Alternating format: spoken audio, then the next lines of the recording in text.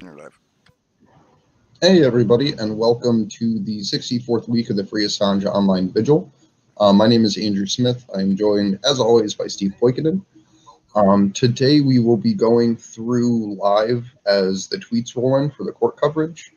Court has started. I'll put the links into the chat for the people who will be following. It's Mohammed Almazi, Kevin Gosztola, Juan Passarelli, Mary Kostakidis, and Defense Assange. So I look forward to going through all this with you guys.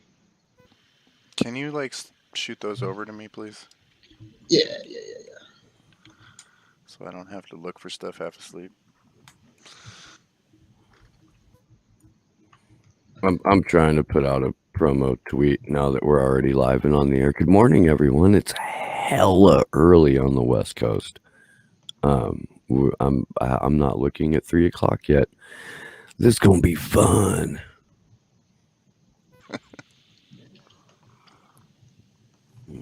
Send all the coffee. Yeah, I may be getting up at some point to make another cup of coffee. I'm not entirely sure yet. Do you want me to start going through these, or do you want to start, Steve? I just had Mo's feed pulled up. So I'm gonna, this is our good friend Mohammed Almazi, who, as of about 48 minutes ago, says professor of computer science at Christian Grothoff. Mo's tweet is making me look more tired than I am. Professor of Computer Science, Christian Grothoff of Bern University of Applied Sciences, has just been sworn in via video link. He was asked to look at the unredacted classified diplomatic cables after the release of the documents. Professor Grothoff confirms that the file that David Lee had access to was encrypted to such an extent, quote, that made it basically useless to anybody that did not know the encryption key. The encryption key was described in David Lee's book as a very long passphrase. One can determine how much brute force it would take to break the password. Professor Grothoff says, adding that the computational effort would have been prohibitive. The WikiLeaks site was under constant attacks, direct denial of service attack by as yet unknown attackers to make the site less visible. Professor Grothoff explains that a denial of service attack directs computers to request the resources of the website as if they were normal users, to the extent that the website cannot handle the number of requests, to the extent that actual users can't make use of the website. Andrew, if you want to put that into non-professorial context. Yeah, so what they're talking about right now is a denial of service attack. And the easiest way to describe it is if one person tries to go on the website 10,000 times and it stops other people that are trying to get on the website organically and originally one time from doing it. So it basically fills the doorway, essentially, with artificial people trying to access it while there's someone waiting to get in, but there's too much other traffic going down the road, so to speak. I hope that helped. Yeah, it's like a traffic jam, more or less. Yeah, and it is. It's like trying to log into a website or pull up a website thousands and thousands of times a second. Mo continues with a couple more of these, and then I'll jump over to Kevin Gosztola's thread and see what he's got, because Mo's last tweet is from about 40 minutes ago. Every DNS server providing WikiLeaks services started to terminate WikiLeaks services because the access was undermining their ability to serve other customers. So people started to mirror the website, which WikiLeaks had asked people to do. Which is basically you're just making a mirror image or a copy of the website so that other people can see what's on it, which is typically hosted somewhere else to be able to aid with the undermining of the site via the DDoS attacks. So let's go over to Kevin Gosztola's thread and see what he's got going on. Certainly there's a little bit more recent information. The last tweet from Mo was like 40 minutes ago. Kevin also has a lot of good backstory we can get into too with his first few tweets. Not right now, but just once we're caught up. Okay. So basically picking up from where we're talking about the DDoS attacks and mirroring, let's see. And just real quick Go before ahead. we dig in, just to give people some context, Summers is Mark Summers. He is a defense attorney for Julian. Just so that way when that name comes up, people kind of know who it is. That's all. So we've got the defense asking questions here. Summers says, if one had followed the instructions on the WikiLeaks website and mirrored the site, would you have copied unredacted classified cables in that process? Professor Grothoff says, no. The U.S. government accessed the unredacted cache of over 250,000 cables through Pirate Bay on September 1st, according to a report provided to Professor Grothoff by the Assange legal team. Grothoff says WikiLeaks first made unredacted cache cables available around September 2nd, and by that time the material was already available and virtually impossible to stop. As done with nearly every witness, the prosecution is trying to make it seem Grothoff is inappropriately biased. Primarily, they're focused on the extent of materials Grothoff depended on for research that came from defense attorneys.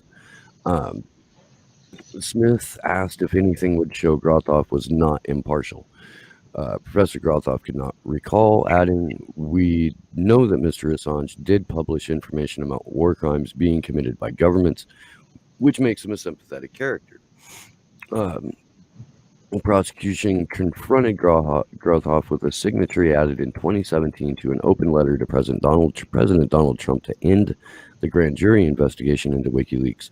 Grothoff insisted he still conducted a fair analysis of what happened with the unredacted cable cache. So that's about where we're at in terms Is Smith a new prosecutor? One more time? Is Smith a new prosecutor? Because I haven't heard that name before. That's a fair question. Because we had Claire Dobbins as the prosecuting junior attorney. That was the lady who pretended like her husband got coronavirus. And then I'll ask Kevin right now. Okay. And then we had James Lewis, who was the lead prosecutor that the end of week 1 woke up in the wrong house. And then Dobbins called in sick for him an hour and a half later. Cocaine's a hell of a drug.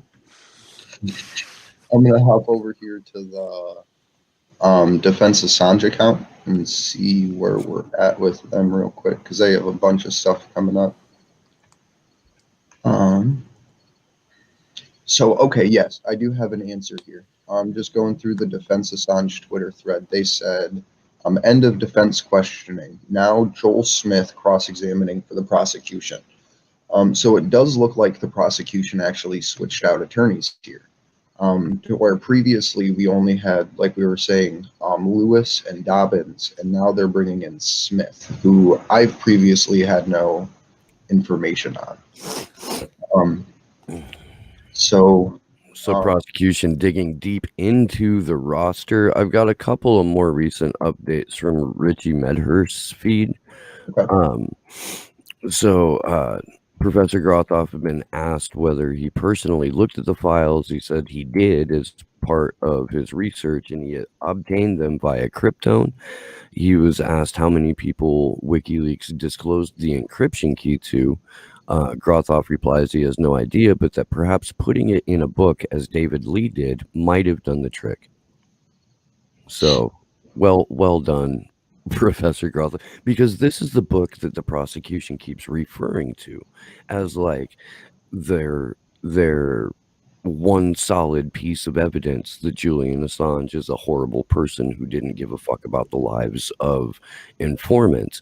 And this book is like equal parts works of fiction and anti-WikiLeaks propaganda in order to get public opinion on Julian Assange to shift. So it's nice to see that the defense, or at least a defense witness, has been able to sort of weaponize the one piece of equipment that the prosecution have been consistently trotting out and referring to and trying to use to beat the defense over the head with. I'm So for that. over on the defense Assange Twitter, it goes through the questioning pretty deep. This is as of 16 minutes ago.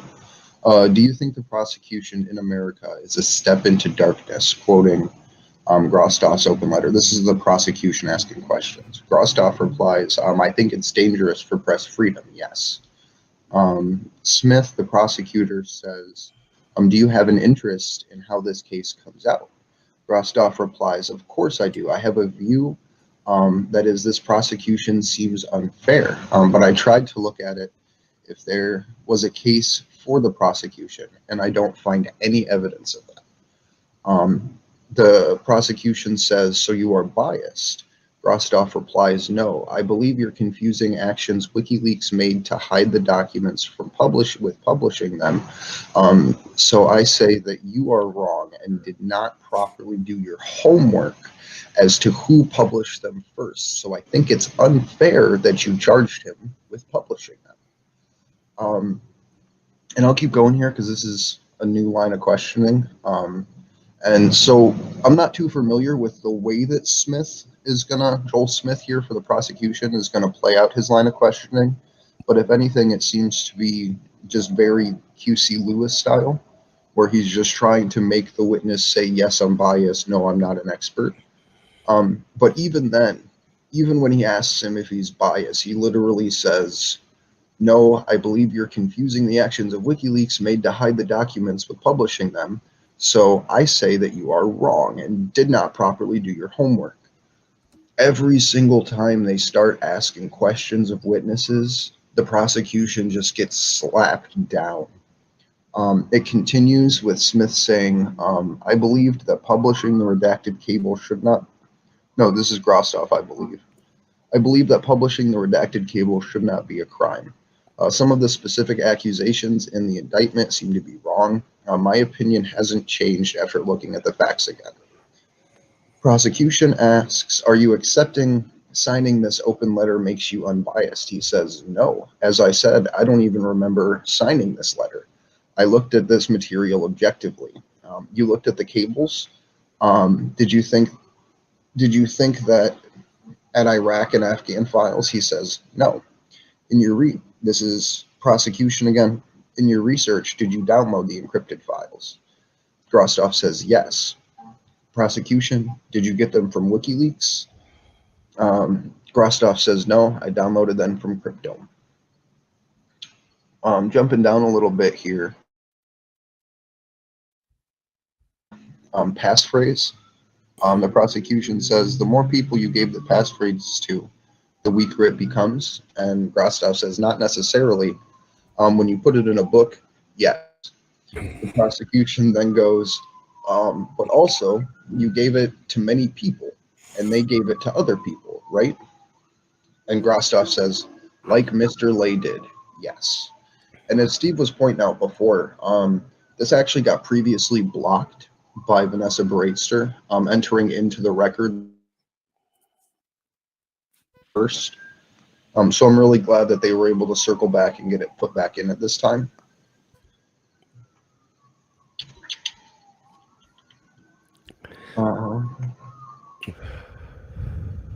The prosecution, this is still on the defense Assange. The prosecution says, how many did WikiLeaks give it to, referring to the number of different companies or people that may have had it? Grostow replies, I have no idea. Medium partners included 50 outlets. Fair to say that at least 50 were given in unredacted cache.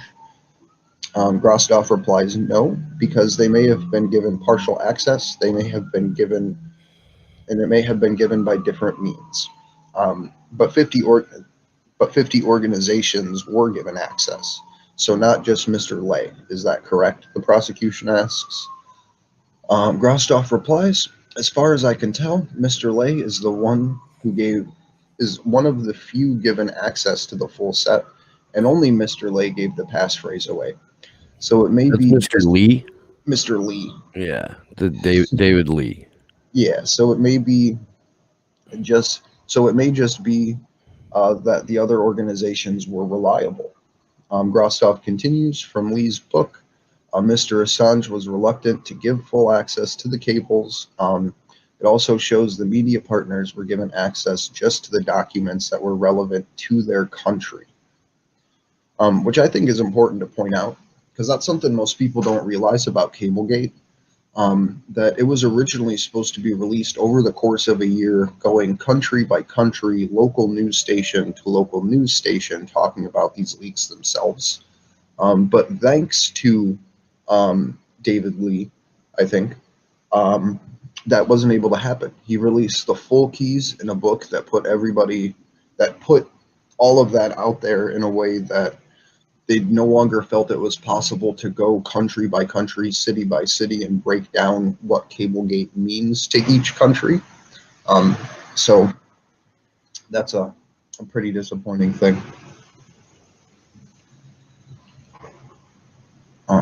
This is a good little exchange right here. This is on Kevin Gastola's page.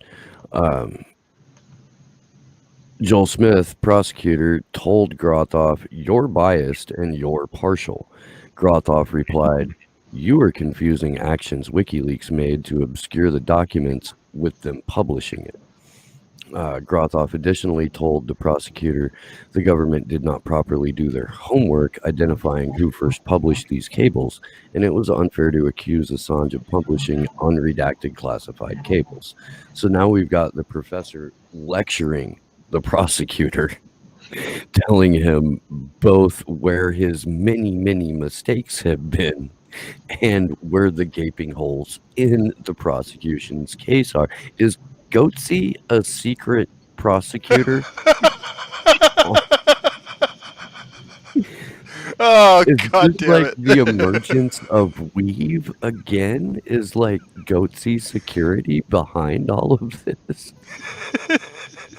So God I just damn think it's pretty hilarious that the U.S. prosecution brings in their third tier prosecutor, like a guy that they're not even referring to as part of the Queen's Court QC. I don't know if he is or isn't, but most times they'll slap a QC on there, annotating that it's a British attorney, as opposed to a U.S. attorney. Like you have James Lewis QC. You have Claire Dobbins QC, and then you have this gentleman just referred to as Smith. So I don't know if he's from the US or if he's actually from England. So I think that'll be an interesting thing to get clarified here.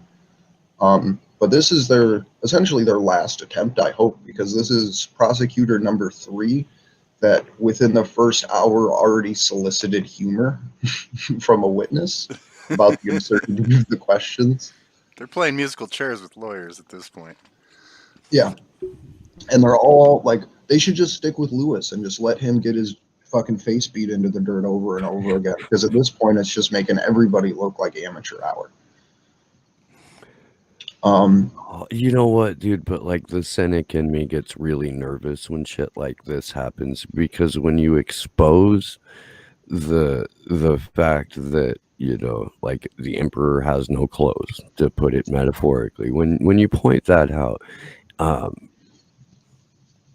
lot of people who are partial to the empire get mad. Like it's somehow going to be both WikiLeaks' fault and the fault of Julian's defense team that the prosecution is doing such a piss poor job. Like, I mean, that's not a bad claim. Oh, the defense was so good that the prosecution sucked. Like that's kind of how it's supposed to go. But I think the prosecution just sucks in their own right. I don't think it has anything to do with the fact that there's other circumstances, because this is such an absurd case. We were talking about this a little bit yesterday with Elizabeth Voss, which, by the way, man, if you're watching and you didn't see that from yesterday morning, go check that out at some point. A great conversation once again with Elizabeth Voss. But like the simple fact that even Vanessa Baratzer has like either lost like respect or has realized that the prosecution has lost the narrative to the point to where she has snapped not just once or twice, but now several times at the prosecution. It is pretty fucking telling of I just think how. that's why Lewis got taken off of the questioning line, is because every step of the way he was fighting with Vanessa Baraitser, even after she was concierging for the State Department. Like, they have 4 hours to question. The prosecution has 4 hours to question most witnesses. The defense gets about 30 minutes at best. And then they get 30 minutes on redirect. Right. So they get for an hour. the versus the 4 hours that the prosecution gets. Yeah. Right. So it's What? it's pretty. How? Why? Who made And that then stupid rule? And then to top it off, every single day last week, the prosecution was asking for more time. Lewis literally yelled at the judge and had to say, "I'm sorry." And that's where we had Dobbins step in a day or two afterwards.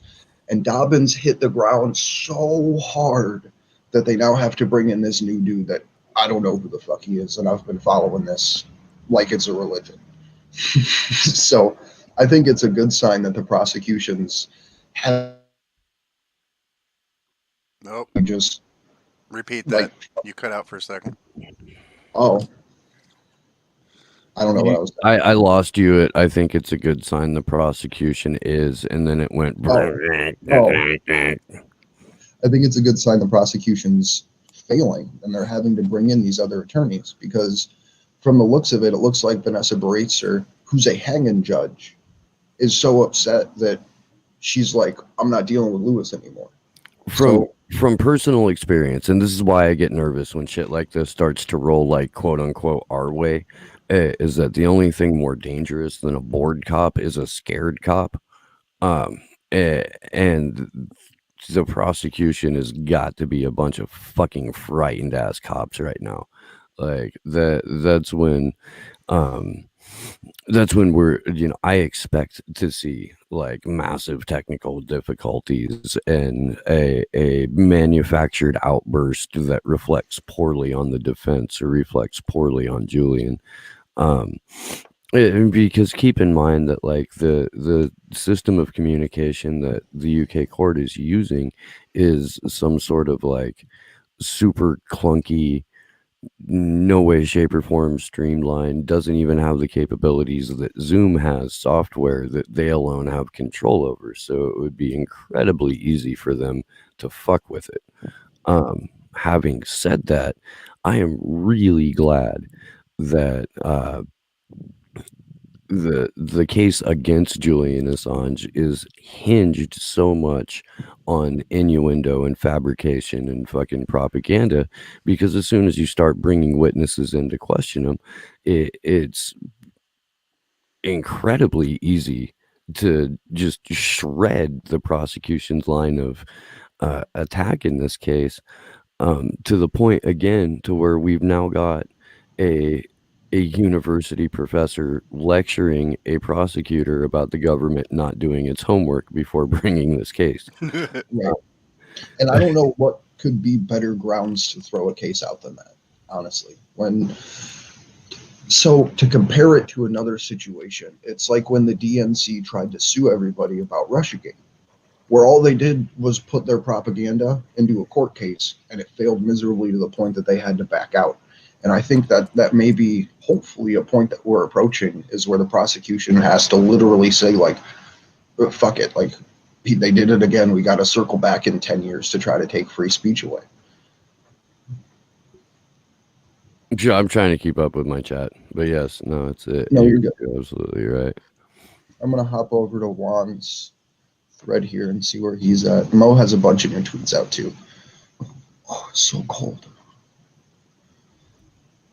So this is Juan Passarelli's as of 10 minutes ago.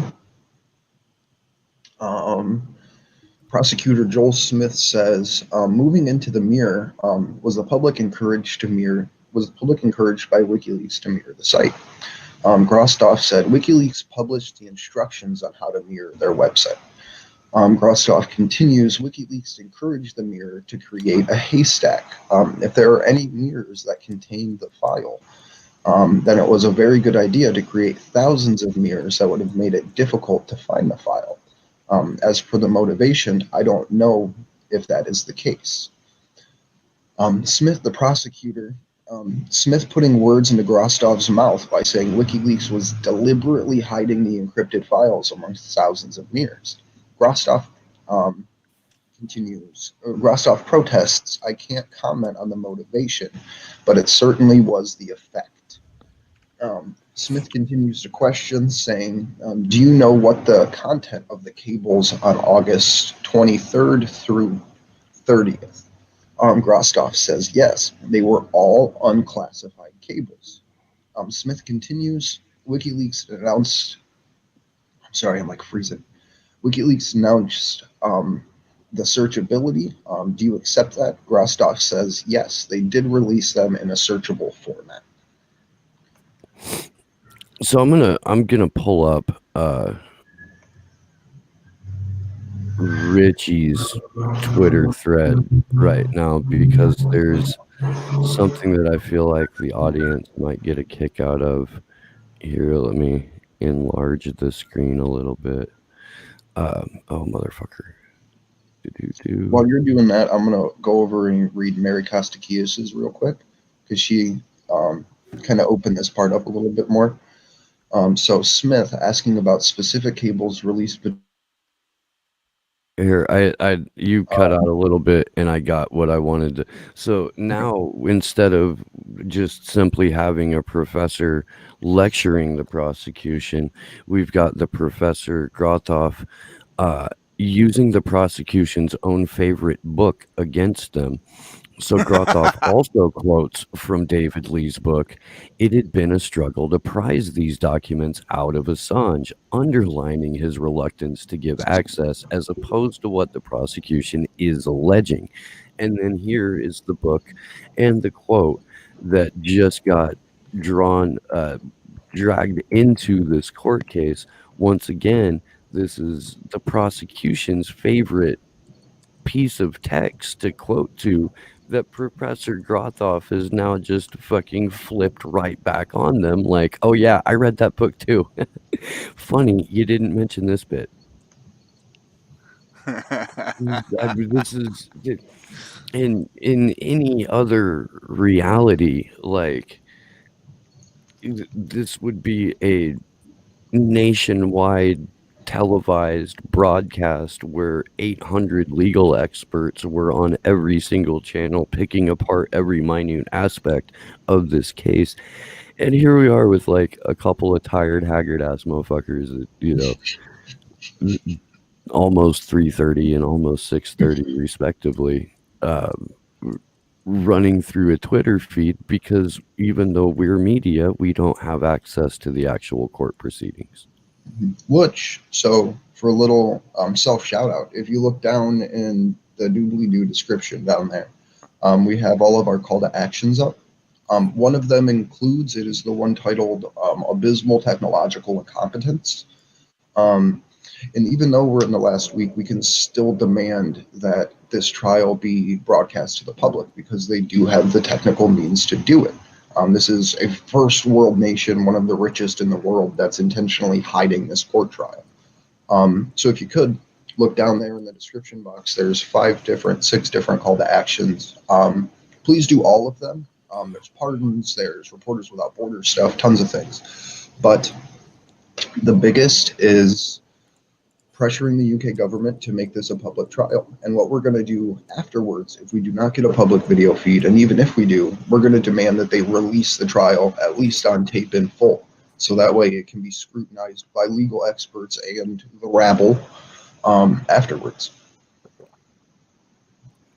Because it should be a simple Freedom of Information Act request, I think, if it works the same way in the US to get these kinds of documents.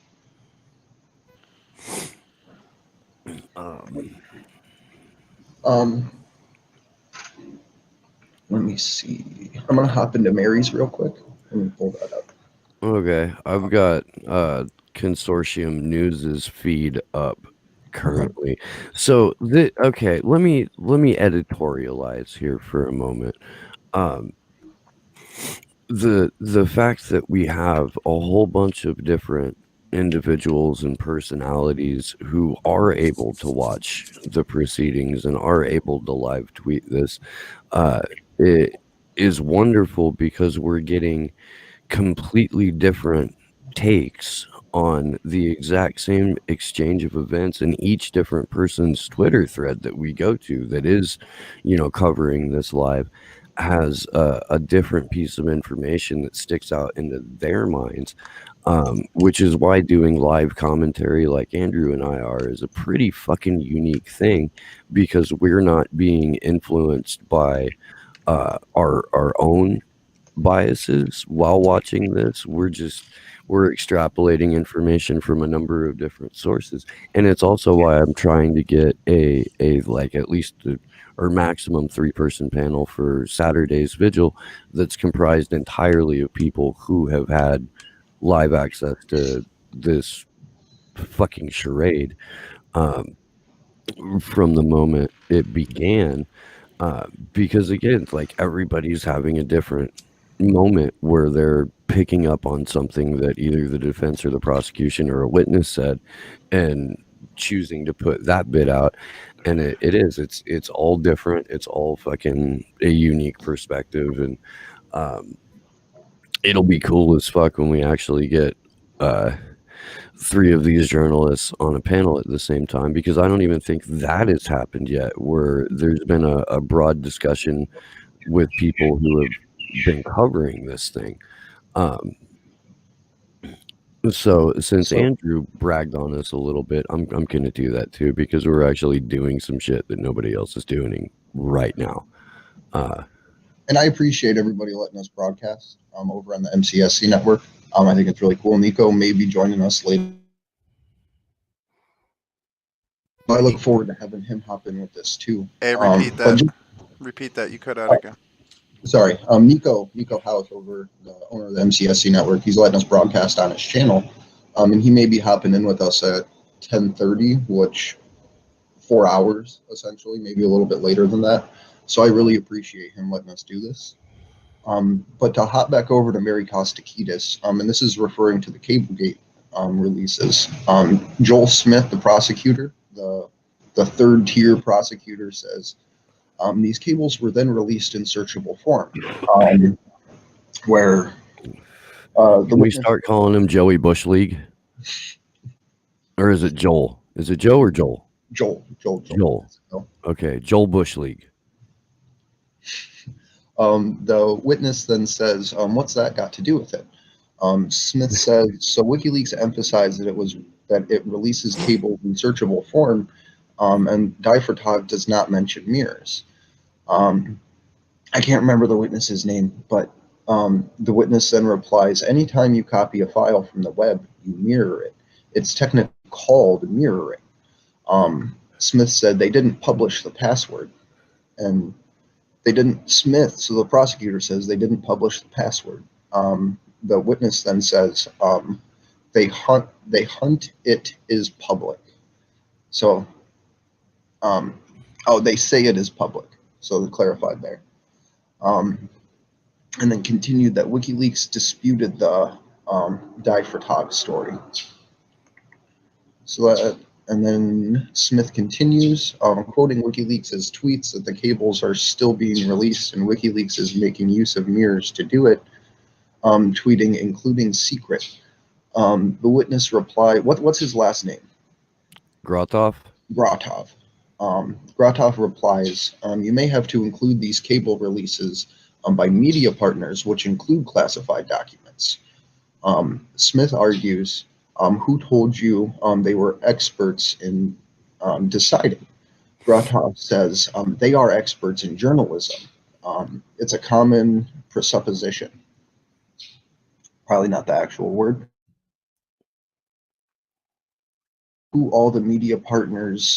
Do you know who all the media partners given cables are? And Grostov replies, no. So I think that it should be on the prosecution to know who the media partners are and the order in which they were released. Because Grostov's putting a pretty good understanding into the public space here about the fact that if you're going to prosecute Julian, you have to prosecute whoever published first. Because WikiLeaks was not the first person to start publishing this information, and it was specifically set up that way to where one of these, I believe it may have been like the Guardian or Der Spiegel or New York Times, but the larger publications put this information out first, and then WikiLeaks put it out in whole. So that's a really important distinction, because what Rostov is saying throughout most of this is you have to go after the other people too if you're doing this, that it's not just Julian. At least that's kind of what I'm taking away from it. Which, of course, the UK government has no real interest in going after the Guardian, and the German government has no interest in going after Der Spiegel. And we know that the US government, at least prior to 2016, had no interest in going after the New York Times, because they called going after Assange the New York Times problem. Or at least that was the phraseology that the Obama Justice Department used when originally writing up a secret warrant and impaneling a secret grand jury, against Julian Assange and WikiLeaks. So I think it's worth mentioning the way that the Obama administration rolled this out, this prosecution, because it is, the simple thing to say is, well, Obama didn't prosecute WikiLeaks.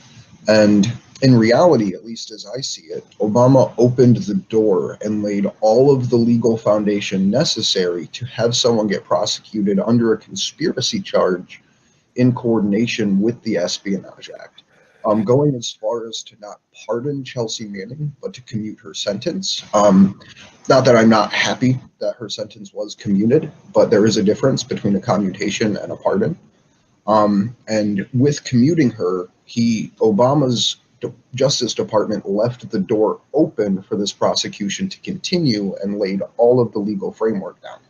So there's a lot of undue credit given to the Obama administration for not prosecuting WikiLeaks, when all they did is leave the door open for the next administration to do so.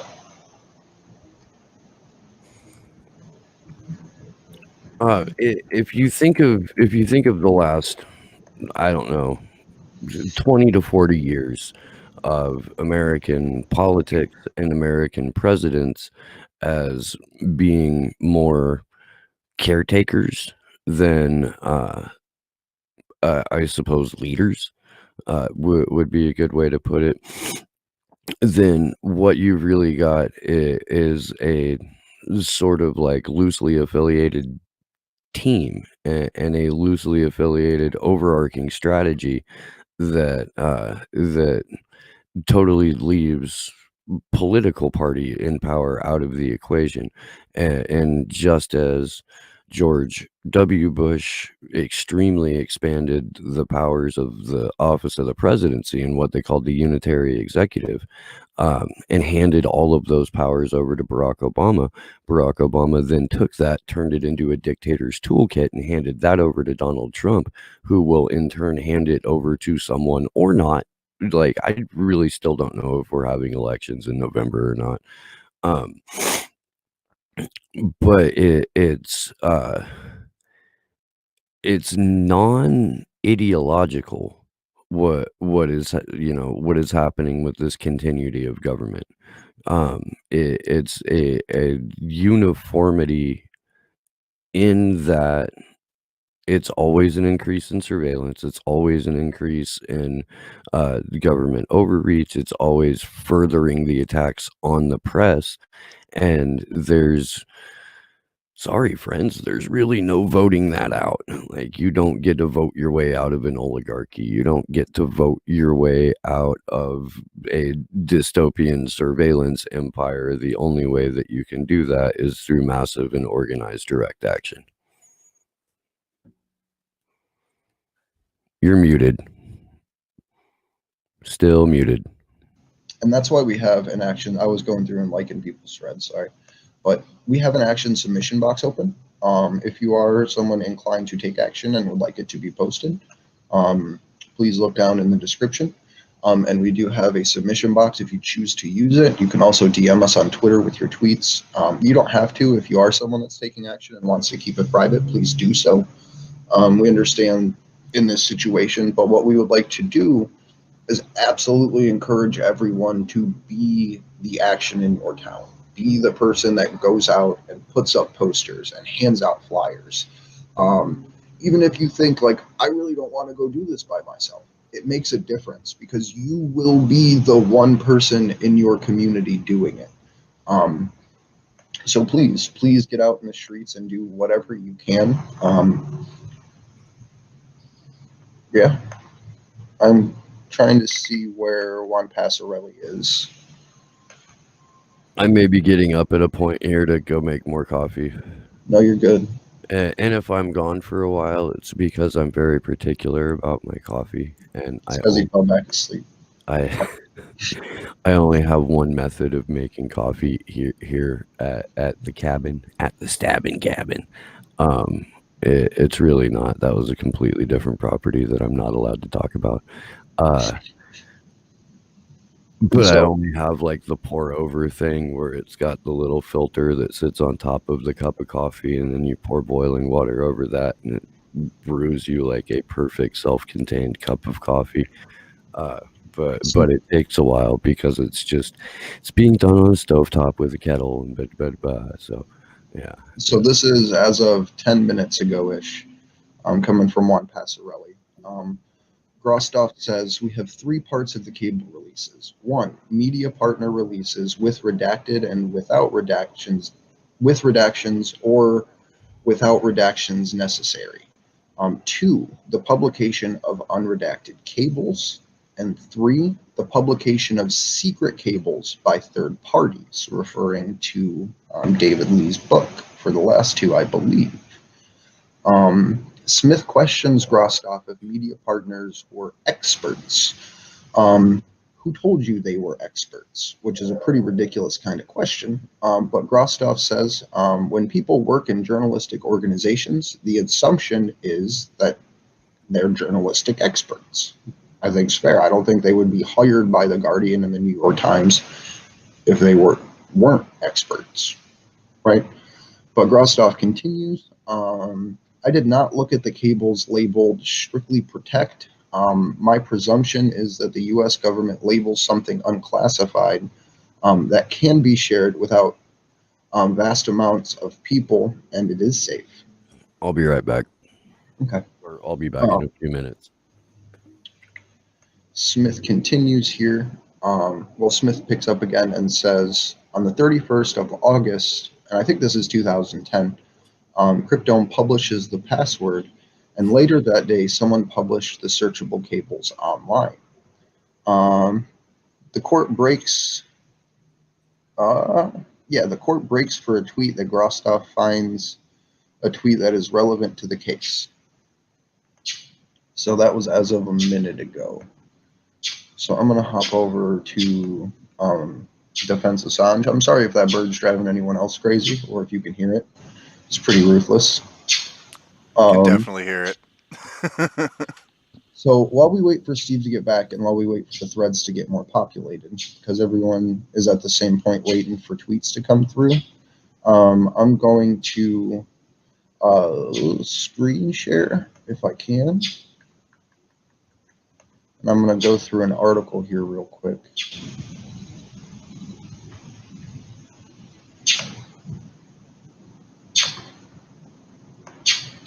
And this is something that Mohamed Almazy published, and this is the Argentinian president joins 12 other world leaders to denounce the prosecution of Julian Assange. Over 167 notable ministers, heads of state, and parliamentarians have added their names to a growing list of those calling for an end to the prosecution of WikiLeaks publisher and the award-winning journalist Julian Assange. President Alberto of Argentina and Venezuelan President Nicolas Maduro have joined 11 other former presidents from 11 different countries in endorsing an open letter blasting the prosecution of WikiLeaks publisher Julian Assange. The letter describes the 17 Espionage Act charges against Assange as violating the rights to freedom of expression, the freedom of press, and the right to know. A campaign group of lawyers the campaign group Lawyers for Assange organized the letter, which was originally published on the 14th of August of this year, and had the support of over 189,000 jurists, lawyers, academics, and lawyer associations before the latest set of endorsements. The letter, which is addressed to the UK Parliament Minister Boris Johnson, along with other high-ranking cabinet members, echoes the assessment of the Commissioner of Human Rights of the Council of Europe, saying the broad and vague nature of the allegations against Julian Assange and the offenses listed in the indictment are troubling, as many of them concern activities at the core of investigative journalism in Europe and beyond. Extradition on the basis of the indictment would gravely endanger the freedom of the press, a cornerstone of European democracies enshrined in art. 10 of the European Convention on Human... Hey, your audio keeps getting quiet. Make sure you're close enough to your camera. Sorry. Okay. Extradition on the basis of the indictment would gravely endanger the freedom of press, a cornerstone of European democracies enshrined in Article 10 of the European Convention of Human Rights, according to the open letter. It brings particular attention to the findings of the UN expert Niels Melzer, that Mr. Assange showed clear signs of psychological torture, and decries the fact that he has been detained time and facilities to prepare his defense in violation of the principles of equality of arms, which is inherent to the presumption of innocence and the rule of law. The list of notables includes former Brazilian presidents Lula da Silva and Dilma Rousseff, former Colombian president Ernesto Samper, Bolivian ex-president, I'm not going to try to pronounce everybody's names, former Ecuadorian president Rafael Correa, and former Spanish president Jose Zapatero. The current and former world leaders are further accompanied by the endorsement of 153 other politicians, diplomats, and ministers from 27 countries around the world. Former President Lula da Silva himself, a former prisoner under what may be considered a political prosecution, said in a statement that if the Democrats of planet Earth, including the journalists, all lawyers, all unionists, and all politicians, have no courage to express themselves in the defense of Assange, so that he is not Democrats out there. Hey, repeat that last sentence you cut out for a second. Okay. If the Democrats of planet Earth, not referring to a political party, including all journalists, lawyers, unionists, and all politicians, have no courage to express themselves in defense of Assange so that he is not extradited, it means we have a lot of Democrats out there who are liars. Assange would be perceived as a hero of democracy. He does not deserve to be punished. I hope the people of the UK, the people of France, the people of the United States will not allow this atrocity, Lula da Silva added. I'll read this last quote and then I'll kick back over to the threads real quick. Start over. You cut out. Australian MP Andrew Wilkie has also endorsed the letter, and he said Julian Assange is being politically persecuted for publishing information that was in the public interest, including hard evidence of U.S. war crimes.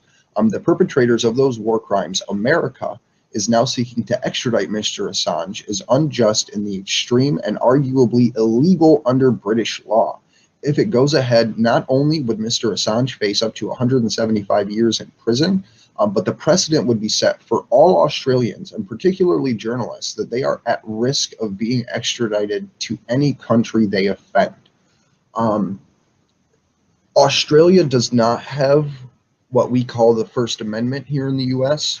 David McBride's case, actually, and we're going to try to get him back on here soon, highlights that, because if you remember the news story a while ago where the ABC offices in Australia were raided, the Australian Broadcasting Company, and the government seized documents, it's because in Australia, the government literally has the ability to rewrite news stories that are already published. Hey, kill your share screen. What? Kill the share screen. You're done with it. There you go. Stop sharing. Am I back? I am back. Cool. So let's see where we're at. I'll pick back up with. It looks like they are still looking for the tweet.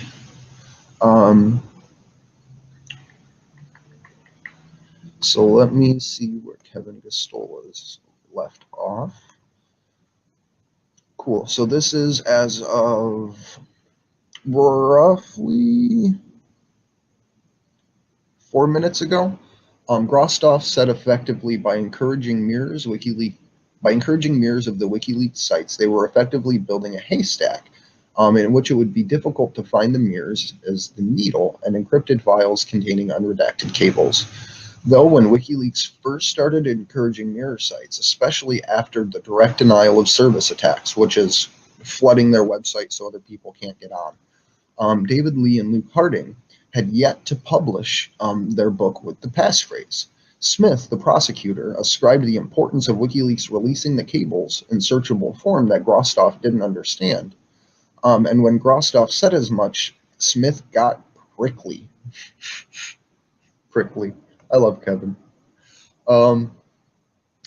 Is it somewhat harder to follow because the cables... it is somewhat harder to follow because we have cables that were published by media partners that were published on the internet with information the U.S. views as sensitive still in the documents. But that does not mean in 2011 came from the cache at the issue. So to reword that a little bit, there were other people that published these cables first. And it doesn't inherently mean that it was WikiLeaks that published them. They were the original person to bring these media partners, released by others first and in different amounts, because WikiLeaks had an overarching media strategy of wanting to go country by country over the course of a year and work with local news to get these stories ran. So we have another tweet 40 seconds ago. In keeping track of the points where prosecutors criminalized journalism, Grostov suggested media partners would have experts on what should be made public and what should be withheld in cables. Smith bristles with contempt. Who are you? Who told you they were experts? Smith says. So we talked earlier in the stream, but I'll get everybody caught up a little bit about the nature of the U.S. prosecution right now. Week one was all James Lewis. Woke up in the wrong house. Repeat that. You cut out again. Sorry, I'm trying to be quiet. I still have like 20 minutes. No, you're literally freezing up. Okay. So hey, it's Kevin. To recap, right? The bad Kevin. To recap, no, the good Kevin was on for a second. Oh. He popped in and popped off. To recap the U.S. prosecution, though, first week was all James Lewis. On Thursday of the first week, he forgot his laptop charger and notes in court, signifying that he planned on coming back. Hey, Kevin, how are you? Hey, 1 second. Let me give me a little light. Okay. So to finish the recap, first week, all James Lewis. James Lewis forgot all of his stuff on Thursday of the first week. Ms. Dobbins had a coronavirus scare. Second week, James Lewis carries all the way through until Friday after he questions Daniel Ellsberg and refuses the testimony of El-Masri. Even though the statements are accepted, technology denies El-Masri the ability to actually make and be questioned in open court. Ms. Dobbins steps in as the junior backup attorney and fails miserably in questioning someone to the point that they solicit another "I'm glad you asked" from a witness. And then today we have Joel Smith stepping up to bat with the prosecution, which I don't know too much about him, as we've said, but he seems like he's the third-tier prosecutor. And it seems like Grostov has done a good enough job in impaneling himself as an expert that now the prosecution has to switch to trying to degrade the media partners that WikiLeaks was working with. Does that seem accurate to you, that Smith is now going after simply the people that publish the information alongside of WikiLeaks, questioning their effectiveness and expertise? Are you talking to me? Yeah, sorry.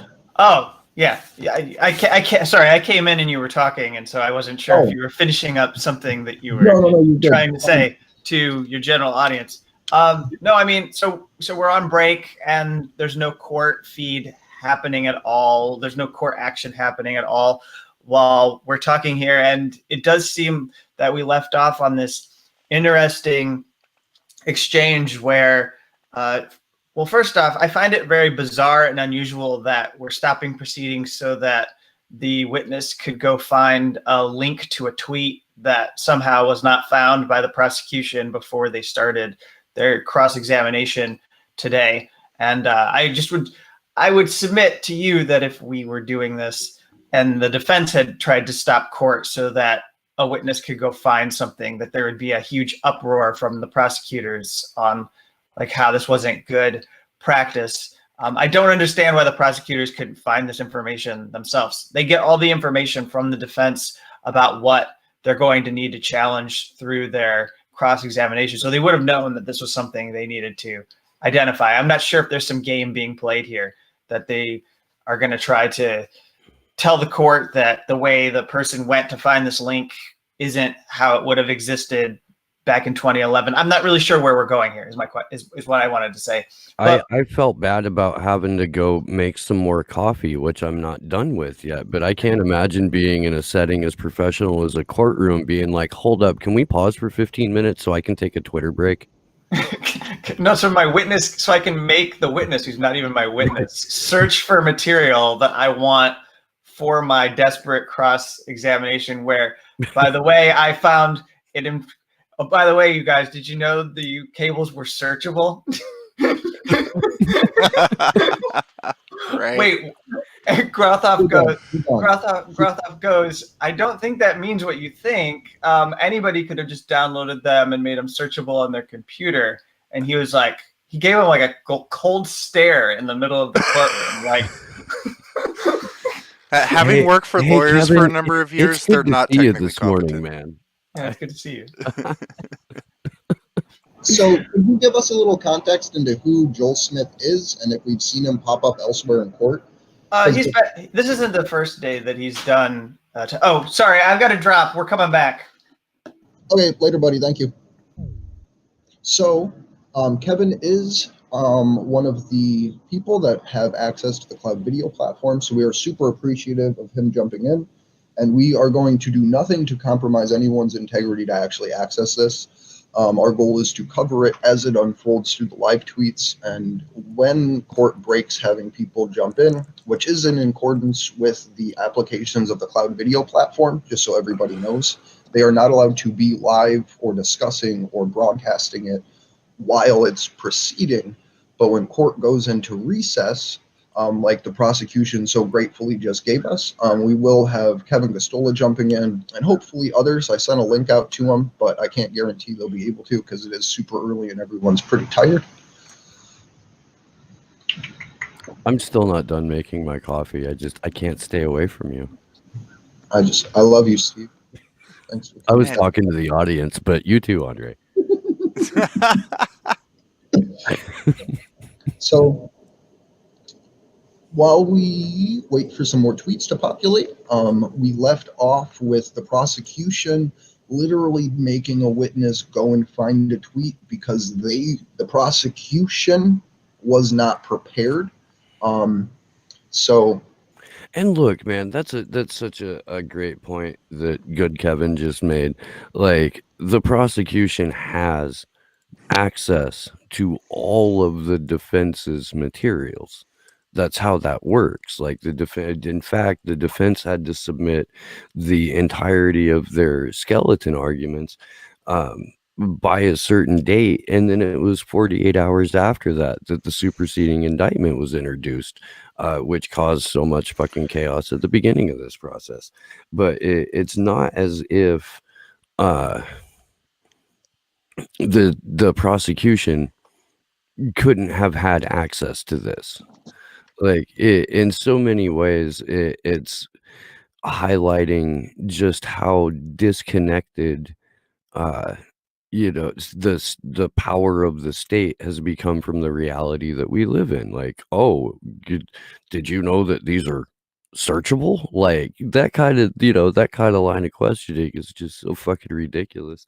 And like, I'll admit to not being the most technologically savvy motherfucker on the planet, but my 8-year-old could run a better technologically framed prosecution question line of questioning than Well, the that's current because prosecution an is. 8-year-old has a better understanding than like a 58-year-old trying to think about what the hell's even going on.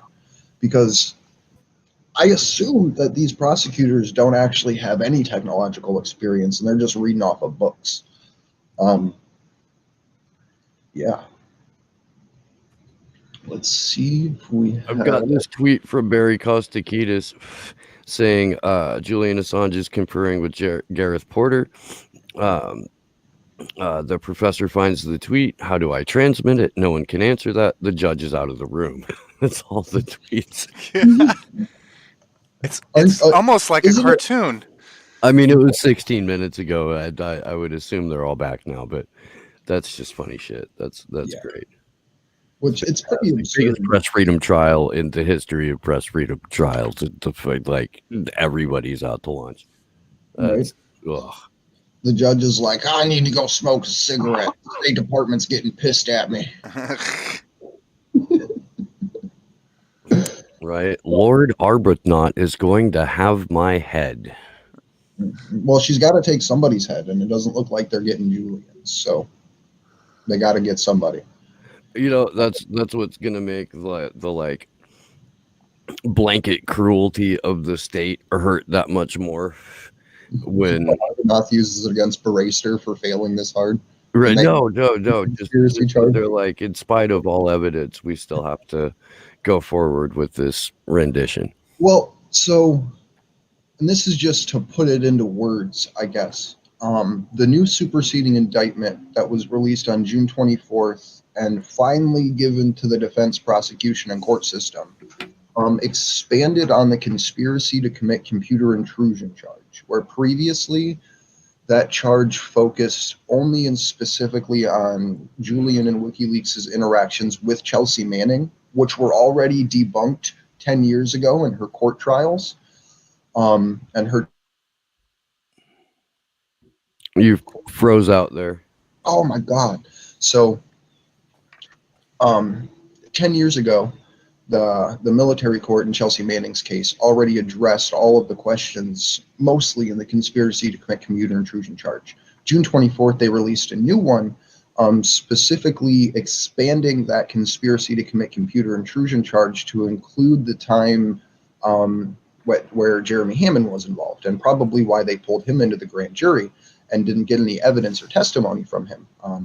Hey, check But out Juan's thread. He gives a list of the media that had access to the full thing, and I guess the Okay. rest. Yeah, so check that out. But to wrap it up, the conspiracy to commit computer intrusion charge was expanded to the LulzSec time, which was when the FBI, through Sabu and Siggy, referred to as teenager in the indictments, and who are the only witnesses about this, one of whom is a pedophile, like legally sociopath.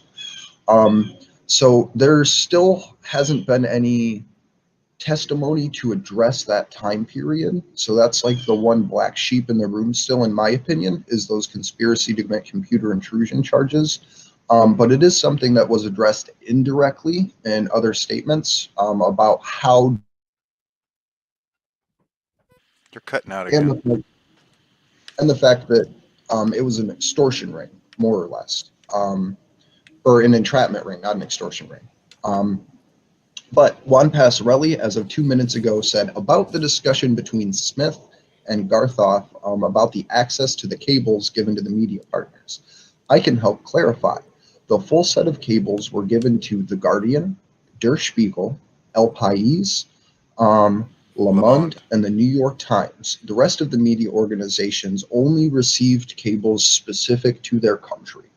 And I believe it was most of these other outlets that published this information before Julian was, or before WikiLeaks did. So what Grigoff was arguing Grostov, I'm sorry, was arguing in the first part of this with the questioning with Smith is the fact that if you are going after Julian and WikiLeaks for publishing these, you must first go after the Guardian, Der Spiegel, and the New York Times for publishing the information first. Because this should, in effect, be some type of class action or multi-case thing going against WikiLeaks, the New York Times, the Guardian, El País, Der Spiegel, and Le Monde, not just WikiLeaks. But Juan put up 19 seconds ago, prosecutor Joel Smith says, you say Cryptome and others publish the password and file the password for the file decryption. Cryptome didn't actually publish it until, I believe this would be August 31st, 2011. Grostov says they published the encrypted version on the 31st of August, 2011. If I have that date right, they just say 31st, but I'm assuming that's the 11th. So I'm going to hop back over here to Defense Assange. They said, and this is going back 3 minutes here just before that last question, back from recess in which Grostov found the tweet in which someone else announced the full cable was published. Depending on time zone, it could be said that the tweet was published on September 1st, 2011. The prosecution was trying to establish when Cryptome published. Grostov believes they posted the encrypted tweet, or they posted in encrypted form on August 31st, 2011, and unencrypted on September 1st, 2011. So just to clarify the time frames there. And the only person getting prosecuted for this is Julian. They're not going after Der Spiegel, The Guardian, or any of these other outlets right now. And I say right now because during the first and second week of court, including when Claire Dobbins was the attorney on Friday, she was forced because of the wonderful answers by the witness on Friday to essentially admit that anyone that even retweeted or read a tweet with this information in it would be in violation of the Espionage Act. So if you are watching right now and you have ever read anything from Cablegate, the Iraq war logs, the Afghan war diaries, the Guantanamo Bay files, the U.S. prosecution on Friday argued you are culpable and you can be found guilty under the Espionage Act in the way that it's worded. I don't know if people are aware of this or not, but this is about all of us. Because if they can get that legal precedent set that they're allowed to prosecute you for retweeting something, then we're in a pretty dark time. We already have Australia arresting citizens for Facebook posts about protesting. And soon the door is going to be open for international prosecutions of people that read WikiLeaks. And I feel like that doesn't get talked about enough, that the U.S. has literally argued the law. And anyone who has done so can be prosecuted under the Espionage Act simply for retweeting or reading these documents. I've got some wonderful tattoo designs for when we're all in dissident camps together. I would be honored to be in a camp with you, Steve. So everyone knows, like, we can figure this out. I'll smuggle in a guitar string or something like that. We can go ahead and ink up together. I'm still trying to figure. There was a question in my chat about Barrett Brown, and I'm trying to figure out what the context for it was. But it's kind of the timeline of when the Sabu and fucking Siggy shit happened. So that all happened in 2012. Like the groundwork was laid for it, at least with Siggy, as early as 2010. But it was around sometime in 2011 was when Siggy got caught impersonating Julian Assange and embezzling money from WikiLeaks. And when like the FBI team that was sent to Iceland to go and take out the new servers that WikiLeaks had been using there when they were expelled.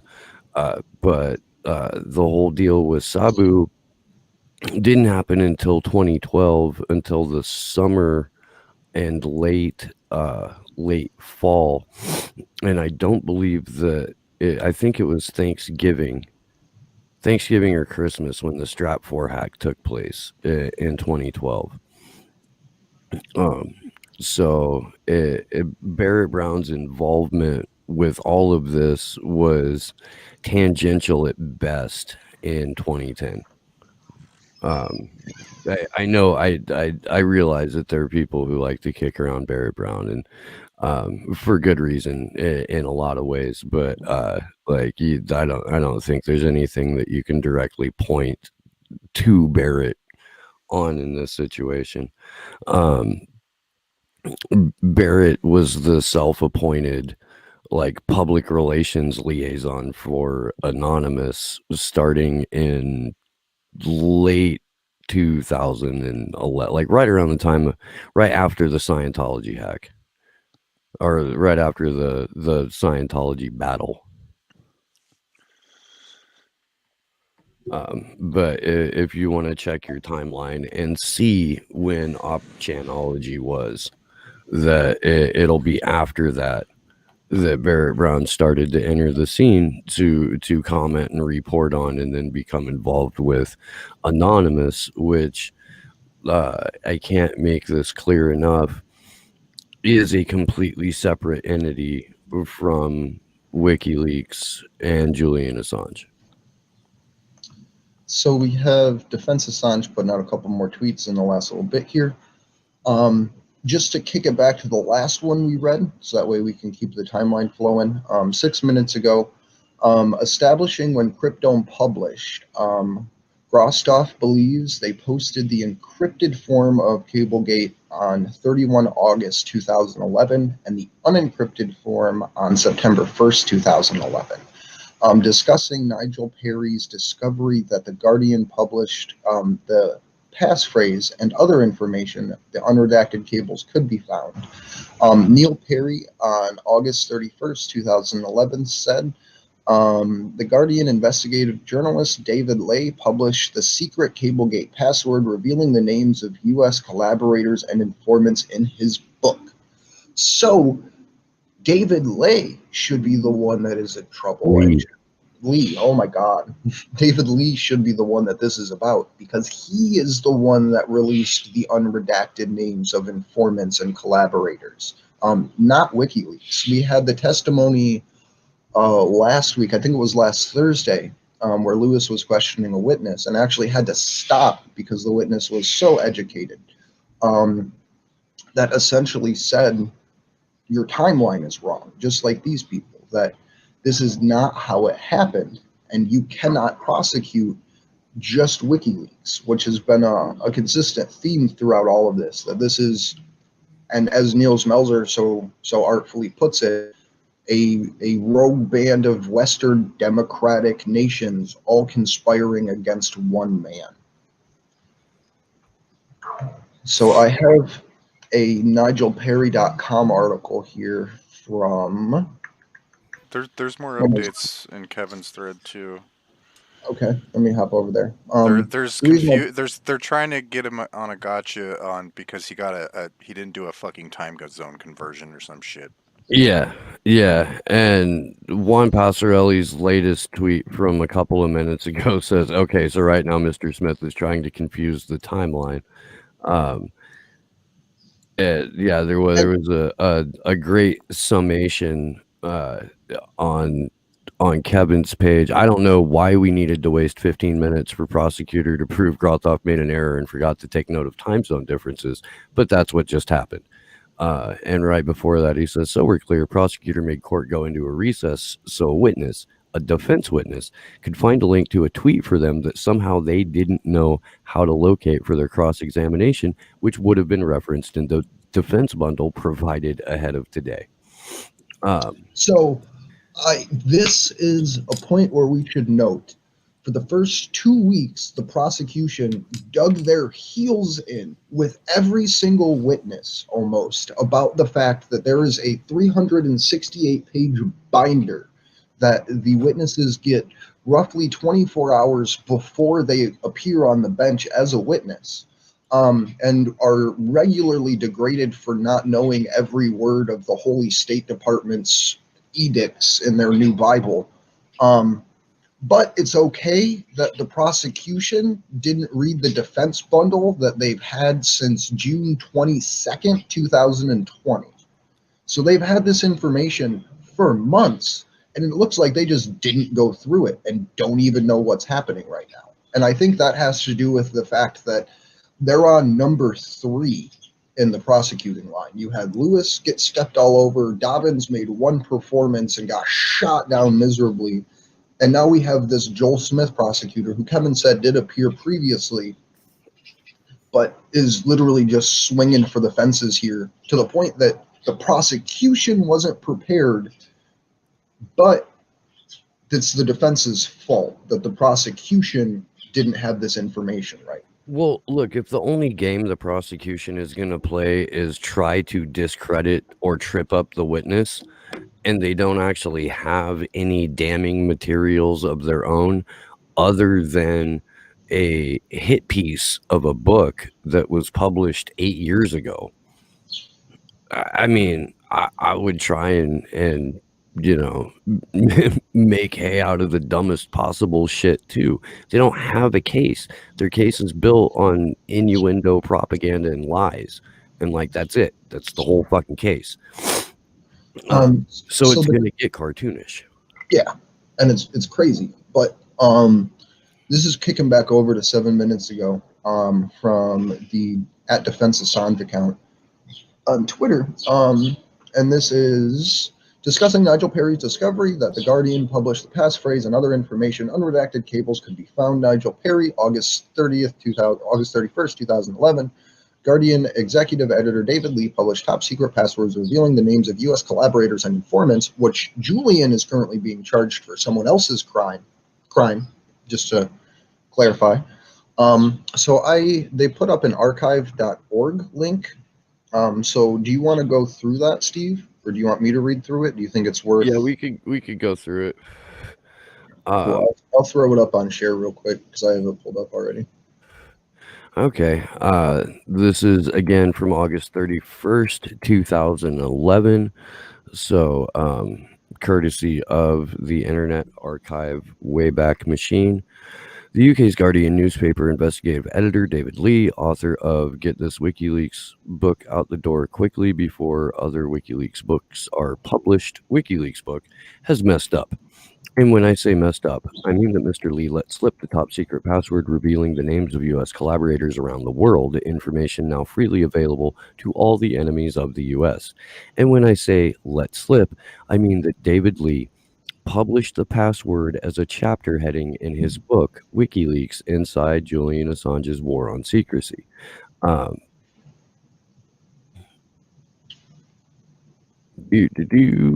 Over the last week, a storm has been brewing as German newspapers reported a leak of unredacted U.S. embassy cables, as WikiLeaks put it, when the Cablegate publishing began in November 2010, the largest set of confidential documents ever to be released into the public domain. The documents will give people around the world an unprecedented insight into U.S. government foreign activities. The leaked Cablegate documents, 251,287 in all, began being released on November 28, 2010 in dribs and dabs by WikiLeaks, who argued the embassy cables will be released in stages over the next year. The subject matter of these cables is of such importance and the geographical spread so broad that to do otherwise would not do this material justice. Guardian investigative editor David Lee has been one of the fiercest critics of WikiLeaks head Julian Assange since the media partnership with the whistleblower publishing organization collapsed. Repeatedly on his @DavidLee3 Twitter feed and in interviews, he has blasted Assange for his allegedly cavalier attitude towards informant name redactions from the raw Cablegate files, which we of course know to be absolute and utter garbage. It was a powerful criticism to give credence. The U.S. Army Joint Chiefs of Staff Chairman, Admiral Mike Mullen, used it himself in July 2010, saying that WikiLeaks might already have on their hands the blood of some young soldier. The defense secretary would later concede that this was not the case. When David Lee met Julian Assange in July 2010 and took possession of the Cablegate files, Assange wrote down a password for Lee and told him to remember a word to insert into the password later. The account is given in pages 138 and 139 of David Lee and Luke Harding's book. I remember reading this shortly after the book was released and instinctively thinking, bad idea. On a basic security level, revealing any information about how Julian Assange formulates his passwords could have implications in any of the other myriad sensitive areas WikiLeaks deals with. Any files encrypted by Assange at the same time or before the cables and in the possession of any entity hostile to WikiLeaks are now more vulnerable since Lee's book gave up its clue about how Assange formulates passwords. Let's see.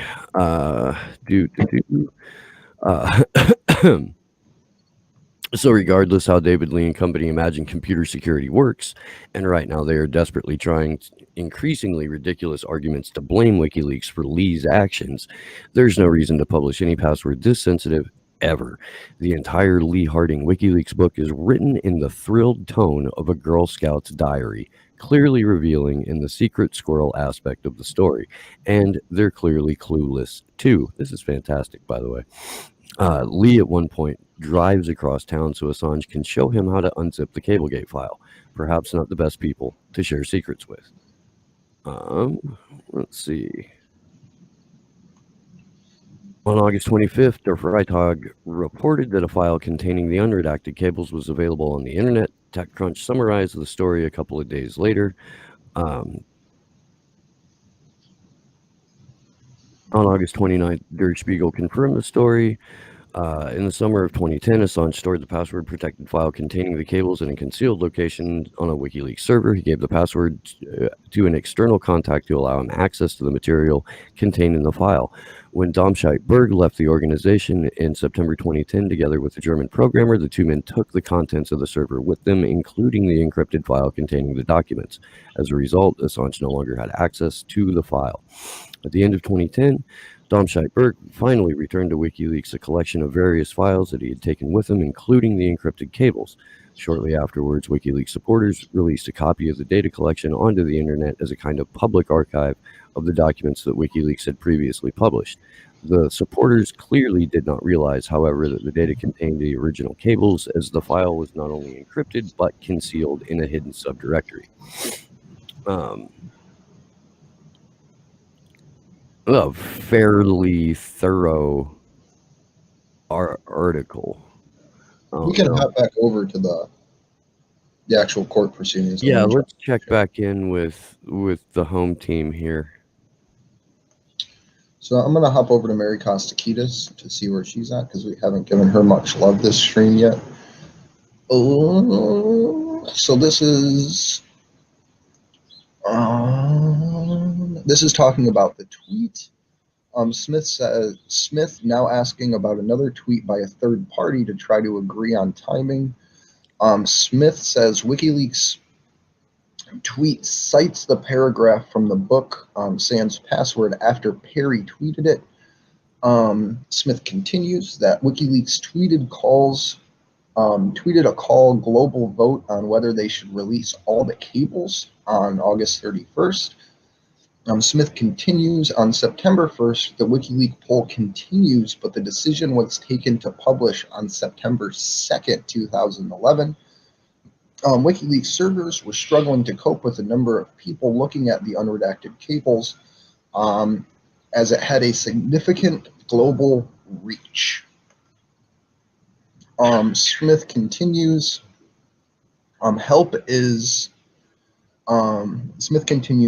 is purchase more capacity tweet. Not sure what that means, but that's referring to one of the tweets that apparently the prosecution is pulling in now.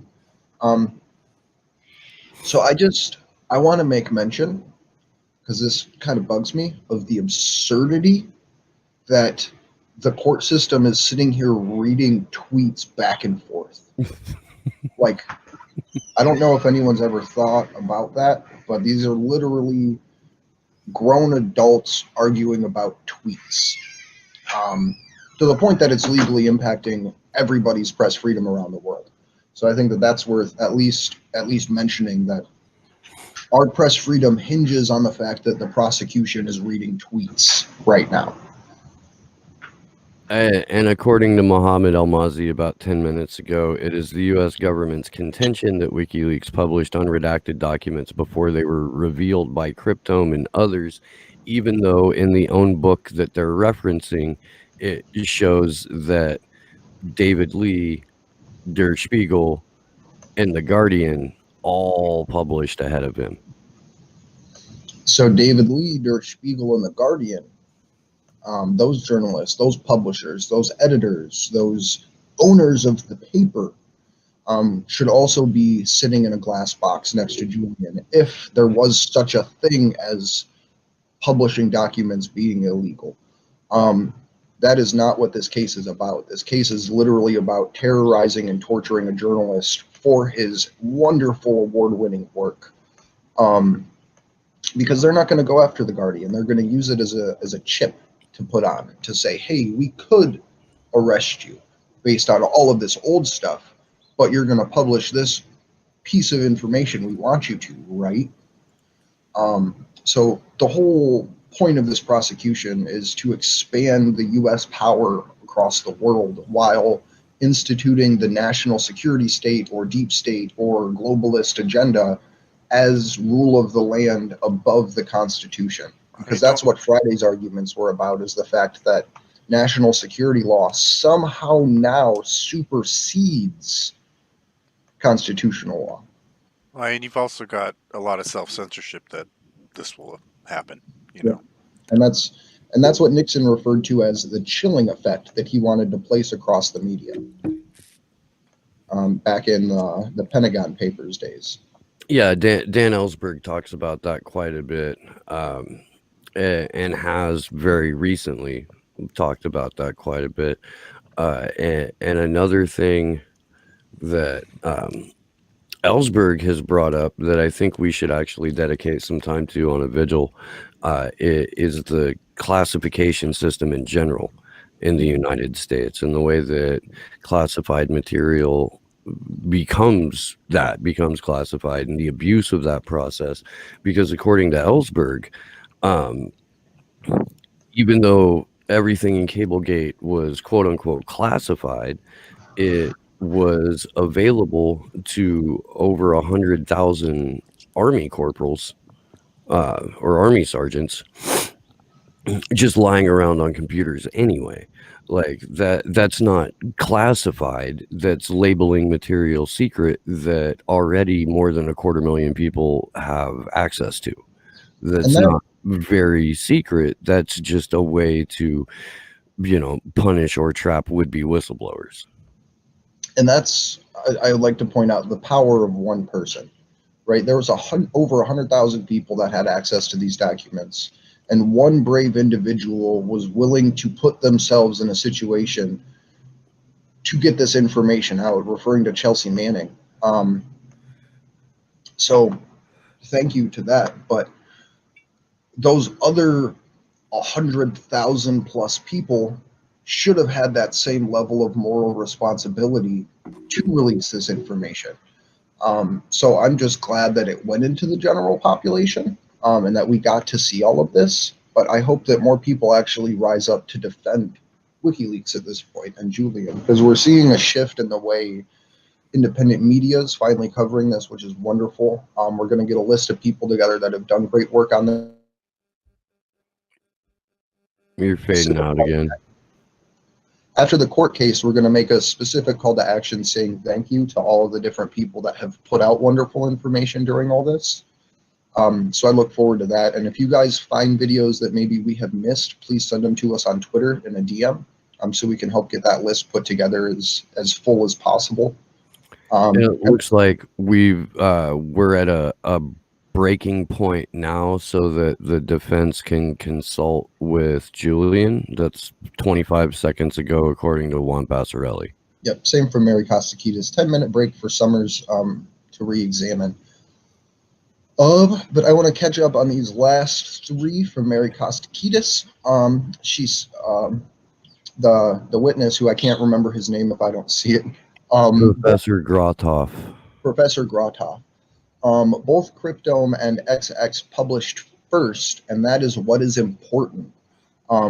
Prosecutor Joel Smith says WikiLeaks boasting of their searchable format. Smith quoting The Independent saying that the WikiLeaks publication was more comprehensive and visible. Do you agree? And Grothoff says, not more comprehensive. And then the court goes into a 10-minute break. And I would like to remind everyone that the prosecution has up to 4 hours, I believe, to question witnesses. So this one, the defense was the first 30 minutes. So it looks like they've spent maybe 2 hours, an hour-ish, 2 hours. About an hour. About an hour, with questioning this. And Juan Passarelli has a more full quote from that exchange. Smith, would you say that the WikiLeaks release was more visible and more comprehensible? And Professor Grothoff answered, more visible, I would agree, but more comprehensible would imply more material was published, so I wouldn't agree. And that's when they took a break.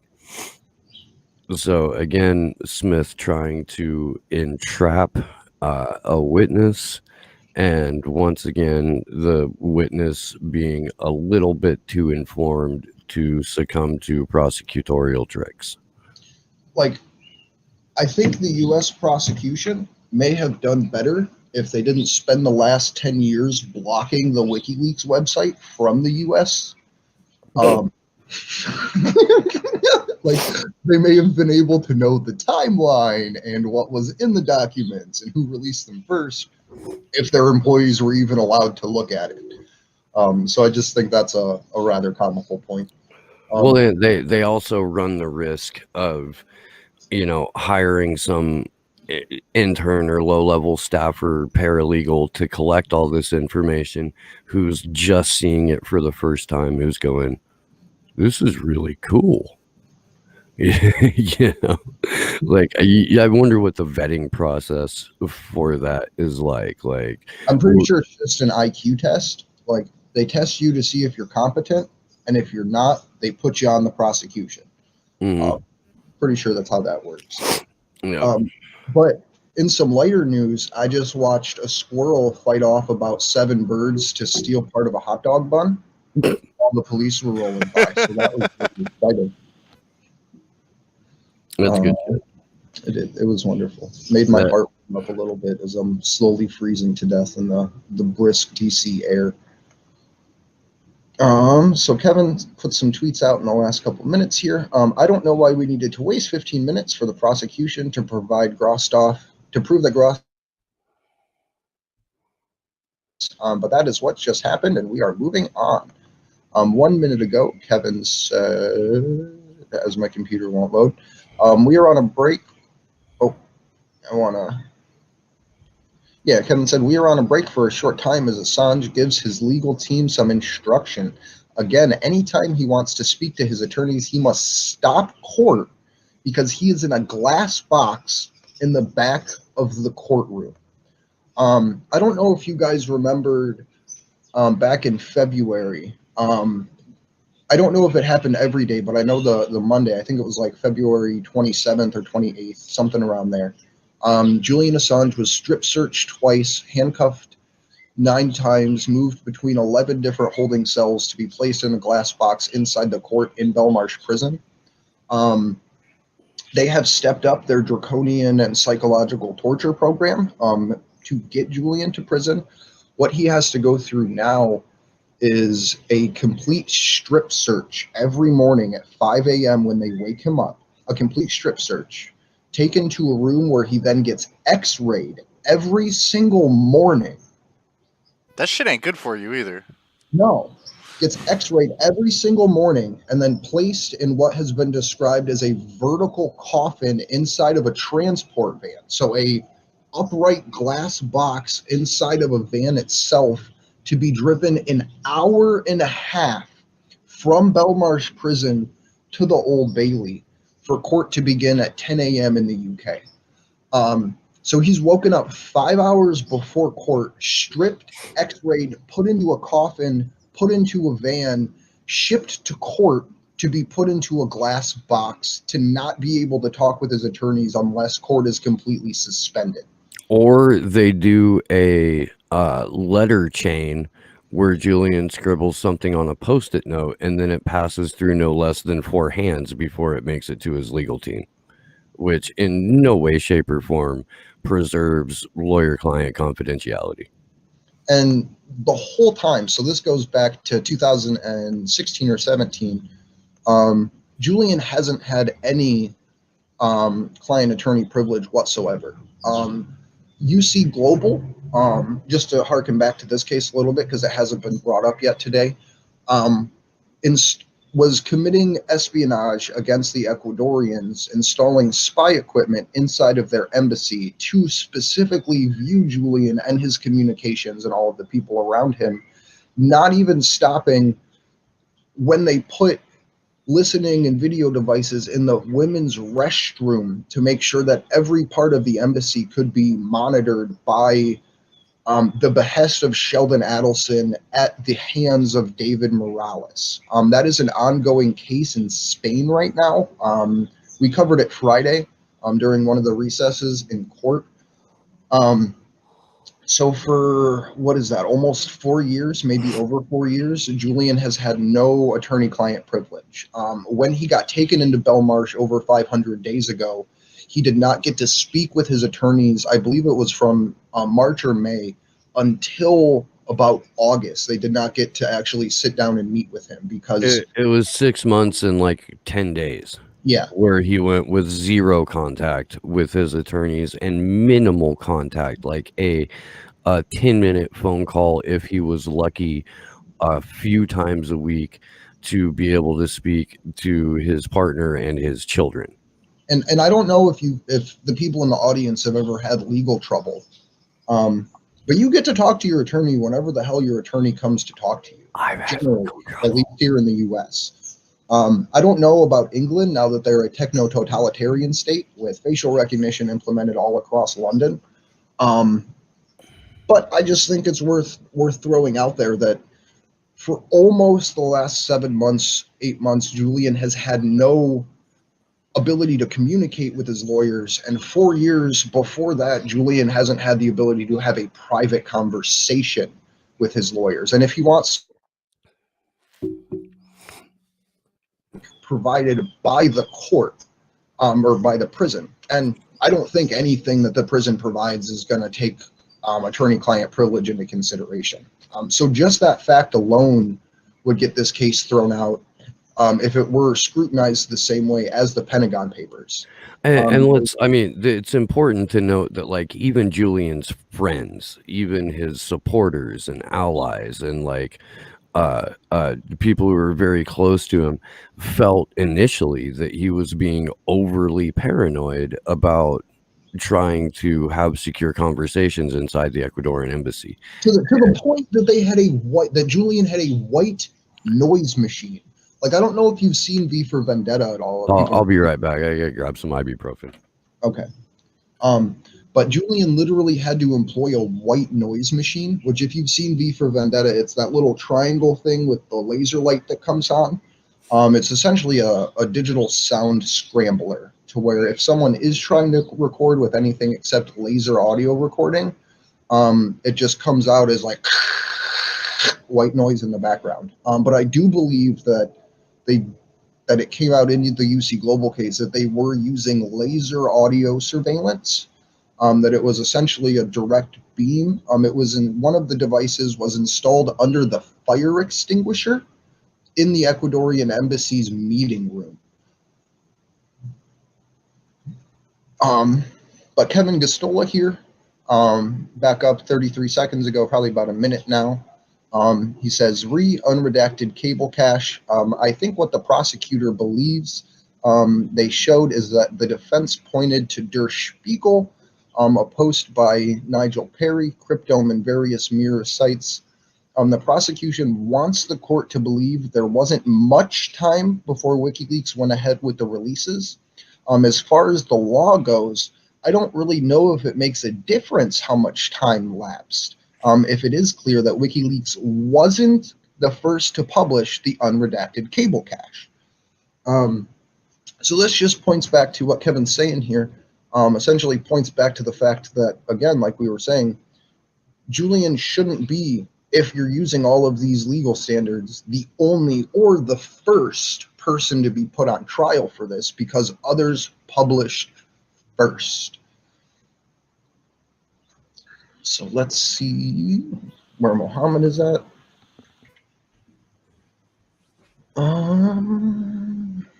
Looks like everyone in court is still waiting for Julian to be done meeting with his prosecutor, with his attorneys. I apologize.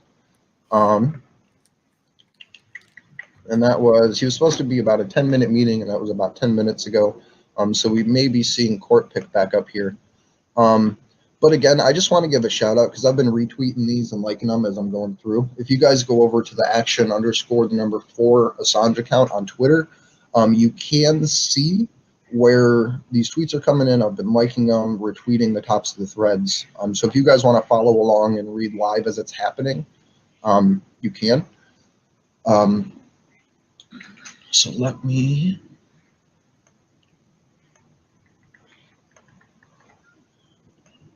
Sorry, I got like a million different tabs open. No, it's okay. I'm trying to follow my chat here. Okay, so 55 seconds ago, at Defense Assange said, back from recess, back to timeline, David Lee was one of the media partners involved in working on redactions of the cables, aware of any outlet being given access to the full archive of cables.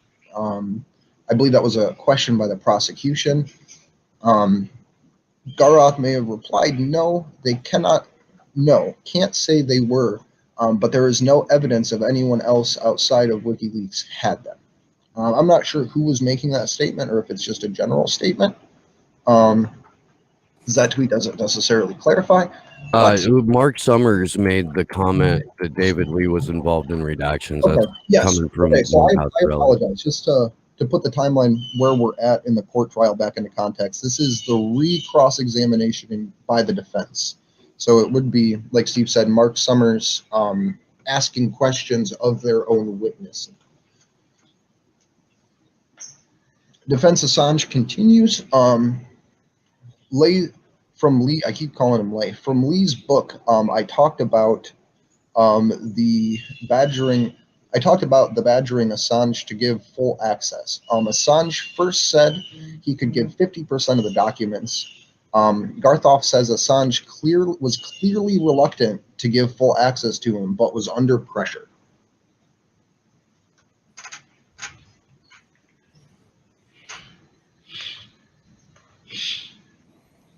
Assange wrote down only part of the passphrase for Lee.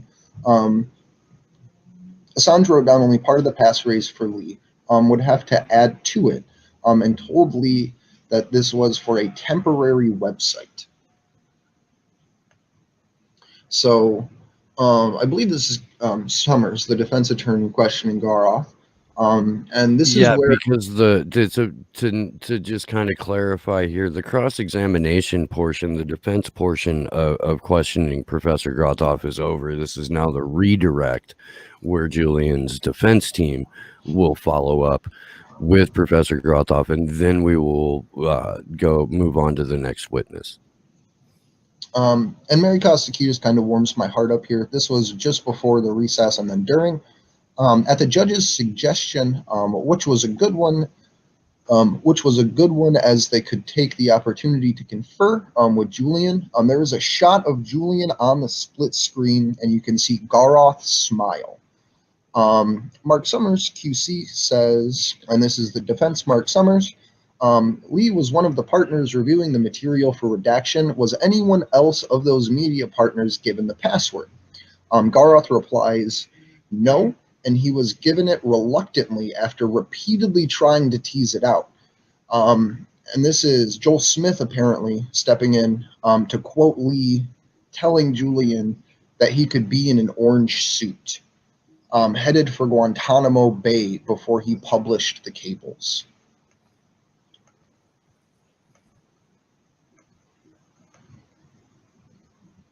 Summers says the material was on the temporary website, was a sword.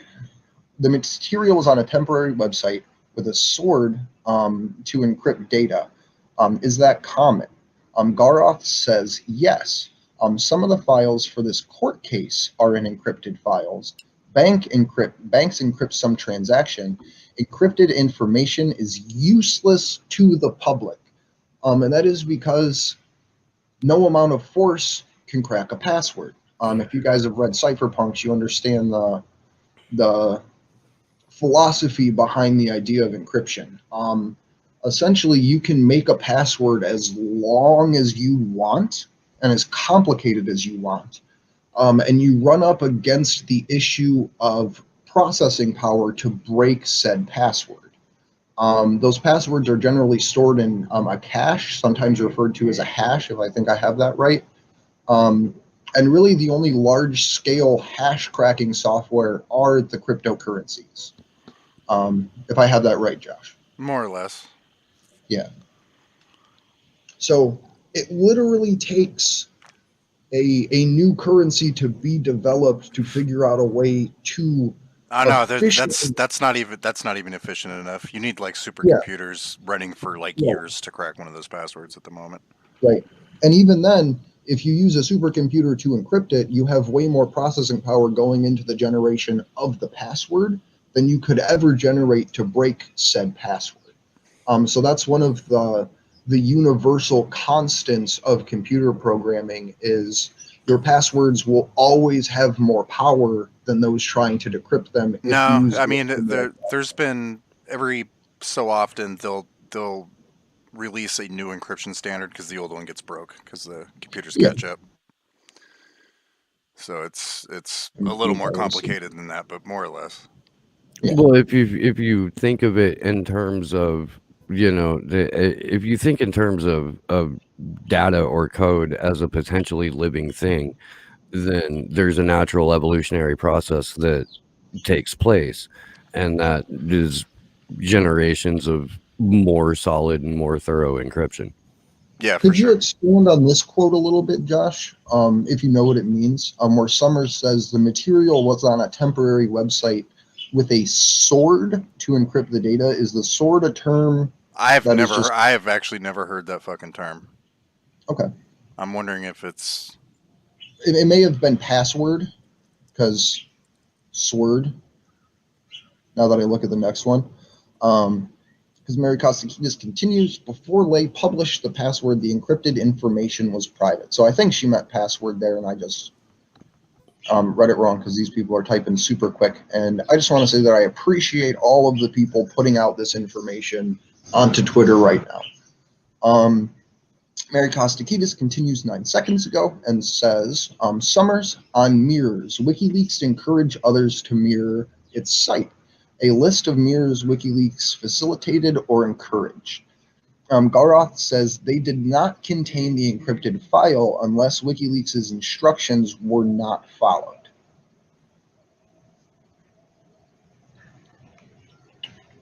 And again, just to make sure that everyone understands the technological implications, even if you have every encrypted file in the world, does not mean you can open them. It is still not public. It would be like if someone dropped a safe off in your front yard that had a 14-digit combination code. Just because you have it there doesn't mean that you are aware or even legally in possession of really the contents inside of it. So I think that that's an important thing to make sure it's stated is essentially they're trying to argue, or the prosecution was trying to argue, and the defense is now pointing out how ridiculous the idea that encrypted information is just publicly available, that it wasn't until David Lee released the key or the combination to get into those documents. But I want to pick up with Juan Passarelli, so let me see. I gotta walk away a minute. I gotta make more coffee. That's fine. I'm gonna have to run and grab a Red Bull here in a second.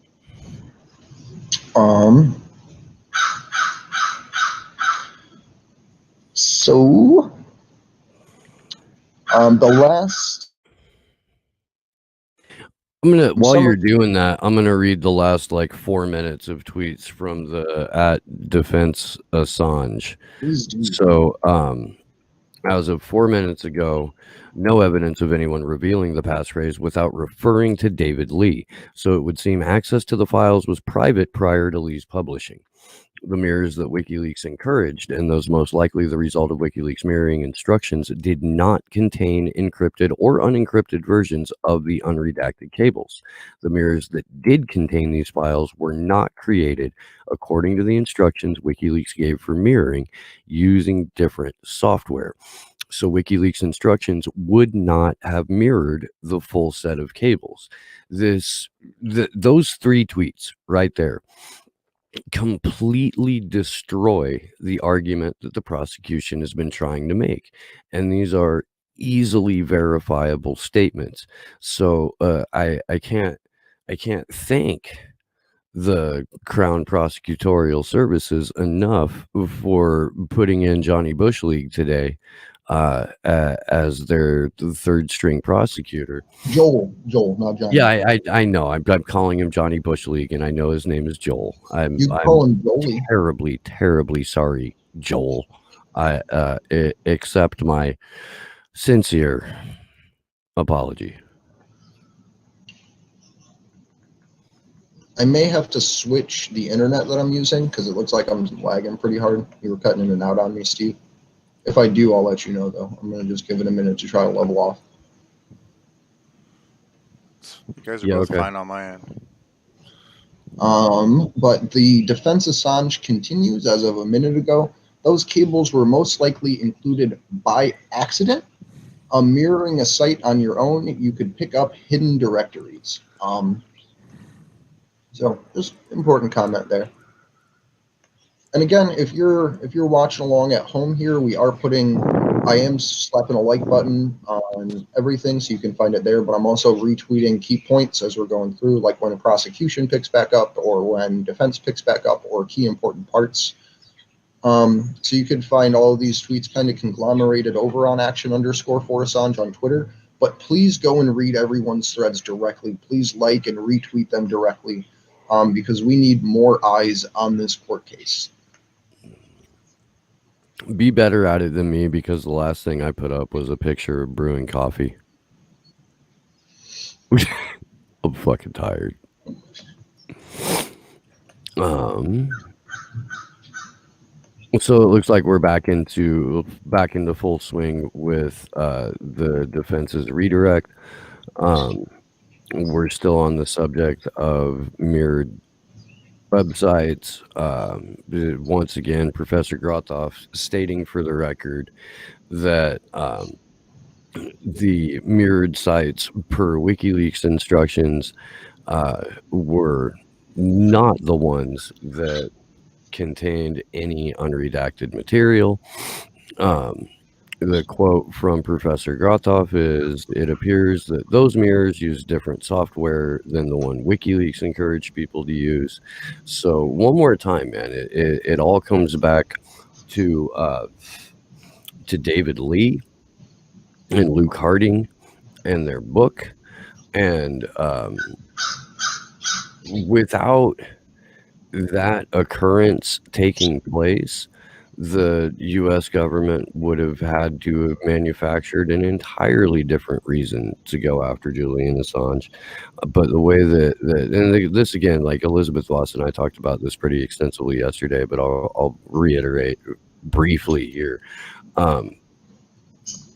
The fact that the prosecution has narrowed their line of attack so extremely from and has gone through so many different avenues of attack, from first, Julian Assange isn't a journalist and, no serious person would consider him a journalist, to, okay, well, he's a journalist, but the United States government has every right to prosecute journalists, to, okay, well, this isn't about journalism. This is about him releasing the names of informants, to, okay, well, you got the time zone on your tweet wrong.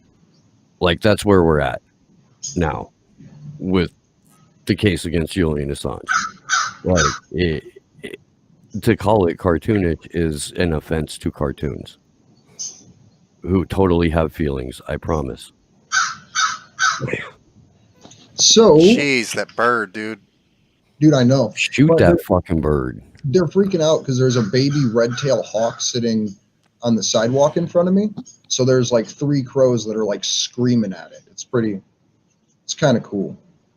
But Mohammed Almasi, as of 6 minutes ago, said Professor Grostoff confirms that he found no examples of anyone revealing the passcode to the unredacted cables before David Lee's book was published. Mm-hmm. He confirmed that uploading documents online with a sufficiently strong password is used by finance, medical services, and others. Yeah, I mean, 10 years ago, people were making the argument that encryption was necessary and vital for the business world. Andre, you're talking, but you're muted. I know there's just lots of bird noise in the background. Okay. I was just letting you talk. Oh, okay. So if it's going to come down to an argument about who gets to use encryption and who doesn't, like it's trying to through the legislative process with things like the Earn It Act or the next round of ACTA in the European Union, private citizens get screwed on that. Like the whole point of the Earn It Act is for giant corporations to put together an arbitrary set of rules and guidelines that they then use encryption as the bait or the prize for which good behavior is rewarded.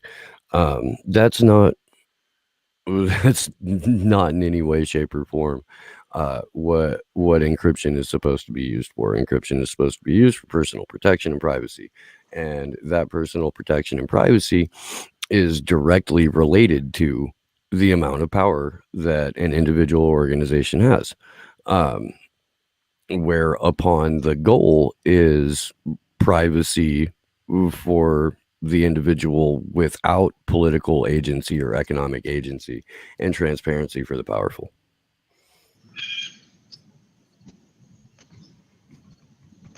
Hey, Misty. Good morning. Oh, is she in the chat? Yep, Misty just popped in. So I'm trying to find. There was a part here that Mary Kostakidis said Garstoff, in response to a question from Defense Summers, said the revelations of hidden directories. If you are mirroring a website, is it possible to pick up encrypted files? Grostoff says it depends, giving a fast explanation there afterwards. Summers now asking how to tell whether there are unclassified cables among them. Grostoff says, I looked at a sample, but the number correlates to the number of unclassified cables. Grostoff continues, unclassified cables are not marked secret or protect.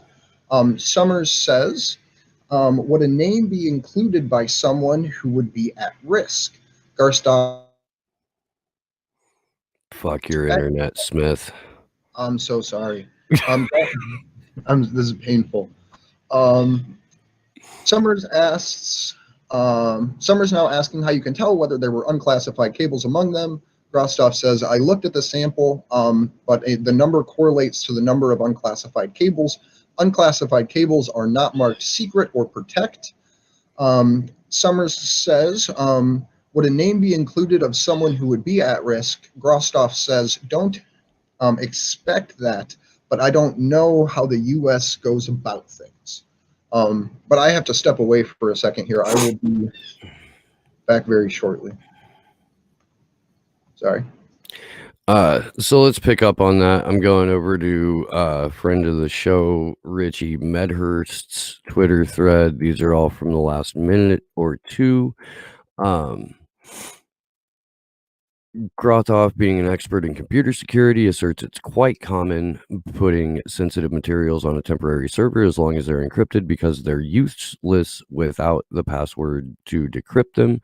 Grothoff could not find any examples at all of the password being disclosed. Shit, my computer jumped, my screen jumped. Disclosed prior to publication of David Lee's book.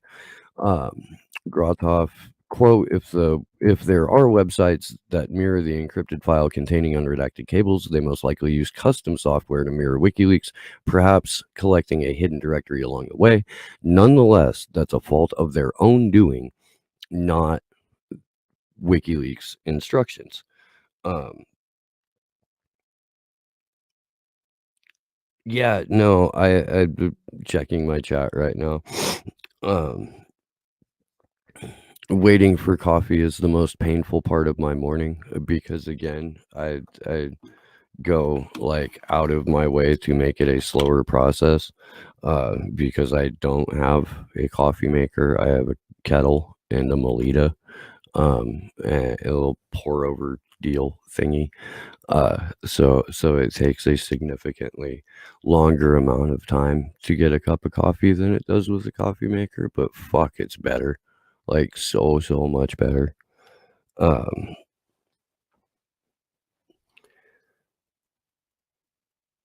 Yeah.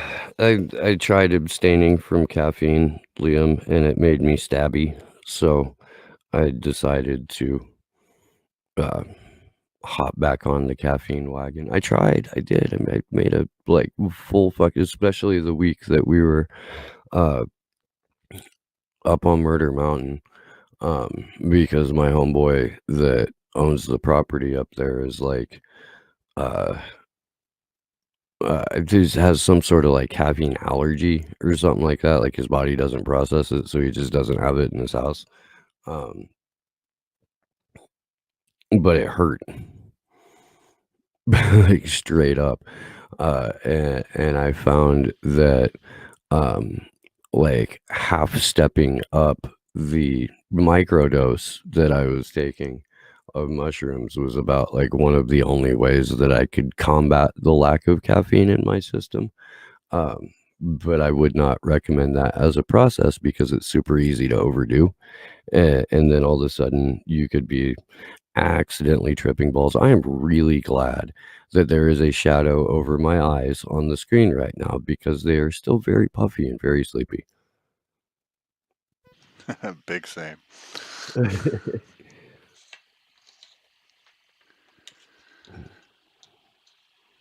It's gonna be a long week. Someone got to do it though. Right? No, I gotta fucking I have like 2 hours left and then I've got to bounce for work for the day. So hopefully we can get through the cross or the redirect here and then maybe start some new testimony before the lunch break, and then at some point I'm gonna have to skedaddle. I think Nico might be popping on at some point. Yeah, a couple hours potentially. I got sunlight coming in, so I have to readjust a little bit. Can you still hear me okay? Mm-hmm. Yeah. I got to mute while I move my table.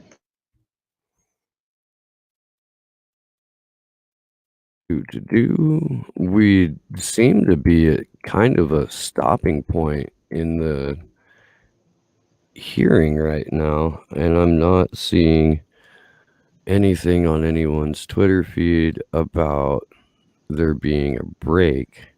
Mary Kostakidis is still going. I don't know if you were reading through those. Her last one was as of a minute ago. Yeah, but it seems to be a recap of what's already taken place. Okay, here we go from Mo a minute ago. There's now a dispute between Mark Summers and the judge.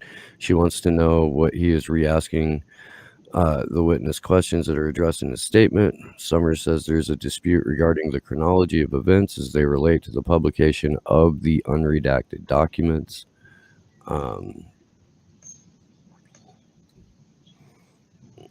Or anything else here? Nope. So that's apparently what we've been pausing for, is so the defense attorney and Vanessa Baratzer can have a heated conversation. And I would like to remind everyone that last week, or maybe in the week before, but I think it was last week, that Mark Summers was literally yelling, or not Mark Summers, I'm so sorry, that Prosecutor Lewis was literally yelling at Vanessa Baratzer to the point that he had to issue an apology in court for being so facetious. I don't know if you've ever gone to even a traffic court, but if you yell at the judge isn't happy. No. So I would expect Mark Summers to be much more pleasant and polite, considering that the defense is winning at this point.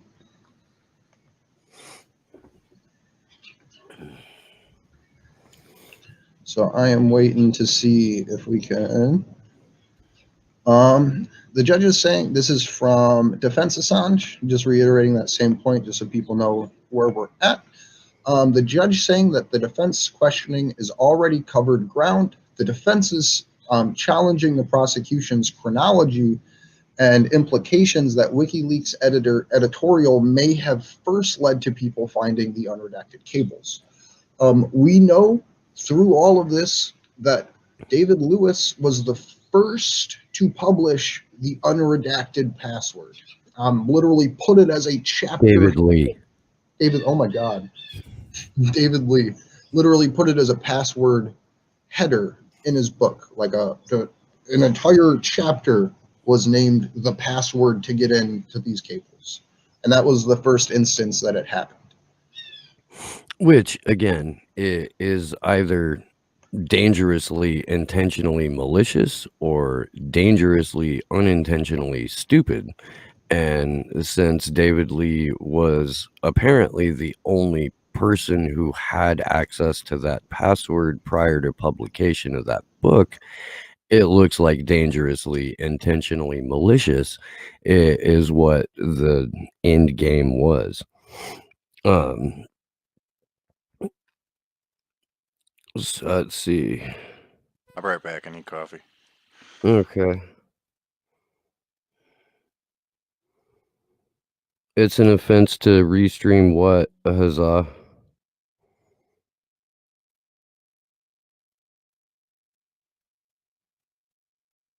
I'm not sure what you're referring to there.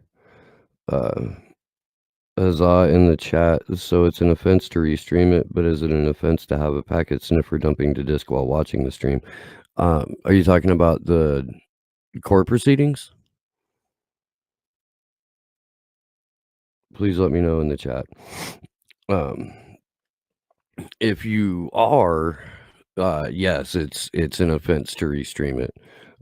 It's even a criminal offense for someone with access to the stream feed to share it with, for example, us. So we like the only way you get to see this trial is by getting pre-screened and pre-approved. David Lee didn't understand crypto. I'm starting to think David Lee totally understood crypto and used it, weaponized the knowledge that he had in order to set up Julian Assange. Because again, the whole purpose of that book was to change public opinion about WikiLeaks and Julian Assange and to sort of frame Assange as this malevolent character. So it may not be that he didn't understand the technology. It may in fact be that he perfectly understood the technology or understood what the technology was capable of and was instructed to behave the way that he did in order to achieve a desired outcome, which is to discredit the character of Julian Assange. And just to point out, because whoever has ever been pulled over for some kind of bullshit thing, ignorance of the law is not an excuse. So just because you didn't know what you were doing, according to the law, doesn't mean you weren't doing anything wrong. So I'm just waiting for an indictment to go out against David Lee in regards to this, and being pulled into this as a co-conspirator, right, with his own conspiracy to commit computer intrusion charges and all of those. Not that I want to see that brought, but that would be what the prosecution would have to do to continue this moving forward, at least in a way that makes sense. So the argument seems to stem from, we got a little bit more on this exchange between Mark Summers and Vanessa Baratzer. The judge, the prosecution, and this is from Assange defense 3 minutes ago. Judge, prosecution, defense trying to work out which parts of the chronology are agreed upon and which part are contentious. The defense wants to establish that WikiLeaks editorial on Lee's passphrase publication did not lead anyone to find the files, doesn't include the passphrase or the file name. And what they're referring to is a September 1st, 2011 editorial published on WikiLeaks website calling attention to the fact that David Lee had done this thing, which is a necessary statement to put out when you're absolutely trying to, not get hauled in front of a fucking kangaroo court. Defense going back to the open letter Grothoff signed calling for an end to the prosecution of Assange. And again, this is the letter that the prosecution used about an hour ago to try and discredit Professor Grothoff. But the defense is apparently highlighting the fact that this letter calling for the end of Julian's prosecution includes German members of parliament, former CIA and military officials, and human rights observers. I'm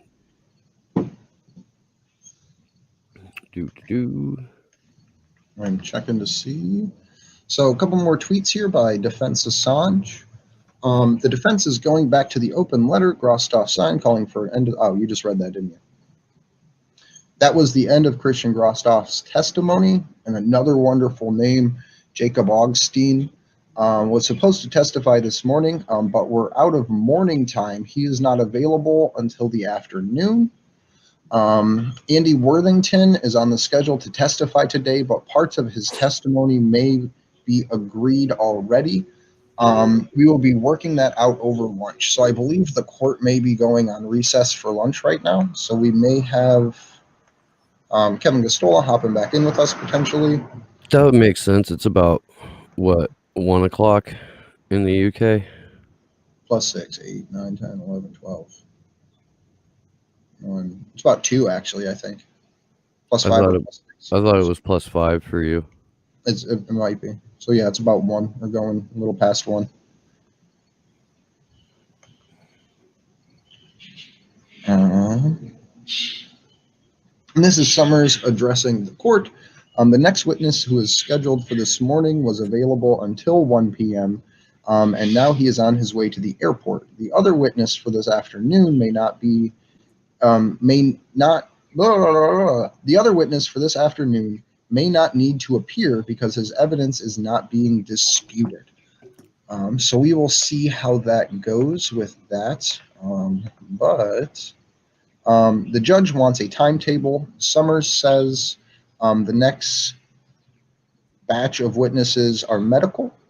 So that'll be some interesting revelations coming through about, I'm assuming they'll be talking about Julian's overall health conditions, what had happened to him in the embassy, and this may actually be where the defense gets to enter information in and have spoken witnesses specifically in regards to Julian's psychological torture. But I'm not 100% sure if they're going to be able to go over that or if that's what these medical witnesses are for. So we will see. But I'm trying to just get an official statement about lunch. There was a final question from Summers, but the bloody fire alarm in the office building I'm in has gone off and I had to leave. Oh, I love Mo. Just to recap, someone set the fire alarm off on Mo. I hope everything is okay. I hope there is not an actual fire, but he is not in California, so the chances of that are a little bit smaller. So let us see. Colorado and Washington State and Oregon are burning too. That's fair. No, but Mo is over in the UK right now. Mo is in fact in the UK. Have we reached out to Mo to see if he can hop in? Yeah. Yeah, I did. I sent a thing out to everybody. But if he's evacuating a building, I don't know if he'll be able to cover the court trial. That's the best possible time. Hey, you were covering the court trial in the middle of an evacuation. I was gonna say, man, I managed to be able to cover all of this shit and have a couple of really great conversations on Slow News Day while being a wildfire evacuee. I mean, I'm crazy. Lies. I will defer to Waylon Jennings here and state that I've always been crazy, but it kept me from going insane. Good quote.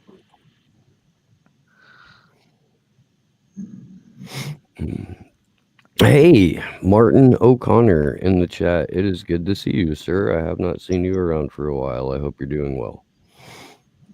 Please keep sending me music randomly. I appreciate that. So I just want to again give a shout out to the threads that we've been reading live on air here. We have Richard Medhurst. This is for the name ones. Richard Medhurst, Mary Kostakidis, Juan Passarelli, Mohammed Almazi, Kevin Gastola, and then the @Defense Assange account. Not sure who's running it. I'm not sure if people know, but it is someone that does have courtroom access. I'm just not entirely sure. Shout out to Consortium too. Consortium too as well. Yeah, look, man, Joe Lauria is almost trying to almost outpacing Action for Assange on the amount of daily content that they've been putting out. And it's been excellent to top it off. I am perfectly willing to accept a second place trophy. Even though we're still putting out more content. It's just Joe Lauria is like every single day, man. Every single day last week, including Saturday and Sunday. Dude isn't taking a day off. Like he's doing some very, very commendable work. And if you haven't, let me reiterate what Andrew said. Like, make sure you go and give Consortium News some love because they are just fucking crushing it. And everyone else involved too, because this is Herculean, honestly, for these people to be up at this hour transcribing as rapidly as they are, sharing all of this information. Because all we're doing is reading. What they're doing is listening, typing, making sure it's accurate, having to reread their stuff and correct it, all while everything is happening in real time. So the people that actually have access to this feed that are going through it are fucking phenomenal human beings. Real quick, there's a question in my chat, and I'm going to put this to everyone, including the people who are watching in the Action for Assange chat, and you, Andre, and Sleepy Josh. It says, if you were trying to get a teenager who never heard of Assange interested in him, what would you say? I mean, I've talked to my kid briefly about it, and she's a teenager, and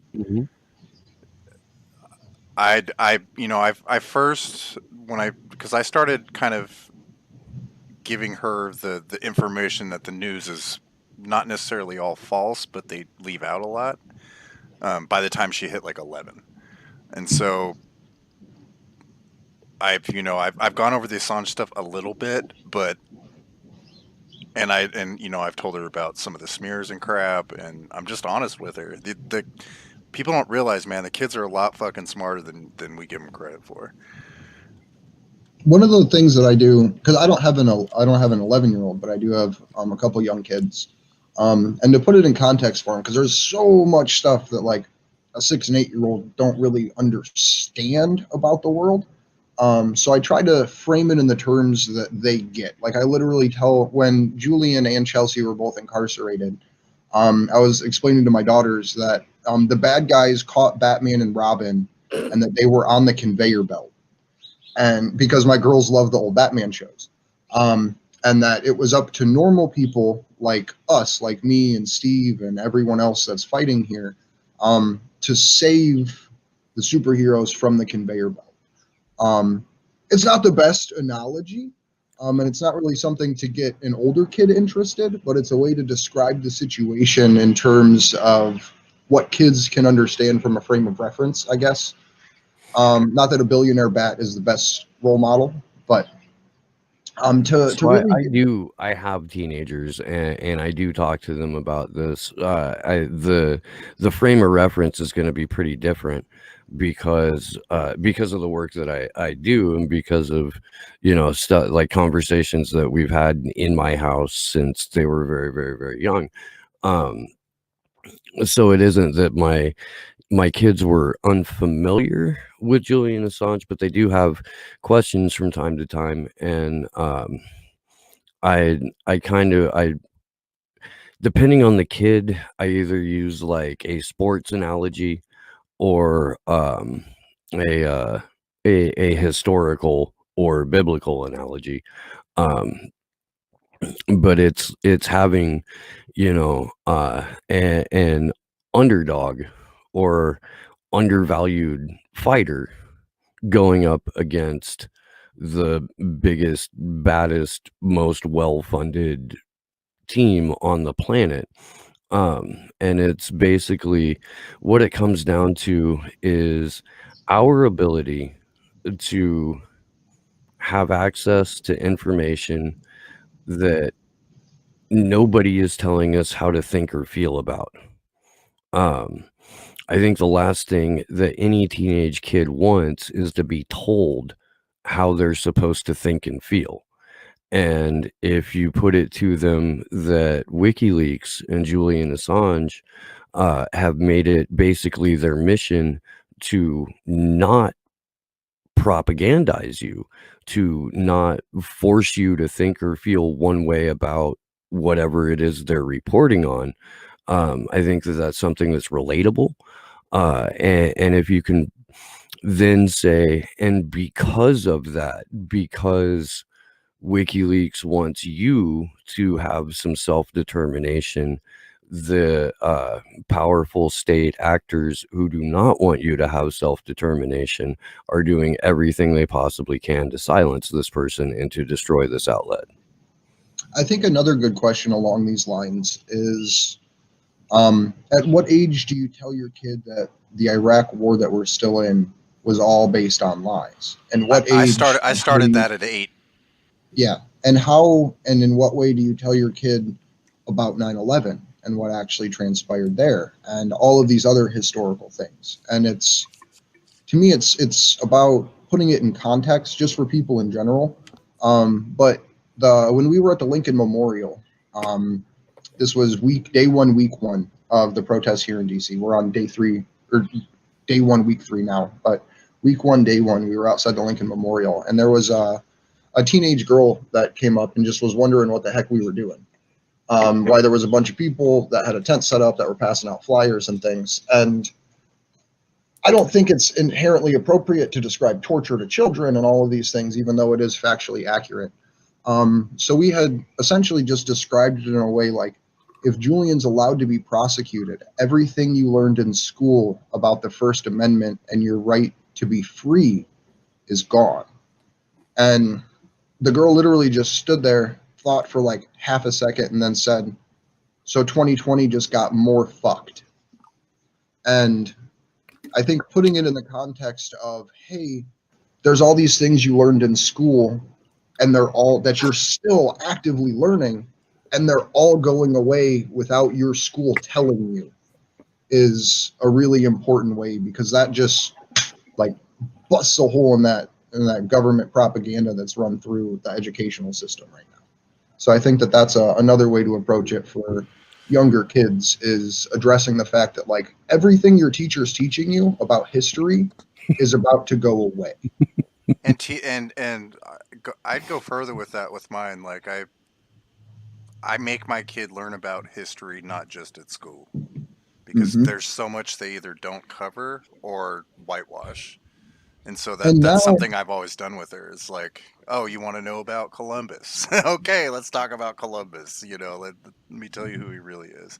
And she actually, I've been really surprised. She's had a couple really good history teachers in the last few years that have actually busted through the normal like Columbus narrative and shit. So like, it's kind of good to hear that it's actually happening with some of the younger teachers. When we were evacuated and I was down at that resort center thing by Pebble Beach, one of the people that we were hanging out with, who's a family friend and the editor of the local paper here that I occasionally produce content for, she's a history teacher and has a very very high opinion of the history that she teaches, and so I was just kind of like running through some shit with her, and she was trying to like puff up her own curriculum, and it brought it to like the civil rights history and what she teaches as opposed to what the book says to teach. And I was like, well, do you talk about Black Wall Street? Do you talk about the firebombing of Black Wall Street, which was at Tulsa, Oklahoma? And um, it was one of the first acts of post-Reconstruction, complete and total fucking race-based terrorism. And she had no idea what I was talking about. No clue. And this is, a history teacher who prides herself on the fact that she teaches history that it isn't being discussed in the book. And this is a fairly big instance in U.S. history. I was like, what about the move bombing? Do you talk about the move bombing? And she's like, what's the move bombing? And I'm like, oh, fuck, So I was actually fortunate enough to have an American history teacher in high school that was at the Kent State riots, where his best friend was shot and killed by the National Guard. So I don't even. Everybody that I know that says they were at Kent State says it was their best friend that was shot that day. Like it's so weird. Like I don't know. Not that your teacher it was lying to you. It's just like I've heard that story from way too many people for it to all be accurate. Yeah, but I still think it's like I'm grateful to those people in my life that taught me that the government fucking lies, because that's what teachers are supposed to be there to do, is teach kids how to function in a democratic society, and that's not what we have. But anyways, we do have some new tweets coming through by Kevin Gostola. We hear from the defense that most of this week is going to be spent on medical evidence from witnesses. From the defense reexamination, Grostov said that some of the mirrored WikiLeaks websites were using different types of software than what WikiLeaks had prescribed. This was the first time during the proceedings that we saw Vanessa Breitster concerned that all the witnesses may not be finished by the end of the fourth week, impacting the defense's ability to question witnesses. She stopped Summers several times over what she maintained wasn't a dispute. Summers wanted to go through the chronology from August 31st to September 2nd again, because Mr. Smith seemed to suggest WikiLeaks released an editorial that would lead people to the unredacted cables. After much back and forth, the judge and prosecutor essentially clarified that they did not believe the editorial helped anyone find the password for unredacted cables. Summer accepted, although he did not have much choice, that he couldn't question Garoff on this further. So just to clarify and read that again, after much back and forth, the judge and U.S. prosecution essentially clarifying that they did not believe the editorial helped anyone find the password for the unredacted cables. And I think that is a significant milestone and achievement here in court, because now the prosecution can no longer argue, period, according to what was just entered here by the judge 3 minutes ago, that WikiLeaks released the unredacted cables first, or at all. So I think that that is huge, and that is essentially a game-changing statement by the judge and the prosecution in conceding this point. To continue, Summers mentioned the open letter Gregoff apparently signed urging Trump to drop the investigation into WikiLeaks. It was also signed by military members, judges, human rights activists, etc., from throughout the world. The defense regrettably informed the judge that journalist Jacob Augustine had to catch a flight and is not available for the afternoon. Journalist Andy Worthington, who worked extensively on the Gitmo files, could be questioned in the afternoon, but it may not be necessary because the defense and prosecution believe they can agree on the statements to be submitted to the court. So we're kind of in a state of limbo while we're waiting on this to develop further, because we may be, we're on lunch break right now officially, but it may be that we get put in a position where court is called early for the day. I hope that does not happen because it's actually gotten really, really good with the defense here actually being able to force this statement out. That after much back and forth, the prosecution and judge essentially clarifying they do not believe the editorial helped anyone find the password for unredacted cables. So the judge and prosecution have basically said that it is David Lee's fault for publishing the unredacted cables and not WikiLeaks, in so many words. So that is an important, super important part to remember throughout this whole process now, that the part of WikiLeaks release the names of informants, which isn't illegal, can now no longer be brought up at all. That is a point that the prosecution now, every time it is, they would otherwise bring it up, has to concede that it was not WikiLeaks that irresponsibly published the unredacted cables. Well, and now it just means that they have to further refine their argument or change their argument altogether, which, let's recap, has gone from Julian Assange is not a journalist to Julian Assange is a journalist, but that doesn't matter because the U.S. has every right to prosecute journalists, to Julian Assange cavalierly released the names of informants, to now Julian Assange is a person we would like to see incarcerated simply because he does good work. Like, that's basically what they're going to have to run with now, is we don't like this guy. Rob Juno, Big Rob in the chat, Breitzer seems to be feeling the wind change, or am I just fooling myself? So we talked about this a little bit yesterday. Elizabeth Voss and I did, and we both agreed that she's finding it difficult to continue following her script based on how just horrifically the prosecution is performing, but that it seems to be more like a parent who's disappointed in their child than it is a change of heart or a shift in perspective. Like, she expects more out of the prosecution and is therefore almost ashamed of their piss poor performance, rather than this whole thing is going completely off the rails and this poor guy doesn't need to be prosecuted or renditioned or broad daylight kidnapped. Having said that, and I would like to believe that because of the piss poor performance and because so many holes have been shot into this argument, that that she will be put in the awkward position of having to rule against the broad daylight kidnapping. But it is the UK court system, it is the concierge of the US State Department, and it is ultimately the United States national security infrastructure itself that is putting Julian Assange on trial, and Breitzer is just a fucking figurehead. I hope I'm wrong. And to remind people, there's almost literally no information about Breitzer at all on the internet. You can't even get a full copy of all of her court cases.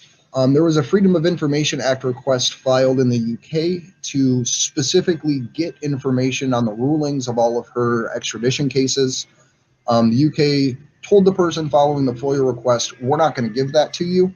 At the same time, just as a legal experiment, the same person who filed that FOIA request filed in a separate part of the country a FOIA request on a different judge in the same position and level of authority as Baratzer, and was given everything and asked by the Freedom of Information Act Department in the UK if the information on the other judge was sufficient or if they wanted to clarify their statements and position to be able to get more information.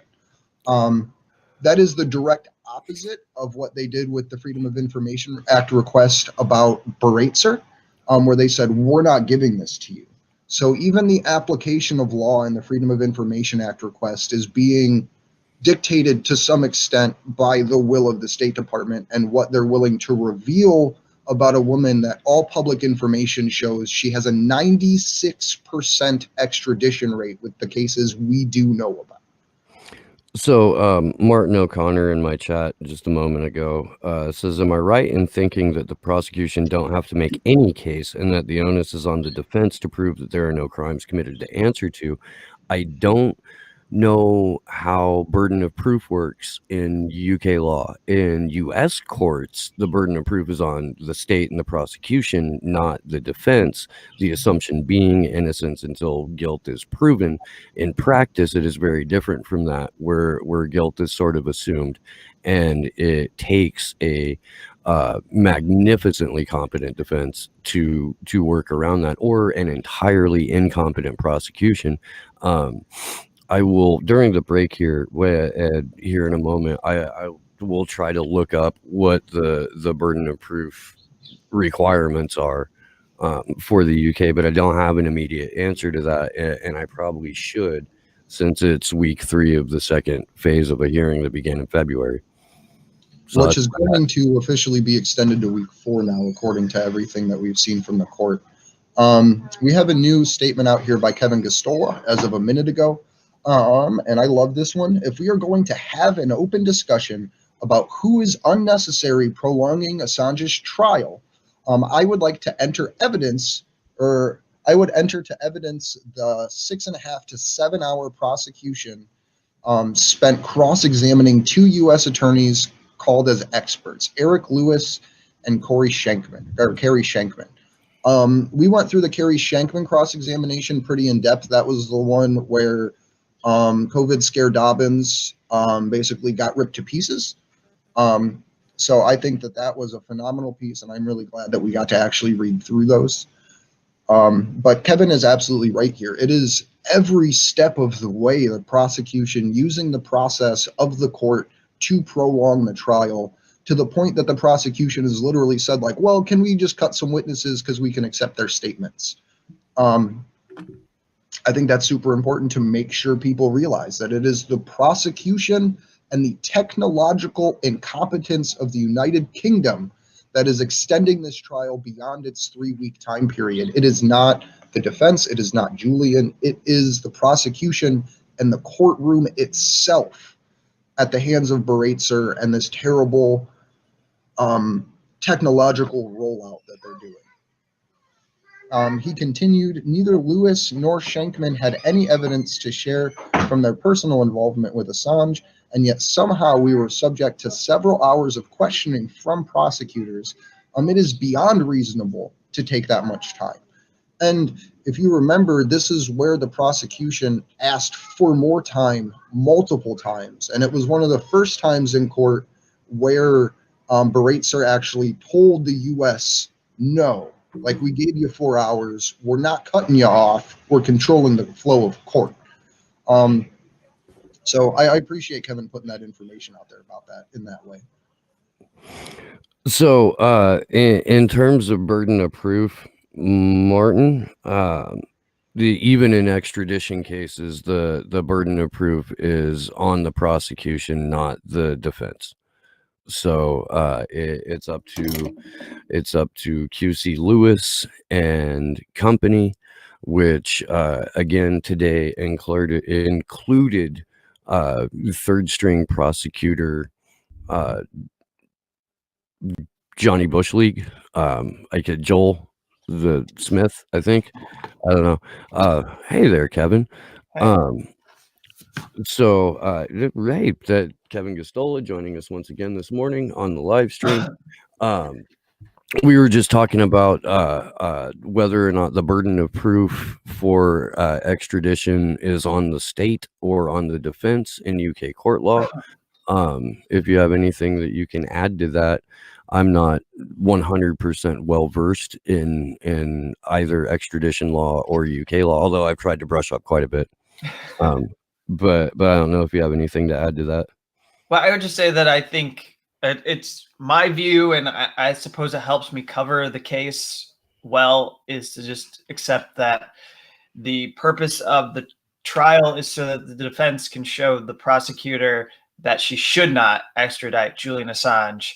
So by logic, to me, again, I'm not even doing this as a lawyer. I'm just doing this as somebody who's covering the proceedings. By logic, if the defense decided not to put anything on the record, she would just extradite him.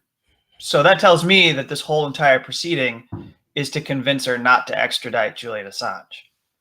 I think you can follow. Yeah. If you could, Kevin, please give us we've been following along with your live tweets, Richie's, Juan Passarelli's, Mo's, the Assange defense, Mary Kostakidis. But if you could give us kind of a summation of the prosecution as led today by Johnny Bush League, what his arguments were, and what the defense rebuttals to that were. I honestly have to go find a way to report what the prosecution was trying to argue, and I'm not quite sure what they were trying to show. The last 5 minutes were rather amazing, I don't know if I can get a general audience to care, but since we're a bunch of like avid Assange people, then I suppose the people watching this would care about these 5 minutes quite a bit. I mean, in the grand scheme, it's not like we're going to look back 6 months from now and these are going to really make a difference. But right now, what Judge Bretzer basically did was halt the defense's cross-examination and insist that they were wasting her time. And it's like, then Summer said, okay, kind of like, this isn't what I expected to have to deal with today when I put this together. And this is what I'm trying to do. So let me just tell you, I believe that the prosecutor is trying to suggest that WikiLeaks put out an editorial about the unredacted cables, and then that gave people a signal to go look for them, and they used the password that David Lee and Luke Harding put in their book that they co-authored, and then that was what the government is trying to say led to a lot of harm and damage, as they're alleging in their indictment, and that's how this really got the ball rolling as it goes to the cables that are charged, that Julian Assange is charged with releasing. And she said, no, I don't think that's what the prosecutor was arguing. Well, okay, so now as someone who's trying to observe this objectively, although I'm not saying objectively as in like I'm not supportive of Julian Assange, but like objectively and trying to follow and make sense of what is happening on any given day based on what the prosecutors are trying to do or what the defense is trying to do, I go, so is the judge making the prosecutor's case now? Like that kind of sounds like you're trying to make the case to the defense what the prosecutors are arguing. But maybe I'm wrong. But then the prosecutor stands up and says, like, yeah, we're not trying to, like, we wouldn't dispute it. We just say that the editorial came out at this timestamp on, I think they decided it was actually August 31st. But like not that long. It was like maybe 15 or 16 minutes before September 1st. A lot of this is all confusing for people who don't have the material right in front of them. But the most important thing to come out of the last few minutes before we went to recess for lunch is that they were not trying to say with the WikiLeaks editorial that it was some kind of a signal to go look for the password in order to crack the cables. So I don't really know why they were raising the issue of the WikiLeaks editorial, but it seems like now the defense doesn't really have to worry about whatever the prosecution was trying to suggest. And so then we were done with Grothoff, and there wasn't any reason to have him on the stand anymore. And basically that took away. I mean, I suppose if you ask the defense, they still wanted to ask those questions to be really clear with the judge, but I guess their purpose was not necessary. So, I mean, I don't really know what the prosecutors were trying to show the judge based on this material. I know what the defense was doing with Grothoff. They wanted to outline that this was not WikiLeaks' fault, that the unredacted cables were available on the internet for people to access. And you had all these independent people, such as Nigel Perry, who had put this together and was showing people how to do it. You had Der Freitag that was investigating it as well. You had a Der Spiegel article that said more vaguely, but pointed people to the fact that something was about to happen that was big with the cables. Everything was going to change about how they handled the diplomatic cables.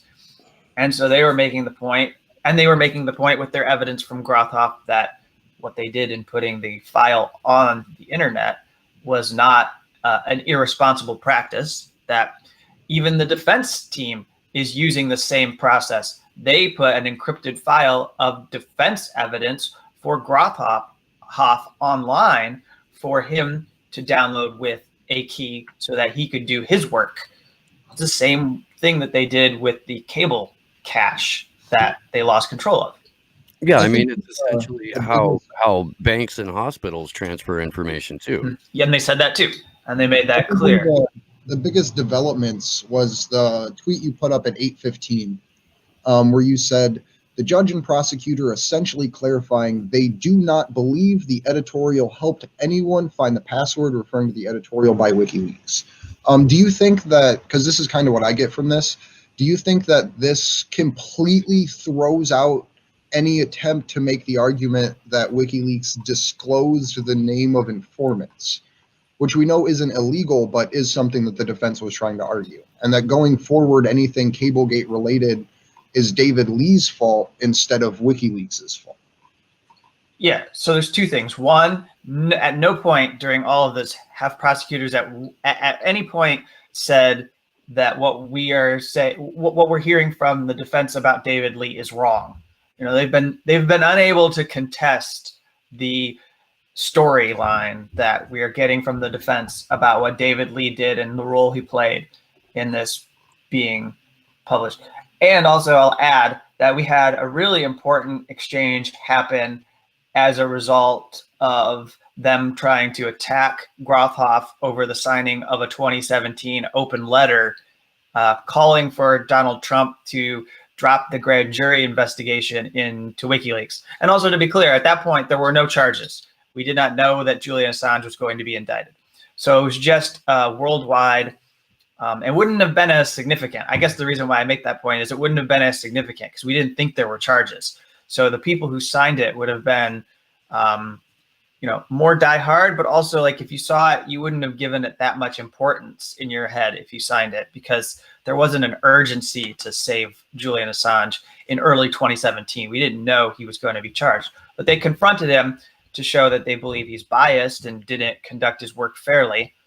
Although I would say that they didn't actually show that he did anything improper in putting his material together, but they did that. And he confronted them and said, well, I think that, the way you're characterizing all of this suggests that, you're deliberately confusing the actions that WikiLeaks took to obscure documents and that you did not do your own homework to identify who first published these cables, that in putting together this indictment, they just created this narrative around Assange before looking to actually see how the unredacted cables became public, and that it was unfair. This is what Grothoff said to the prosecutor. It was unfair to accuse Mr. Assange of publishing unredacted classified cables.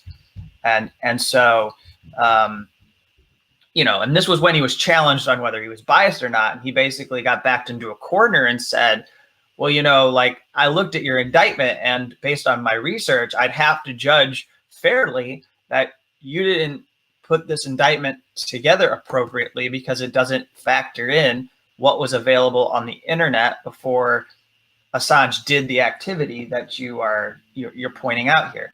So, I mean, I think to the extent that what happened today is important for the defense, what's important is that we're seeing quite clearly that Assange didn't do anything to compromise the cables. That, in fact, if you're going to charge people with offenses related to the cables, you might charge David Lee for putting a passphrase in his book. I'm not suggesting that as much as I might find David Lee to be a disgusting person at this point, especially when it comes to this case, I have a principle of not endorsing prosecutions of journalists. So I don't know if I would go for that. But I do think that there's been some discussion, too, about how silent David Lee and Luke Harding have been throughout all of this.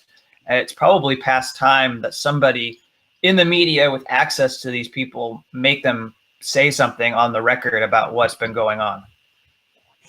It seems like, and there was a comment in my chat about this as well, that even John Shipton, outside of the Old Bailey, was quoted as saying, it appears that David Lee has become an asset of the prosecution. Have you been able to look at the witness list? Has David Lee on that at all? Is he going to make an appearance in this court case? Because it really does seem like the prosecution has relied over heavily on his and Luke Harding's, I guess, book. Reconstituted pile of shit and smears is a more accurate description, but we'll go with book for the purposes of the conversation. It has binding like a book, but maybe that's the only thing it has in common with books. But no, I mean, he's not on the list. I don't think he's cooperated at all with the defense, and I think that should be astounding to us, because you have Alan Rusbridger, who was a big editor at the time, who I think he was running the newspaper, actually, and if I have that correct. And, now he himself has, despite any personality issues or differences, any sort of squabbles they had, he has said very clearly that we need to take this seriously and stand up against the prosecution. It's one of the few things related to The Guardian we can say has been good for Julian Assange in the past months, because he's been very open about opposing this prosecution. And despite that, David Lee is somehow still MIA on this and hasn't even put out the basic kind of thing that we've gotten from a lot of people, which is, no matter what you think of Julian Assange, you should oppose this prosecution.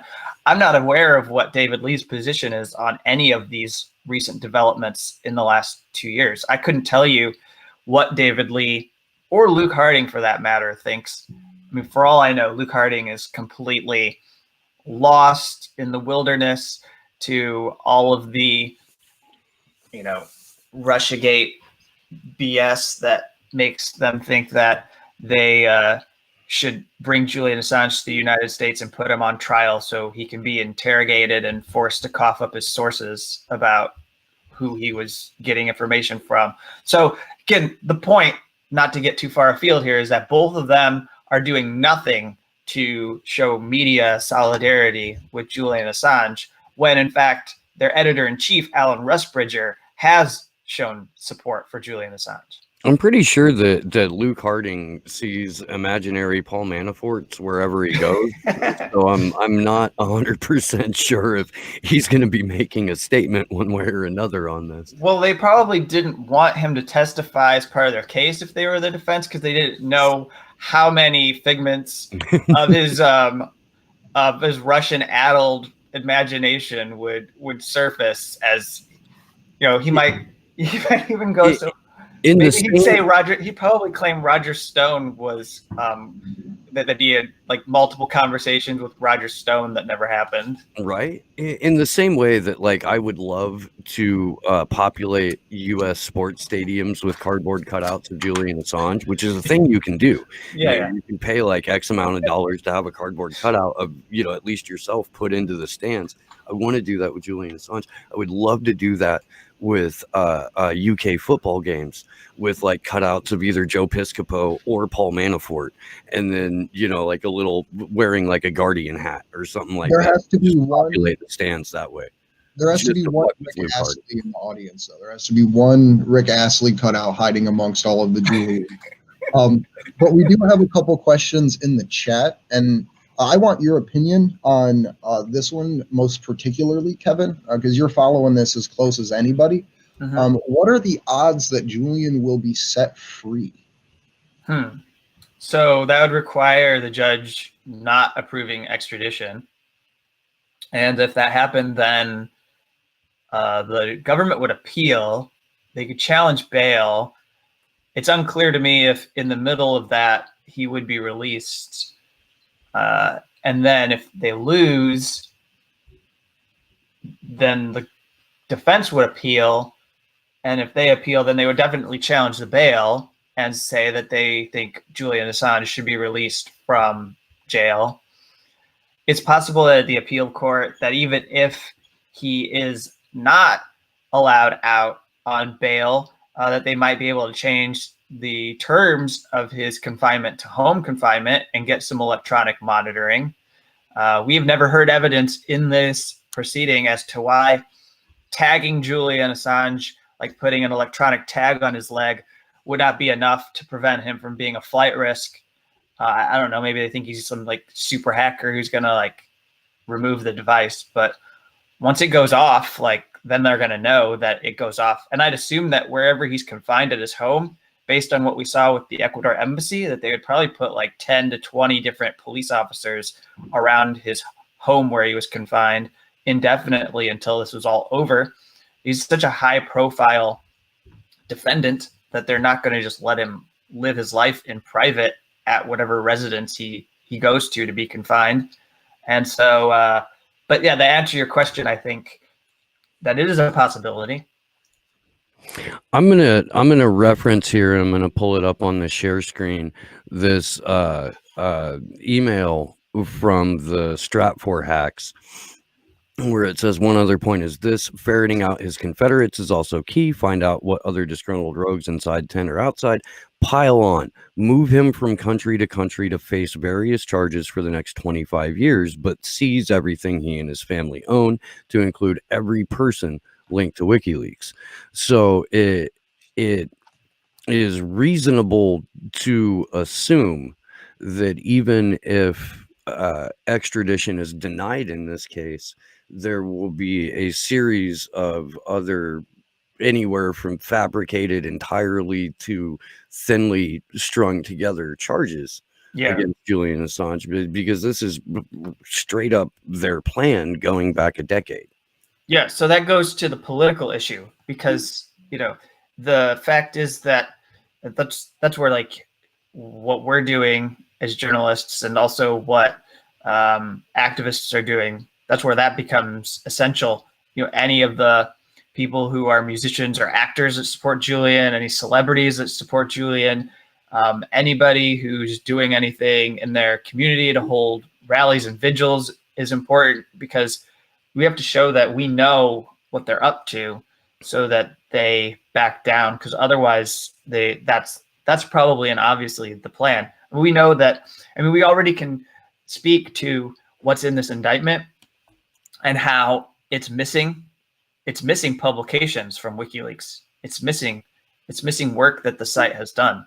So if this is something and they strike out, then they have all of those releases and they can go make indictments based on those if they would like.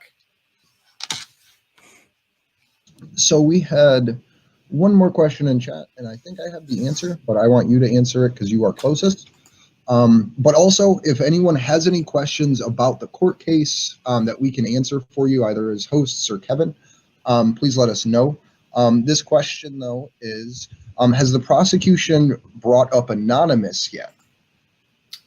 No, we haven't heard anything about Wolsek, which is in the fresh extradition request. That would relate to Sabu and probably go to Jeremy Hammond and Stratfor, which we just looked at the email that was disclosed from the Stratfor emails that was published. And that's a good point because we're not really getting into this in these proceedings at the moment. I don't know if the defense even has a witness. That was a complaint on the first day, which was that this is conduct that was added to the general allegations part of the indictment by the prosecutors at the 11th hour before we were supposed to go on with the extradition trial. And they haven't had a lot of time to prepare any rebuttal. So, without them putting anything on the record about this, then the prosecution doesn't have to bring it up in the courtroom. So it basically goes left unchallenged. And the judge just kind of like accepts it as a fact of the storyline for Assange. Now, while it doesn't go to any specific charges necessarily, it is there to create this idea that Julian Assange is not a journalist, but rather was involved in, cyber attacks and hacking against people. So it's a way to create prejudice in the judge's mind. That's why that's in there. And I don't know how the defense is going to come up with someone that can appropriately challenge this in the time that they have been given. I mean, we've got documentation that speaks to the character of both Hector Monsignor and Sigurd Thordarson.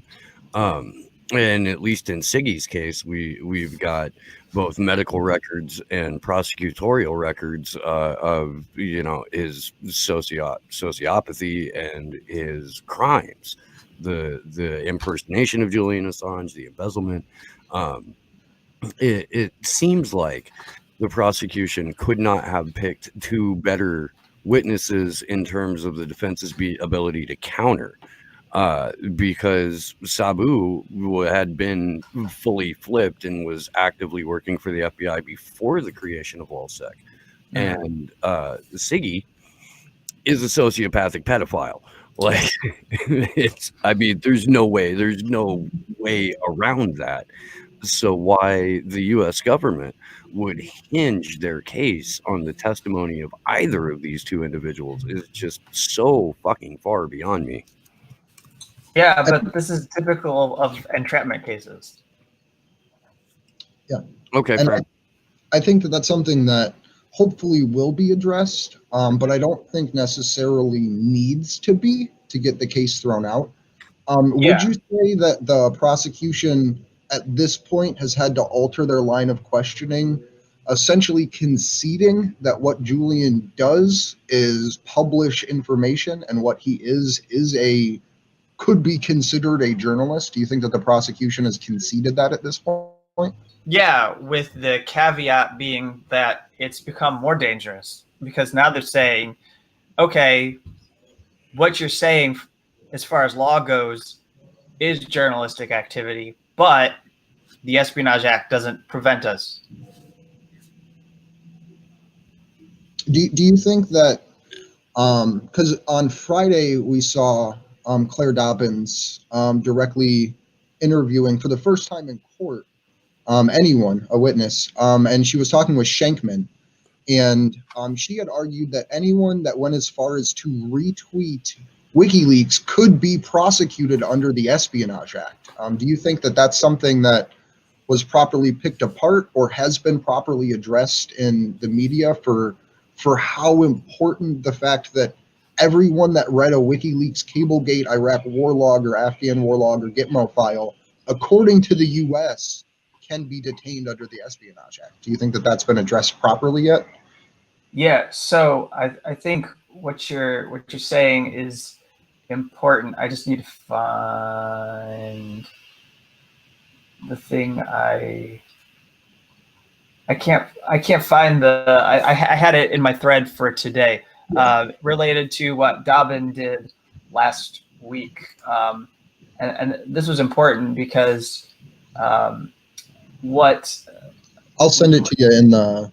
oh no, I see it now. I see what I did.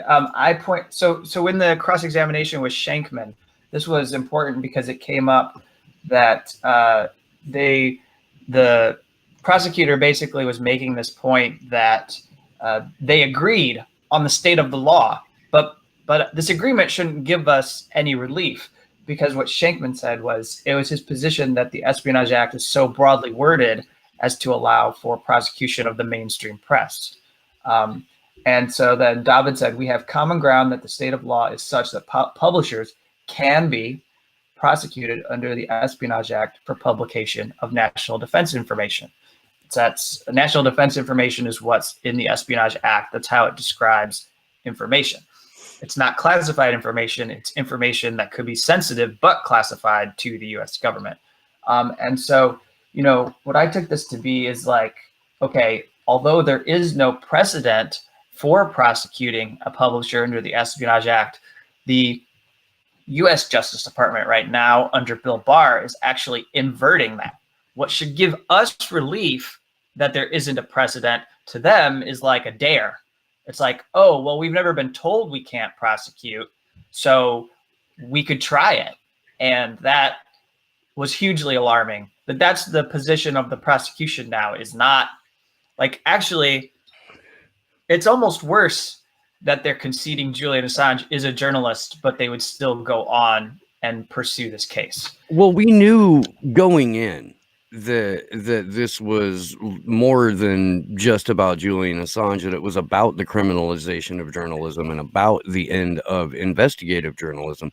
I didn't think that we were going to hear it directly from the prosecution, at least in the way that they laid it out. And I do feel that it's advantageous to us as activists, as journalists, as people in the independent media, to give us that hardcore proof of, look, it came directly from the mouth of the prosecution, that this is what this case is really about. This is really why we need some more hands on deck here. Oh shit, I had something. I did, and then I fucking jumped off. But I think if I can extrapolate where I think you're going, it's essentially that we thought, like we had heard constantly in coverage by the more mainstream press, that this was somehow going to be unique to Julian Assange. That like, okay, I think there's been this hubris, if you could call it, that they're going to do this case, and in the end, it's only going to disrupt a category, a very small category of people out there who model what they do after Julian Assange. And then there's been this idea of like, well, we're not them. We aren't them. But what the defense has shown is that, like, you can't really distinguish. There is no we aren't them. You are them.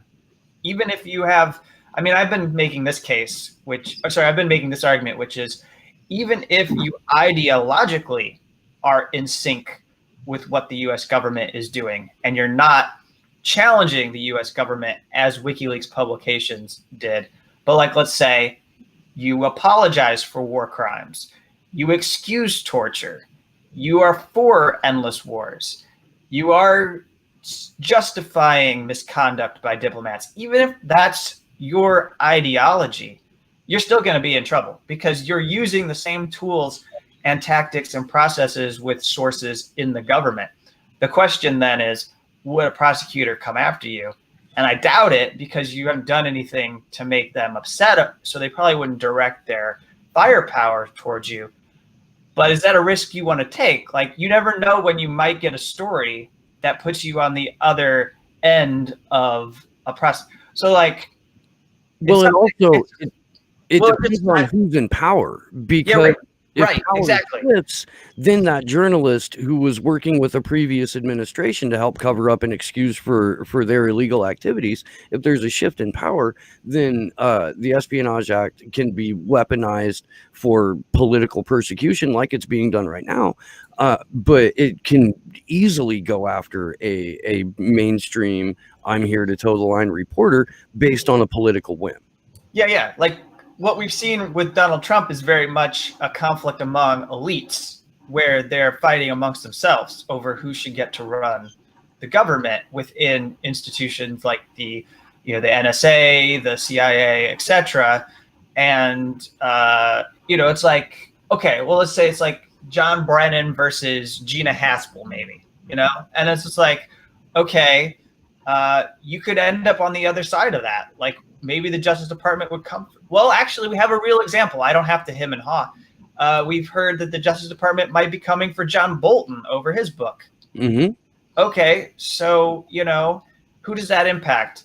That impacts the publisher of that book.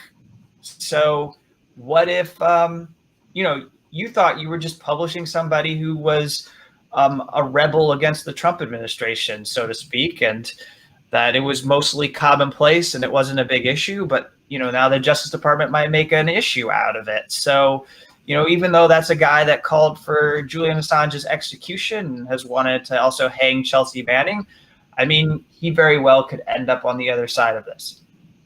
So we had another question here coming in from the chat. And again, if anyone has questions or would like clarity about the court case, please ask. But we have someone coming in with, how is Julian looking? So can you confirm, because I believe there was a part where you had mentioned that the camera did switch to him. So could you confirm his physical condition and what situation he is at in court right now? So I don't really know what he looks like today. That I can say I haven't seen him, but also I don't actually, have to keep up with taking notes. So I don't usually look up at the video feed. I'm just listening to the court in case anybody wanted to know how I keep up with everything. I don't know that that's particularly interesting, but I haven't seen him today. Although I know that during court, I guess what I would say, more so than like what he looks like on video, what I would say is what we see that's a difference from February to now that I think is a good development is he is engaged with the proceedings. So today we stopped so that he could talk with his lawyer about questions that could be asked to Christian Grothoff later. We've had that multiple times.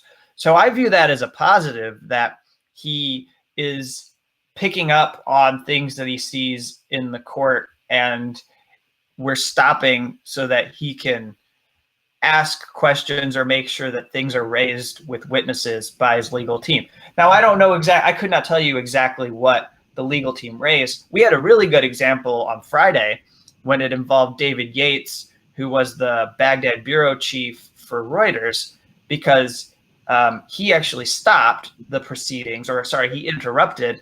And I actually am glad that Bretzer chose this. Instead of scolding Julian, she said, well, your client wants to talk with you, or I believe Mr. Assange wants to talk with you.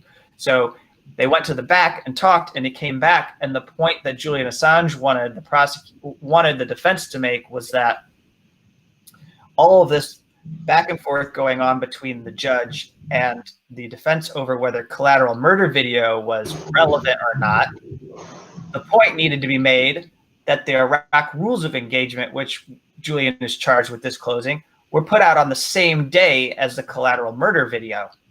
And at that point, the defense had yet to say very clearly that those came out by WikiLeaks on the same day. And so he came up with this really good point, I think, in the timeline that needed to be made. And that was from him. So that suggests that at least mentally, he is in a place where he's being able to follow what's happening in court. And so I think we should be at least somewhat relieved that he's not sitting in that glass box and is now declined so much in his health that he can't tell what's happening. And I think that that's You're muted, Steve. because we had just a few months ago Julian in court in one of I don't remember the case management hearings.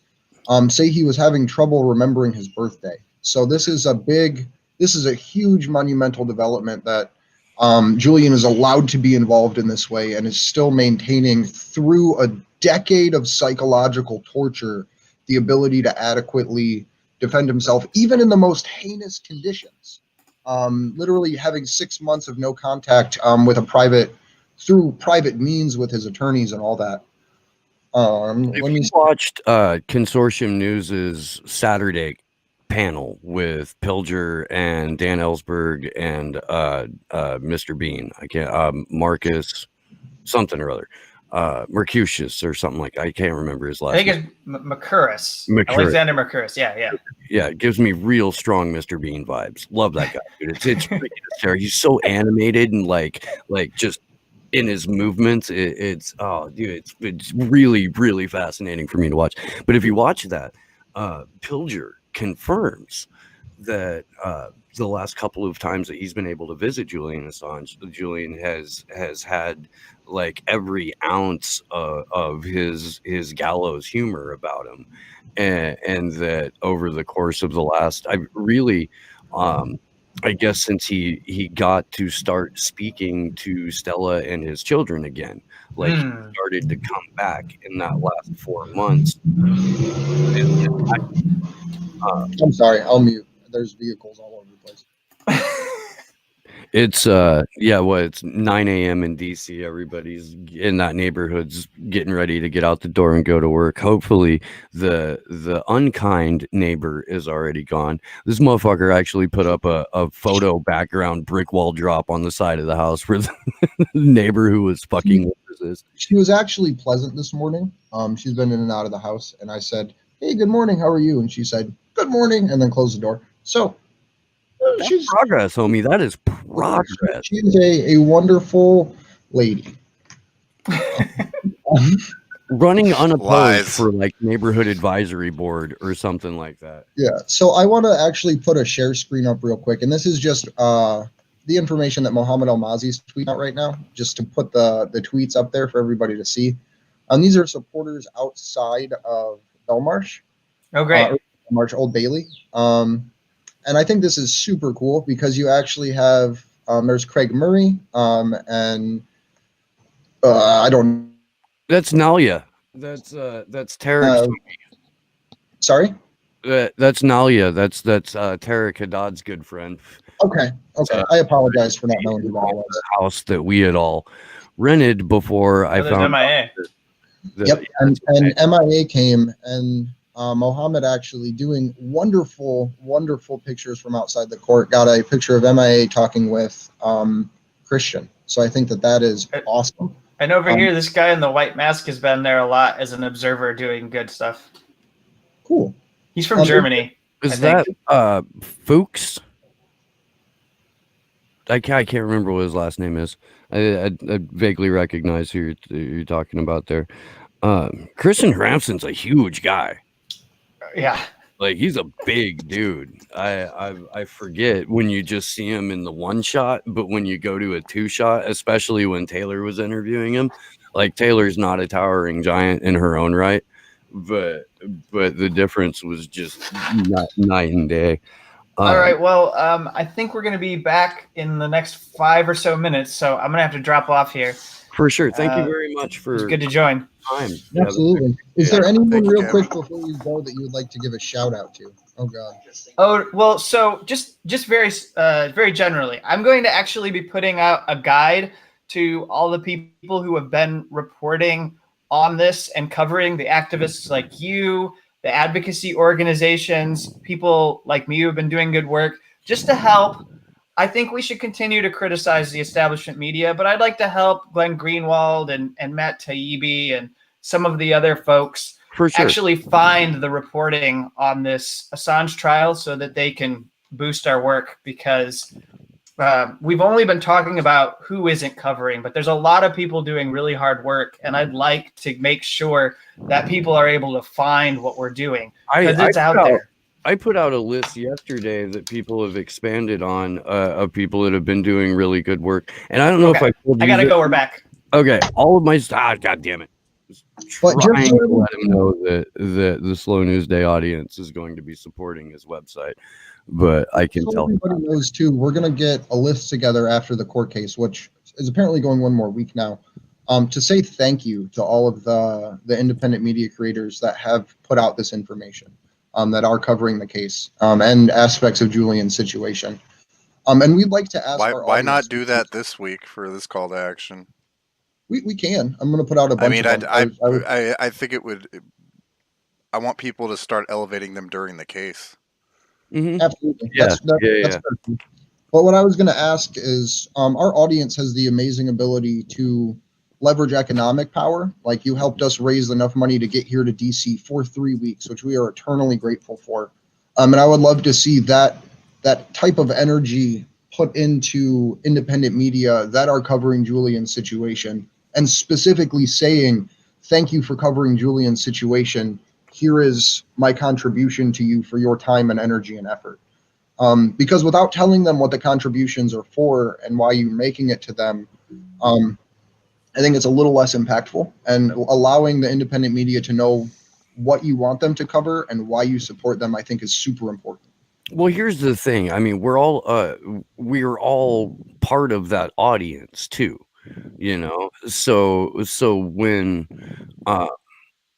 specifically, like when I criticize somebody, it's as a member of their audience, you know, and I will be the first to admit that there are shows that I have a hard time keeping up with just because of the schedule that I keep to my, you know, for myself. But I have never not criticized someone who I am not an audience member of their show. And when I'm coming at them because I have contributed to their channel as an audience member. And as an audience member, I would really like to see this coverage taking place. And when that doesn't happen, I feel alienated as an audience member and less inclined to contribute and more inclined to criticize. And by the way, for the people that are here that didn't hear this the other day, I can't remember if it was yesterday or Saturday on the vigil. No, it was yesterday with Elizabeth Voss. If you are active on social media, please directly hit up on every available platform people with super large audiences like Joe Rogan and try to encourage them to interview Niels Melzer or Juan Passarelli or Kristen Ramson or, you know, like anyone who is WikiLeaks inner circle, or especially like Niels Melzer, who's an outside observer, but significantly qualified to speak to what Julian is going through, because those kinds of conversations are what's going to filter in more into the mainstream. We're kept in such an algorithmic censorship bubble here that it's hard to reach new people. So we're not going to be able to do that unless we get the kind of guests that we have here on Action for Assange, or that have appeared frequently back when Unity for Jay was a thing. They need to be in more mainstream circles, and I 100% count Joe Rogan as a mainstream outlet. You know, I actually, in the way that I do that TYT is a mainstream outlet. On the A4A and MCSC side, I actually just put a link into chat for the booking page on Joe Rogan's website, where you can put in inquiries or request guests for the podcast or submit yourself as a guest. I think it would be awesome if people could. I don't want to make this a formal call to action and like put this out there for everyone, but I think doing it in a kind of intimate stream setting is okay. So please ask the Joe Rogan Experience through that contact page to interview Niels Melzer, or to interview Kevin Gosztola or Christian Hoffman and all of these other people that Steve's mentioning. And that site is where you would go to do it. We have a great ability to leverage calls to action here, and I don't want to and I will not put it out as a formal call to action on the website, but I think putting it in the actual stream itself is okay.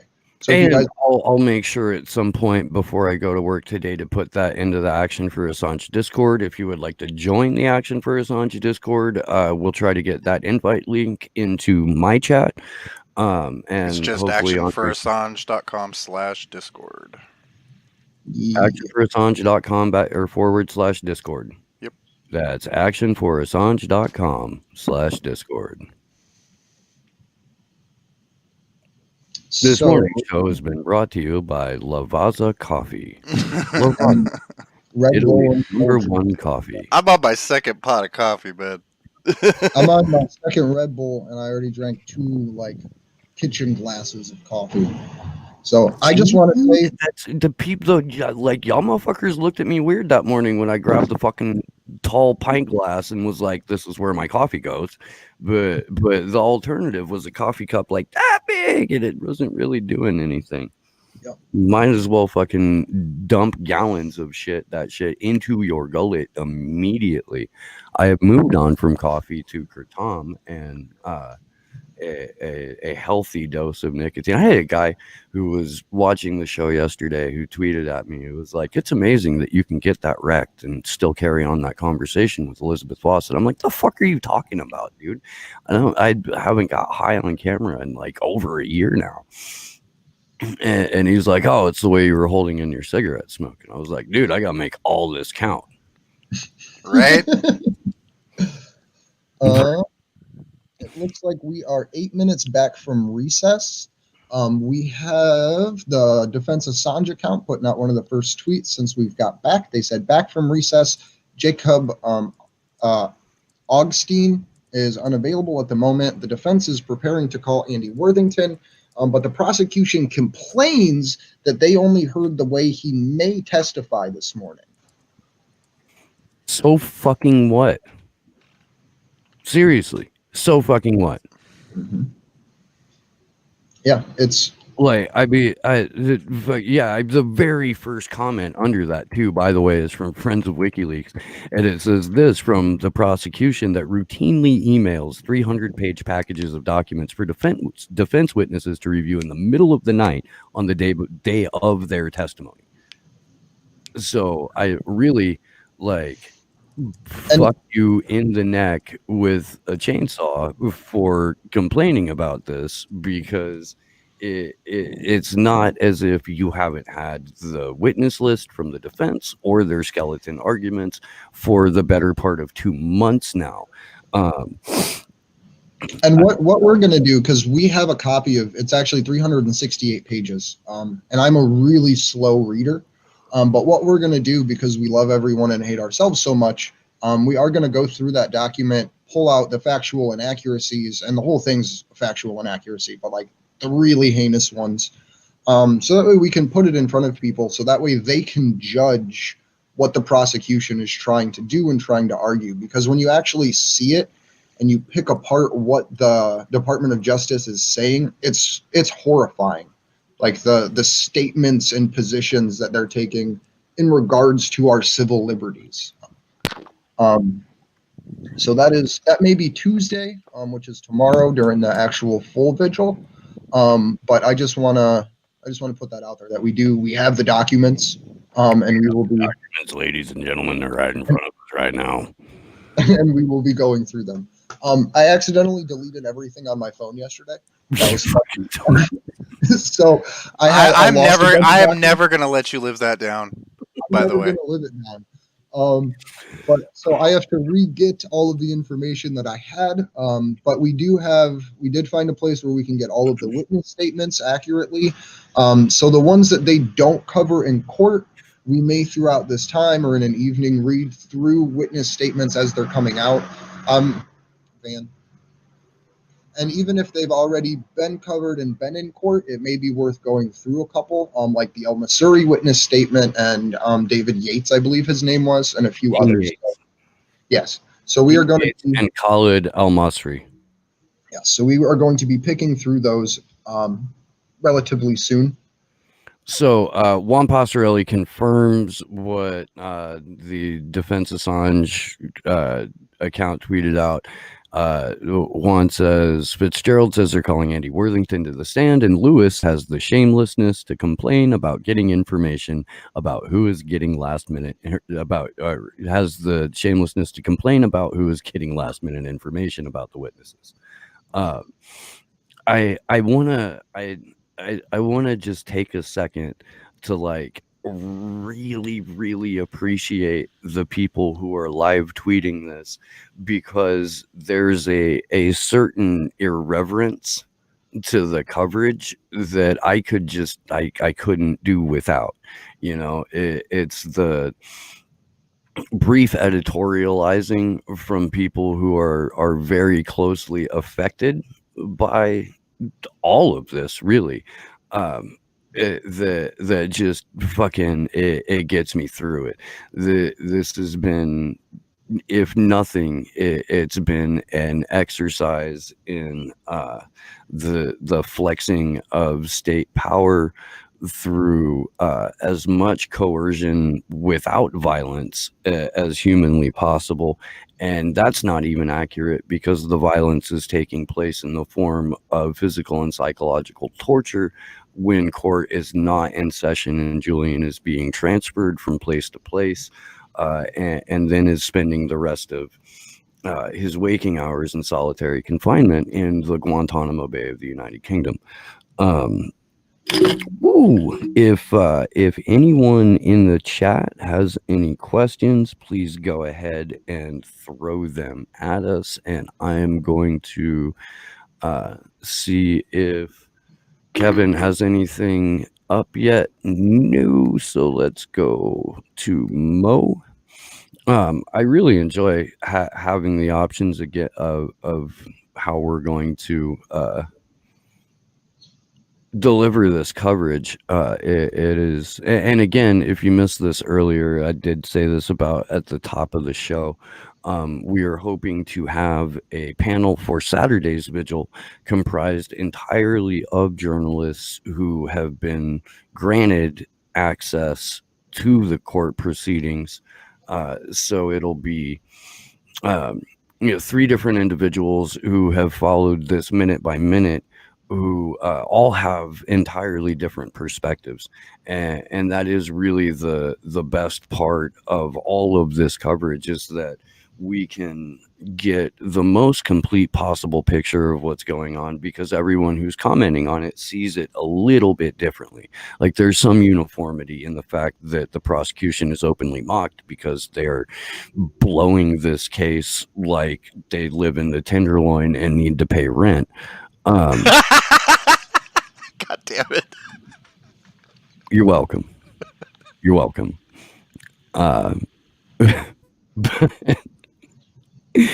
Oh boy. It's early, man. Okay, so as of 2 minutes ago, they're discussing if Worthington should even be produced as a witness or not. And QC Lewis has made the argument that whether Guantanamo detainees have been tortured is irrelevant. That is significant callousness on the part of the defense. Holy fuck. I'm going to go ahead and put that up on the share screen just so you guys can see this with your own freaking eyeballs. This is a quote from, or a summation of a statement from James Lewis, Queen's Counsel. Whether Guantanamo detainees have been tortured is irrelevant. That is the official position, apparently, of the U.S.-backed prosecution. And that's brutal.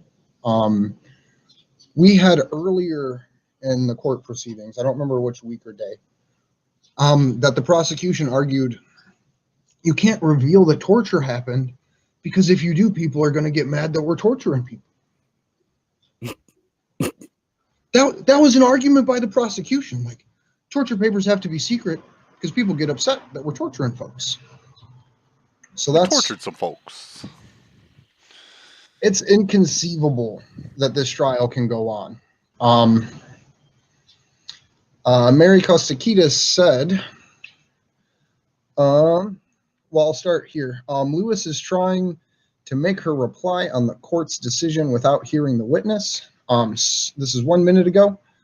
Summers said, and that's the defense attorney Summers, even if you have to make no findings as to whether anyone was tortured, it is relevant that the information disclosed by WikiLeaks suggested that.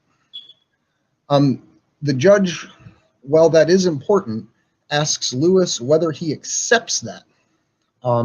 Lewis said, "We do not dispute that the cables have been interpreted by some people," and continues a tweet marked 3 seconds ago, "to be evidence of torture, but the U.S. does not accept that there has been." Summers says, the other issue is who published the material and in what order.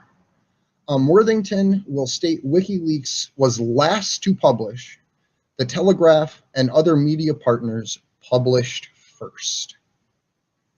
And so this is more or less the theme of today, is who put this information out first. Lewis, in response to Summers' statement about who published first, Lewis says, "We do not accept that."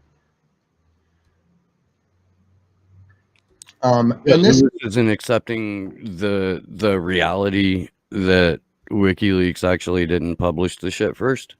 Yeah, that's what Lewis is arguing. And this is an hour and 20 minutes after the prosecutor and the judge both agreed that WikiLeaks did not publish the unredacted names of informant or the unredacted information first. So this is pretty gross. I think would be the only real. I mean, you know, so if Tim Lewis was on the stand, right, he would have responded, "Well, we don't accept your prosecution of journalists," right? So I just want to make sure that that's out there, because we, as the citizens of the world, do not accept what is happening. So Lewis trying to not accept what is happening is not acceptable, because 20 minutes ago, or an hour and 20 minutes ago in court, it came out that the prosecution and the judge did accept this. So I'm interested to see where this leads to next in all this.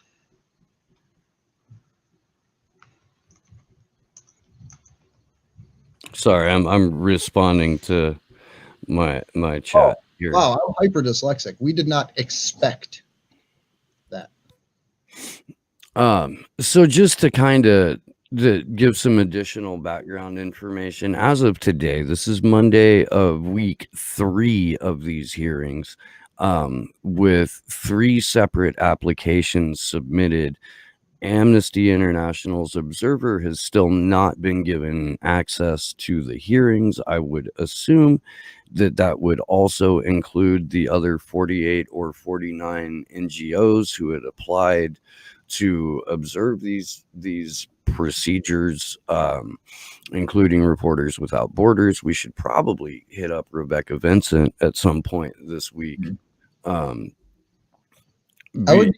I think it would be really interesting to get Rebecca Vincent and Mike Bellington on together to talk about the particulars and implications of this from her standpoint as an international observer defending free press, and his standpoint as someone that reports on intelligence agencies. I know that you want to have hippie moderated crossfire, Andrew, but like I'm not sure if I'm down for that. You're gonna have to sell me.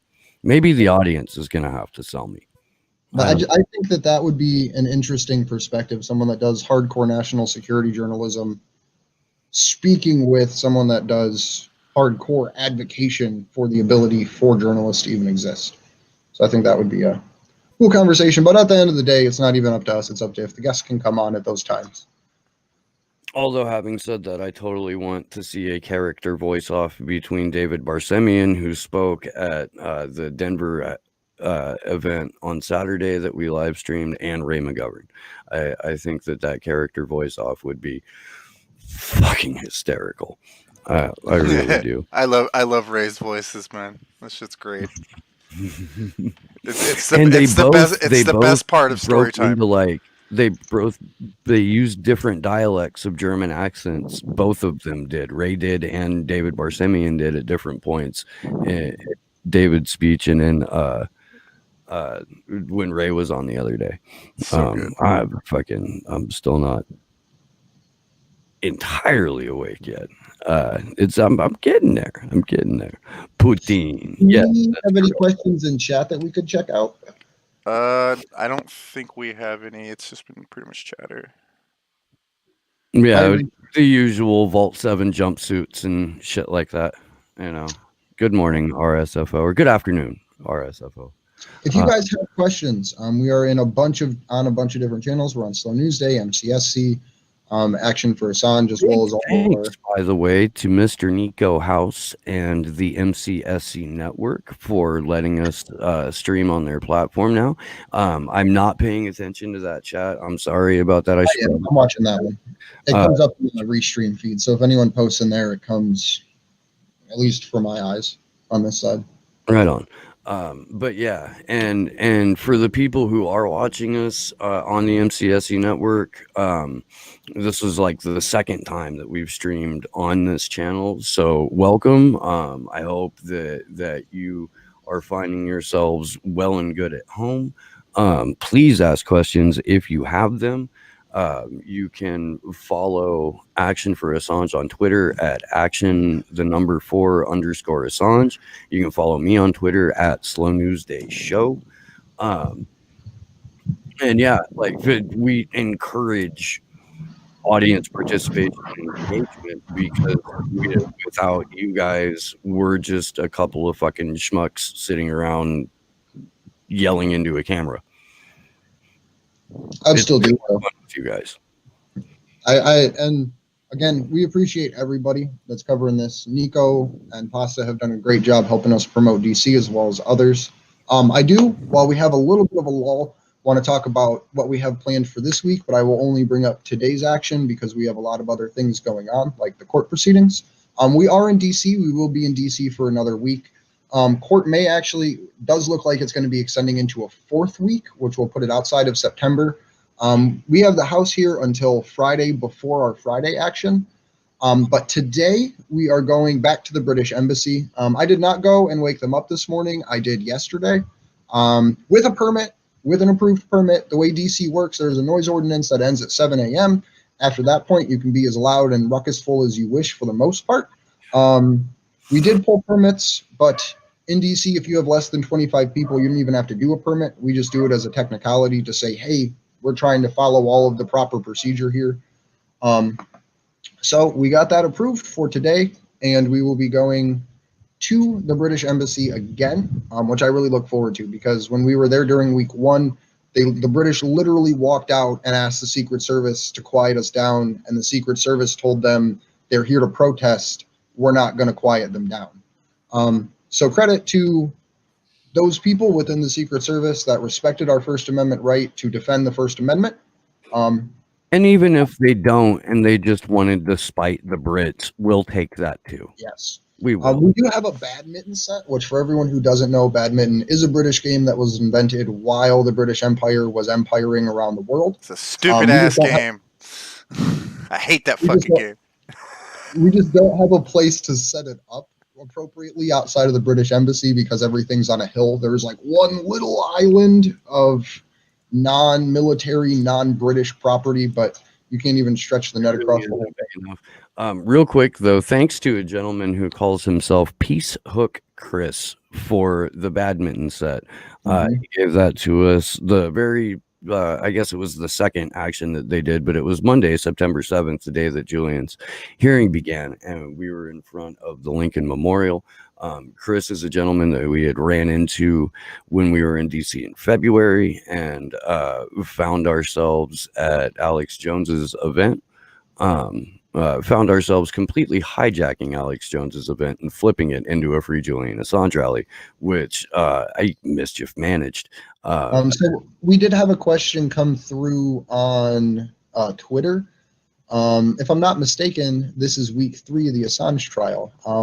How long is it expected to go on, and where can I get an overview? If you go on YouTube and look up Shadowproof or go to their website, you can get overviews there. Craig Murray's Consortium website. News has been putting out really good breakdowns at the end of the days. Yeah, so every day at noon East Coast time, on Consortium News's website, or on Consortium News's YouTube channel rather, Joe Lorio will do 12 to 20 minutes of daily recap. Kevin Gostola on Shadowproof's YouTube channel will do about the same 15 to 20 minutes of daily recap. As far as like a giant overview of the court case, it's a little bit harder to find because it has been almost 2 full weeks of testimony. So it's a little bit too substantive to put all into one show. However, this past Saturday, 2 days ago, Consortium News did what they called the extra edition because they're fucking clever. And that included interviews with John Pilger and Dan Ellsberg. Ellsberg, of course, testified on Wednesday of last week, and was actually treated pretty deferentially by the prosecution, which I was both grateful for and surprised by. So I want to circle back because we have a bunch of new tweets out from Defense Assange. That's at Defense Assange on Twitter. This is as of 18 minutes ago. The prosecution says the position is similar to that regarding El-Masri's statement. They do not want to stipulate things like political determinations. The defense explains Worthington's statements that Worthington's statement includes that other courts found the Guantanamo Bay detainees had been tortured. The defense does not need this court to determine that they were tortured, but wants to accept that other courts have determined that. This is linked to the defense's argument that the result of the publications by WikiLeaks were. Prosecution says your position is that it's completely, or our position is that it's completely irrelevant, referring to the prosecution or a statement by the prosecution. Still debating what the parties can agree to on the statement. The prosecution says the U.S. doesn't want the U.S. wasn't a party to the Strasbourg quote. The defense notes that it's included in the Senate torture report. The defense also notes that Worthington's statements include the fact that the Telegraph published Gitmo detainee assessment briefs before WikiLeaks. Prosecution agrees on the chronology. Chronology. Disagrees on, sorry. Thank you. The prosecution disagrees on the chronology, so Worthington will have to be called.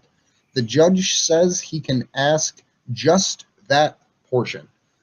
So we are going to be having Worthington taking the stand here, which I think is wonderful. The last tweet that came out just a couple minutes ago, 2 minutes behind, I believe. Oh, go ahead. No, go ahead. Trying to prevent future delays, scheduling issues, we may soon have another recess for the parties to reach agreements about witnesses and the schedule. Defense references a statement from Cassandra Fairbanks, unclear if it's been agreed to yet. And if I had to guess, that may be the statement about Rick Grinnell and the British ambassador's work to facilitate the purchase of Julian Assange by the UK at the behest of the United States by making that $4.2 billion international monetary loan fund to Moreno, I hope that's right, in Ecuador. It's either that or it's her one-woman vigil in front of the embassy when she basically stopped an assassination attempt against Julian. Those are probably the two most noteworthy contributions that Cass has made in terms of this case. And I think she was the one as well that went to the embassy to inform Julie. This is according to her statements that we got from the first week when we interviewed her with Jason Burmis. She said that she was the one that actually went to inform Julian that the prosecution was going to be focusing on the Manning documents. So I think that that's a really important thing too, because the way that she got that information is very, very important and relevant to showing how this situation is political. If you're unfamiliar with that story, what happened was back in, I believe it was 2017, Cass got put into a Twitter DM group with a number of mid to higher ranking Trump administration officials, including not Grinnell, but what's his name? The German ambassador? That was Grinnell. God damn it. It'll come to me. We'll grab the video and replay it at some point on the vigil. We'll have Josh. We never cleaned up the audio of that. It's pretty. You can't Well, hardly we hear cleaned it. it up as much as we possibly could, but it's still pretty shitty. That's what happens in a hotel lobby. I think Yes. the best copy of that I think is on Burmis's channel. Next time something like that happens, we will live stream and then also have a separate device just recording, so that way we can get quality audio. Well, that if wasn't there is even something. that wasn't even a planned thing. That was from the crash. No. sheet, Oh, so. oh, I know. That was very like, whoa, this is happening. Let's keep it. Yeah. Holy shit, we have this one opportunity to get this interview. Yeah, it's in a noisy hotel bar, but fuck it. We do it live. The last time I said that, Jason Burmis magically appeared in my chat. So maybe That's I awesome. It's kind of like Beetlejuice. If you say we'll do it live 3 times during this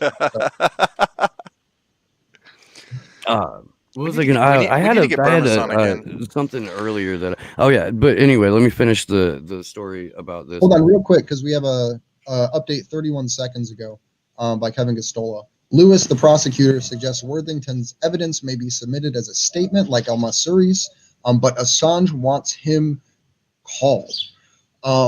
So this is the point where we need to keep some eyes on this, because the last time that Lewis said he didn't want someone to be cross-examined,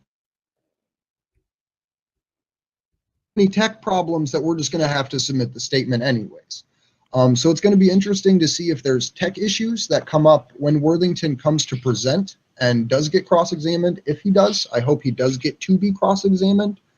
But I'm also interested in if they're going to pull in El-Masuri again and not let him testify because of the technological issues. So I just thought that was, you can continue. I just wanted to put that out there as it was happening. So in, I believe, January of 2019, because of information that she had received in this DM group, Cassandra had gone to visit Julian in the embassy and told him, after having all of her devices taken from her, and then however many scans UC Global decided to give the CIA, did that. She was going in there to have him sign a book for her boyfriend at the time, and she told him, so I found out through this DM group that I'm in that the charges that are going to be levied against you directly relate to the Manning leaks. And in less than 48 hours, she received a series of threatening text messages. And god damn it, dude, I'm gonna have to go find out who that was, because it's bugging the shit out of me. But she also leaked I believe it was two phone calls that Rick That was Grinnell. later. That was later? Okay. That was after she put out some information on Twitter that was already public, and Rick Grinnell literally yelled at her because the administration would get mad that information is proliferating. So I hope all of this gets to come out when Cassandra testifies, because it is the key thing in the fact that this is a political case. Or one of the key things. Not that everyone doesn't already know that, but to get it entered into court record would be rather big. Do we know? wish I could have asked Kevin this because I don't think it's been fully addressed yet. Do we know if UC Global that court case has been admitted into? It hasn't. Nothing about UC Global has been discussed so far. In fact, the U.S. government is trying everything they possibly can to not allow any testimony for relating to the UC Global case. Hopefully, it will be through Cassandra's statements that may come in. Not to try to jinx anything, but she was someone who does get to testify that was directly impacted by UC Global's aggressive and authoritarian surveillance and illegal surveillance of Julian, because she was literally locked in a closet for a few hours, if I remember the story right, at the behest of the people guarding the Ecuadorian embassy. Yeah. But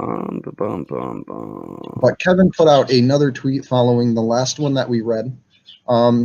So just to read the last one again, Lewis, the prosecutor, suggested Worthington's evidence may be submitted in a statement as like El Masuri's was, but Assange wants to call him onto the stand. Judge Breitzer asks if the defense wanted her to make her finding. Judge Breitzer asked if the defense wanted her to make a finding that the Gitmo detainees were subject to torture. Summers says yes, that they were found to have been. Breitzer plainly states that she would not issue such a finding on any detainees. So you have Vanessa Breitzer, concierge of the State Department, once again doing her due diligence to make sure that information in this court hearing is suppressed, to the point that she's not willing to accept the findings of other court cases and the Senate torture report to say, yes, there was torture that happened to these people, which would then open the door for the public interest to be once again brought up in court. So for my own edification and for clarity, the liaison that Cassandra Fairbanks was both speaking with and threatened by is named Arthur Schwartz. I just had it in front of me and then I switched screen. Do Arthur Schultz. I thought it was Schwartz. It is Schultz. So what had happened is Cass goes into the embassy, tells Julian, hey, this is what your charges are going to be related to. Within 48 hours, she is accosted on the phone by Arthur Schultz, who had direct information of her conversation with Julian Assange.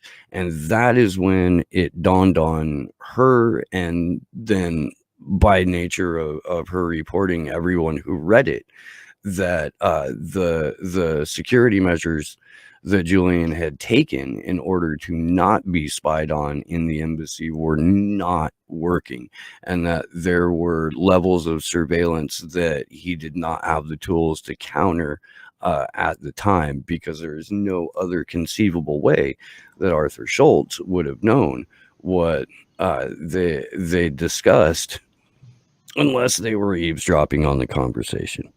Which is tantamount to committing espionage, I believe would be the proper term for that.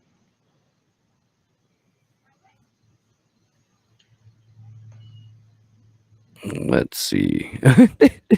I mean, you're not wrong. You're not.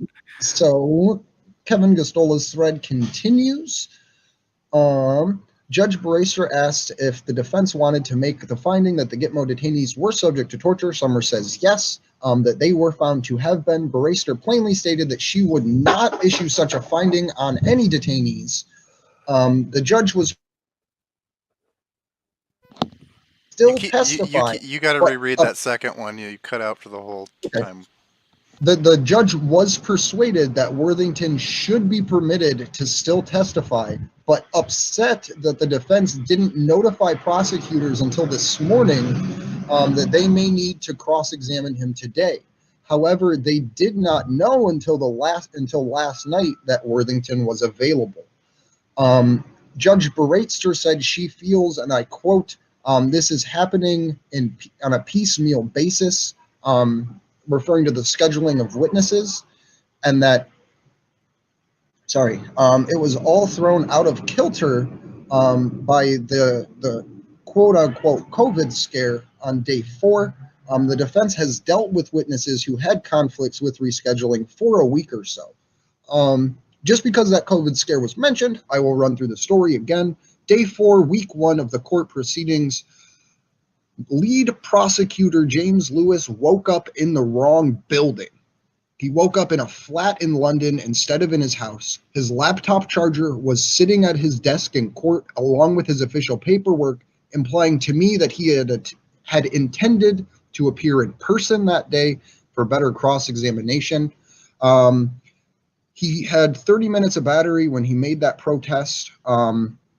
He connected on a second device where the court's technology got in the way of him being able to see the court and having the court see him, but he was able to be heard, and the court could still, and he could still hear the court proceedings. So Vanessa Baraitser, to her credit, did say, we're still going to keep going with this.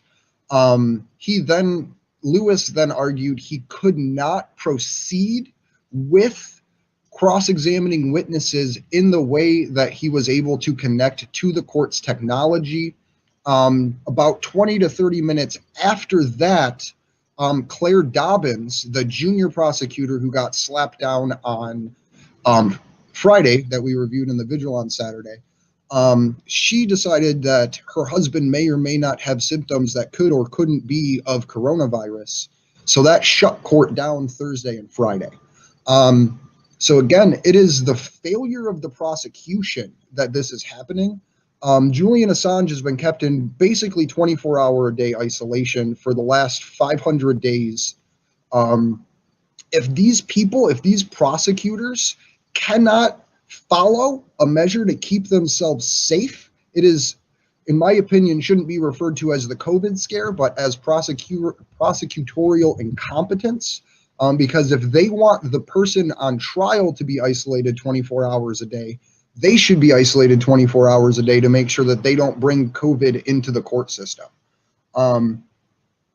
So just to catch everybody up there, it is the prosecution's fault that the witnesses have had to have been staggered and laid out in a different way, along with the amount of time that the prosecution was allowed by the court to cross-examine them. Because in some cases, it has been an excess of 4 hours that people have been cross-examined by the prosecution. Kevin continues, the judge is forcing the defense and prosecution to come together and go through the remaining witnesses to figure out whose testimony can be agreed upon for statements and who can't, and set out a calendar for the next week so they do not do this every day. There isn't any confusion over the next 4 days. Who the defense has scheduled are the medical professionals that will testify to Assange's health. So we had a question earlier about how long this is going to go. It's at least going to be into a 4th week, if not longer, as heinous as that sounds. So I'm just keeping that out there, that it's the UK court system, Vanessa Baraitser and Arbanath, who are the judges presiding over this, that are allowing the prosecution to drag this out a little bit on day 4, because we were watching live as that COVID scare, as Lewis woke up in the wrong house without any of his material. So real quick, just for an update with where we're at in terms of the hearing. This is from the Assange Defense account on Twitter. This is about 11 minutes ago. Lewis then again complains witnesses give long, complex answers, fucking cry about it, die mad. A half-hour recess now as they try to sort more testimony, agreement, and witness schedule privately, and that is likely that the statement by Cassandra Fairbanks will be read after that half-an-hour break. So that's where we're at right now. We're about a third of the way into another recess. This would be the 3rd break of the hearing this morning. We have managed to get through one witness. That's Christian Grothoff. who's a professor at Bern University in Germany. We are expecting testimony now, maybe from Andy Worthington, and also the reading of a prepared statement from Cassandra Fairbanks. So that's where we're at the moment. In the meantime, I want to encourage people again to support the outlets that are providing the live updates, who have access to the video feed and the court hearing. Kevin Gostola and Shadowproof, Consortium News, the Defend Assange campaign in general. Stella Morris has a fundraiser up. Please go look at that and consider donating to the Legal Defense Fund. They're already at about $500 million, I think. Like I think I may have that way wrong. Might be $500,000. Ms. Assange put a tweet out, and I don't know the status of it right now, but I remember this from a couple days ago, where they were $32,000 short of the $150,000 goal. So I'm gonna find, because it's pinned everywhere, I'm gonna find Stella Morris's GoFundMe, and I'll pull that up and drop that in chat too. So let me hop over there. Oz whistles in my chat. Lewis is lucky to have a brain cell left in his dome after that party last week. Of course, everything seems complex too. Lewis is going to be lucky to have a fucking job after all of this. Dobbins and Joel Smith as well, because this is going heinously bad. But just as an update, they are at the Stella Morris's fundraiser is at 136,601 pounds. That sounds pretty heavy, but they still need about 24,000, a little less than that, because they are aiming for 150,000 pounds, at least for this current stretch goal. So I don't know how that adds up precisely, but I will drop this into chat. I don't know what the conversions are from pounds to It's irrelevant. dollars. I think the pound's worth more. It is by like 1.5 or 1.75. I'm gonna have to get out of here in the next like 25 minutes or half an hour. It is tragically rapidly approaching time for me to go to work. But in the meantime, I want to continue with the list of people who are covering this live. That if you are so inclined, please do support, and that's also going to include our good friend Mohammed Almazi, whose own website is called The Interregnum. He also writes out of Sputnik, Tariq Haddad, and Watchdog. Juan Passarelli, who you can support mostly by supporting his production company. Juan put out a documentary about a month ago. We were able to have him on a vigil a few weeks back. I think it was during the same weekend of the original release. It's a very, very well done film. We blasted it all over Washington, D.C. in the first week, including the captive audience we had, as well as the captive audience that we had inside the British Embassy. And let's see, I think I mentioned Consortium News. If not, going and you should be supporting CN anyway. Like there's very, very few outlets that are publishing not just the stuff that Joe and Elizabeth write, but also Ray McGovern gets published there. Every VIPS memo gets published there. John Kiriaku's work, it can be seen there frequently. Caitlin Johnstone. So they really they're really setting an example for how a fearless adversarial media organization is supposed to operate. So we had some Defense Assange tweets come through 21 minutes ago, which gave an actual outlining of what was happening before they went on recess again. Prosecutor Lewis says many of these witnesses are repetitive. If they were all witnesses talking about different things, we'd move faster.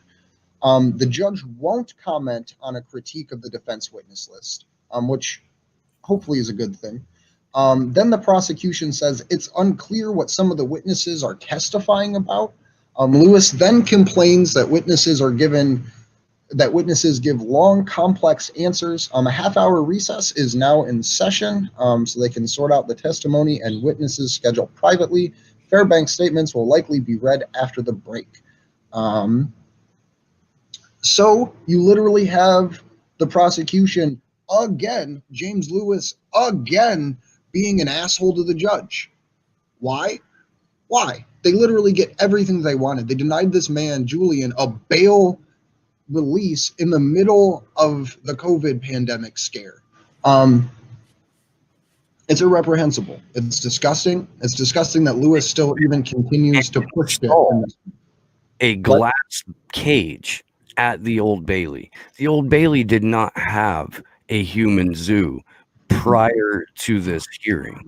Like the measures that the state has taken to interrupt a regular lawyer-client conversation are really unprecedented here. That's what, and Kevin was talking about this earlier when he joined us, that it's almost like a dare that the State Department is daring the judiciary to rule against them. It's based, like, if you're a sports fan or you watch American football at all.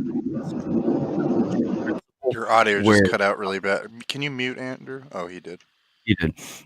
This is the Bill Belichick principle, where if a rule has to be made to stop you from doing something, and until then, what you're doing isn't illegal.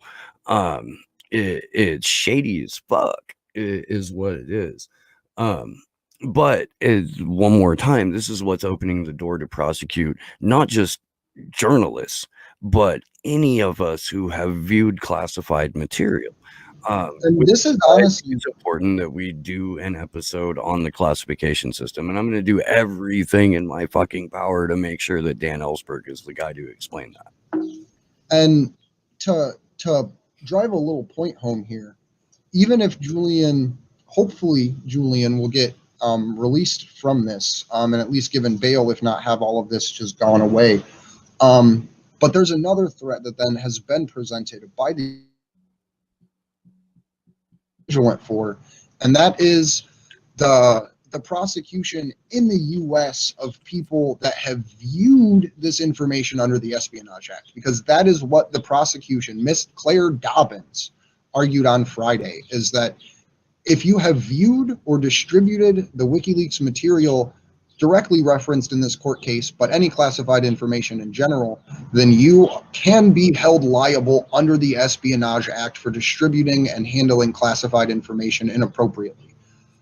So even like that is one of the things that terrifies me, is the fact that now that has been presented in court, we have a very real possibility of someone domestically being prosecuted with that same level of, malice, and having it be directly in the Eastern District of Virginia, where we're not going to be able to follow it as hardcore as we do for this. And it'll probably be a person that isn't as much of a public figure as Julian is, just to try to get a precedent like that set, to amend the Espionage Act specifically to include wording that does allow, like, flagrantly everyone to be prosecuted for reading WikiLeaks disclosures. Question in my chat from Haza. What are the consequences for the UK if they don't extradite? Is anything known about that? So in terms of consequences for failure to extradite, do you mean, like, would the US State Department retaliate against the UK for not fulfilling their desire to further torture Julian Assange? I don't know. I mean, what would happen And if for some miraculous reason extradition is denied on this first round, is that the state would immediately appeal. And it would go to a higher court in the UK, and we would see a rehash of the bail arguments, the compassionate release arguments, and then the UK appellate court, or their version of an appellate court, would be in charge of the next actual quote unquote extradition hearing. But that's about the extent of what I know.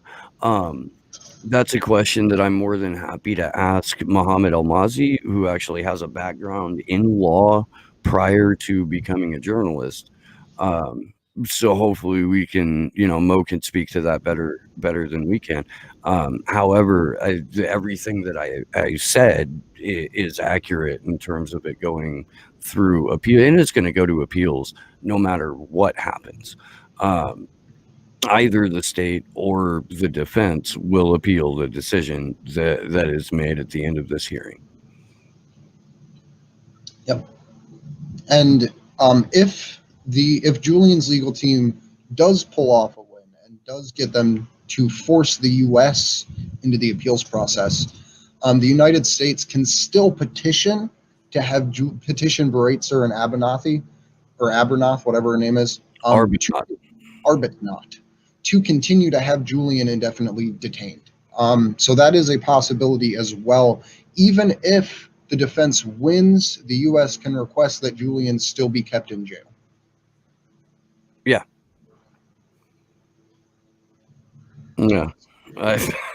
Because, cartoon. Right. Because, I mean, that's British justice, right? Like, that's what we're seeing here play out live, is a fair, open, and just trial according to everything that the UK says about itself and its own propaganda, that there is no higher quality of justice than the British open legal system, which is a joke. We don't even have information on Baraitser. So I am checking here to see. It's probably going to be worth going through just in and of itself Richard Medhurst's threads, because he provides so much context and such a great position on this. So I actually want to read his last tweet from 20 seconds ago, and this is prefaced with warning graphic. Judge Baraitser tells the defense she will not make a ruling on the detainees being tortured in Gitmo, despite it being established by the committee study, the Senate Torture Committee, of the CIA's detention and interrogation program. So I want to read just this section that he's linked here. At least 5 CIA detainees were subject to rectal rehydration and rectal feeding without the documented medical information necessary. The CIA placed detainees in ice water baths. The CIA led several detainees to believe they would never be allowed to leave CIA custody alive, suggesting to one detainee that he would only leave in a coffin-shaped box. One interrogator told another detainee that he would never go to court because we can never let the world know what I have done to you. CIA officers also threatened at least 3 detainees with harm to their families, to include threats of harm to the children of the detainees, threats to sexual abuse of the mother of a detainee, and the threat to cut a detainee's mother's throat.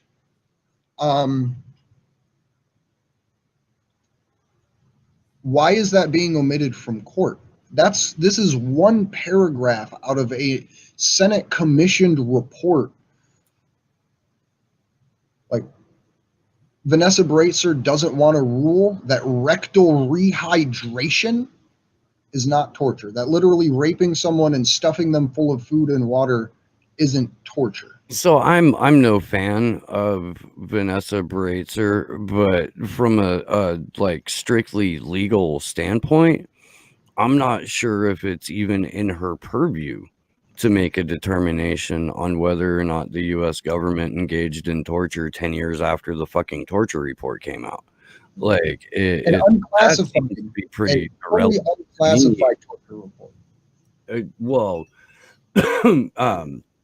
it wasn't a classified torture report because we've had Ray McGovern talk about how it became part of the Senate record, but that Brennan and Clapper did everything in their power to try and hold it up and prevent its release. There's a Consortium News article about it. Today's show is accidentally brought to you by Consortium News. We apologize in advance for the swear words. Sorry, Joe. So just to read part of this statement, the full Senate committee report, which totals more than 6,700 pages, contains classified, remains classified, but only an official Senate, but is now an official Senate report. The full report has been provided to the White House, the CIA, the Department of Justice, the Department of Defense, the Department of State, the Office of the National Director of Intelligence, in the hopes that it will prevent future coercive and torture practices and inform the management of other covert action programs. As the chairman of the committee since 2009, not me, but whoever refers to themselves as I, write to offer some additional views and context on this history. I linked this in chat, at least on our side, so I would like to encourage everyone to check it out because this is a 525-page long PDF with redactions in it, but it is not classified. And I don't know if we'll dig into this one too hard because this is a pretty intense topic and we've covered CIA torture programs a lot in this last 2 weeks. But I would like to at least pick it to pieces a little bit, but we have so many other documents that I don't know if we'll get to this in time by the trial ends, but it will be something that we look into. Do we have any movement from the court again? Let's see where we're at. Doesn't look like it. Yep, court. Let's see what the Defense Assange team. No, the last tweet from Defense Assange, just to remind everybody, Lewis then again complains that the witnesses give long, complex answers. A half an hour recess now as they try to sort out the testimony and statements of witnesses scheduling privately. Fairbanks' statement will likely be read after the break. I'm actually going to see here if I can find Cassandra's statement before we get into this, just so I can have it pulled up for everybody. Is there a link to her statement? There's a website that I found that hosts all the statements that I've verified is a good source of documents. Someone? No, that's not Cryptome. I don't even remember the name of it. I got to check.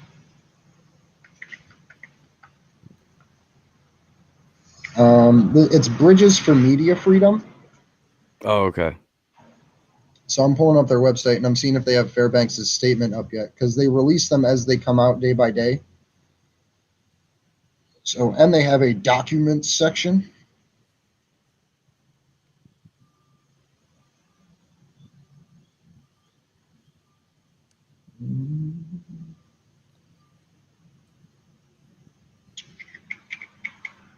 Sorry, we do it live here, guys. I apologize. We do it live. If we say it enough, Jason will show up. I fully believe that.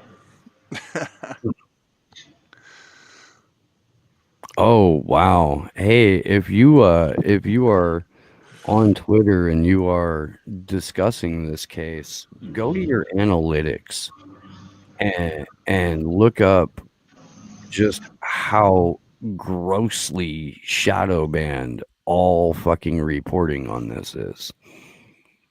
I have noticed a nearly complete fucking assassination of the reach that my Twitter account normally gets. That's unfortunate. So I do not have the statement for Fairbanks from this source, and I don't know if it's on Cryptome. I would be surprised if they released it before it's read in court. I agree. They can I get in was just trouble for hoping- that.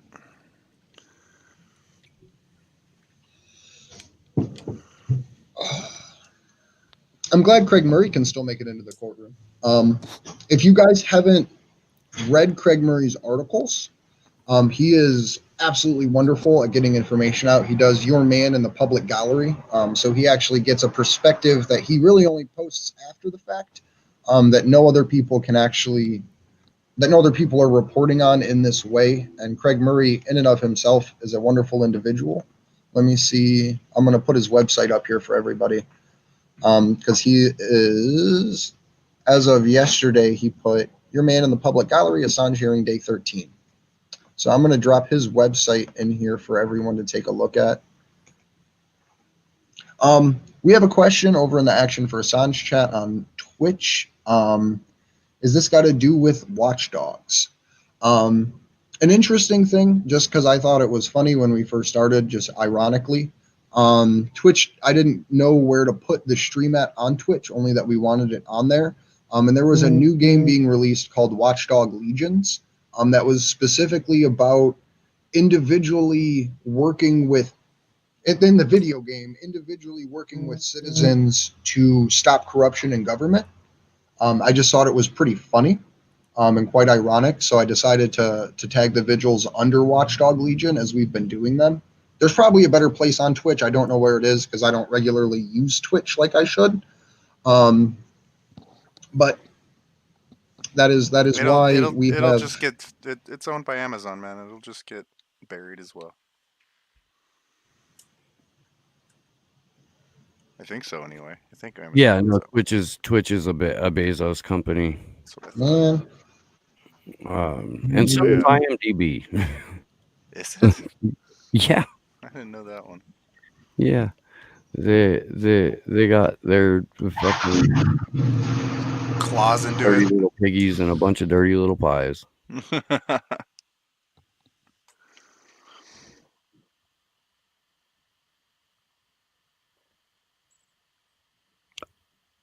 Let's see. Today's awkward moment of silence is brought to you by the internet. I'm getting so tired, man. I'm exhausted. I'm hoping that they come back here for the next couple of minutes, because I would like to get a couple of more updates in before I have to go. so this is an interesting thing I got from Nico a little bit ago. He said, I won't read it verbatim, but that hashtagging free Assange may be hurting us in the algorithms. That he didn't get a notification from his own channel that this went live. Oh yeah, So I just think I get about half of the notifications, so we can always take that out. Yeah, At least it's the not, hashtag. doesn't particularly bother me.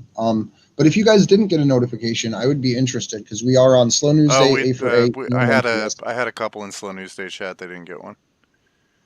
The Cassandra Fairbanks statement is being read live in court right now. So let me You're breaking up. case live as it is coming out. We are relying on those who have access to the cloud video platform to be live tweeting. So let me click through here to see where the updates are and what everyone's saying. Just refreshing all the Twitter threads.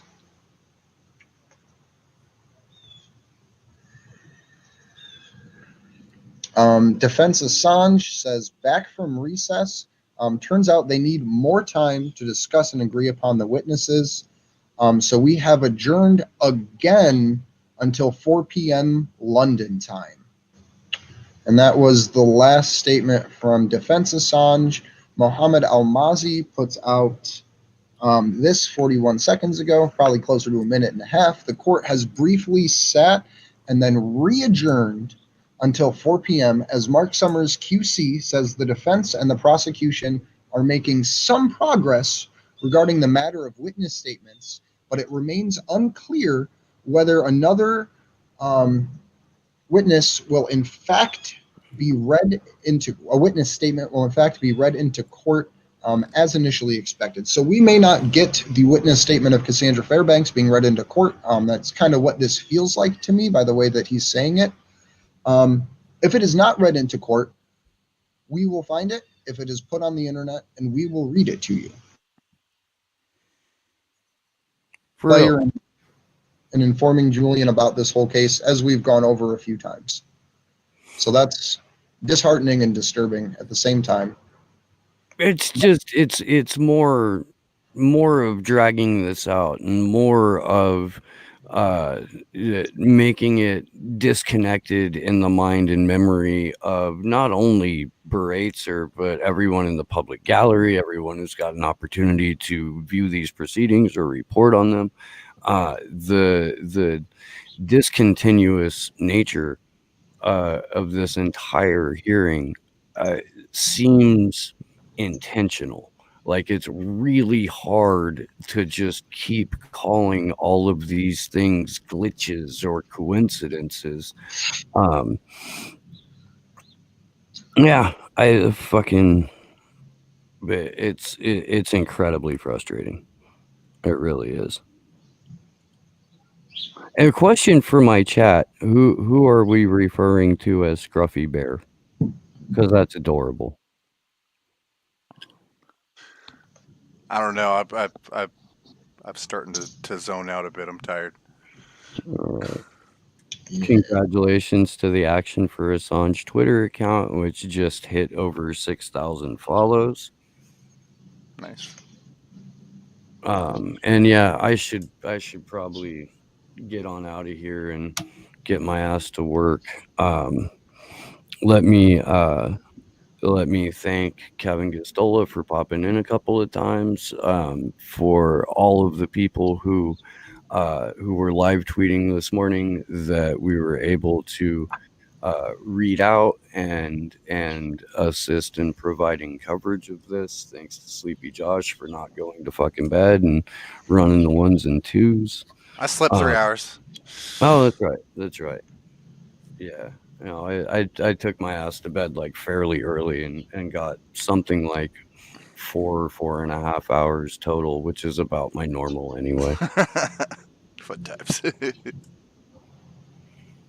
So when is 4 o'clock? That's another half hour, I think. Another half hour.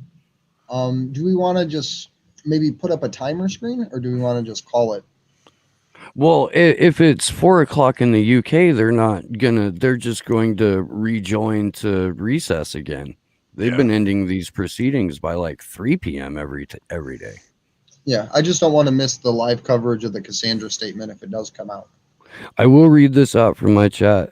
Watchman says, FYI, Tampa will be having a Million Mask March again this November 5th. Sweet. November 5th, worldwide, the Million Mask March will be taking place. If you, I believe if you go to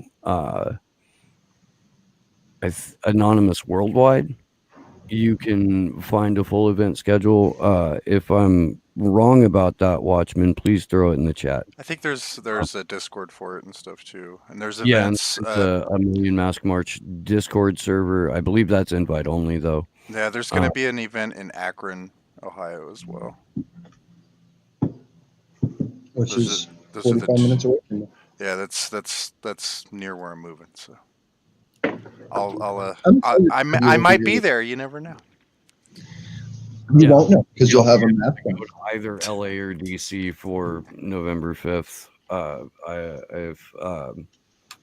actually need to reconfirm that LA is having one. But I will definitely show up for that.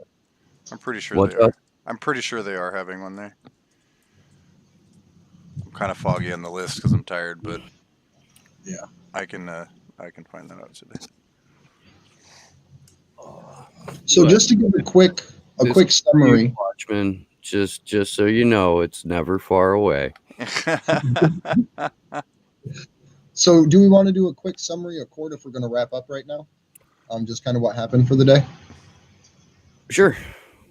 So this morning we had a relatively new, this is like the third tier hitter here, Joel Smith for the U.S. prosecution, step up to question Grothish. What? Right? What was the witness's name today? I hate names. People should just names. But Andre I'm sorry. I'm tired. Grothoff. Grothoff. Joel Smith, who is a new face essentially in the prosecution's proceedings here, questioned Grothoff and had attempted to not discredit him because his credentials are relatively impeccable, but to discredit the people and media outlets that WikiLeaks had worked with while publishing this information. I would say the biggest development out of court today is the fact that the judge and the prosecution were both forced to agree with the defense that it was not WikiLeaks who released any unredacted information, that it was David Lee in his book that published the key to get the unredacted documents, and that WikiLeaks had made attempts to make sure everything was redacted, as we know from previous court hearings. So the fact that the prosecution can no longer argue about who released first and who is culpable is pretty huge, because the prosecution literally opened the door today to prosecuting David Lee for what Julian is on trial for right now. So that was one of the biggest developments out of court today. Is there anything you think is worth highlighting as a big milestone? So we've aside from the timeline thing, or the David Lee thing, like we've established, because again, the bulk of Christian Grothoff's testimony was about the release of the password to the Cablegate. And who was culpable for it, where the burden of ownership for the release of full unredacted names of informants and diplomats and whatnot were released. So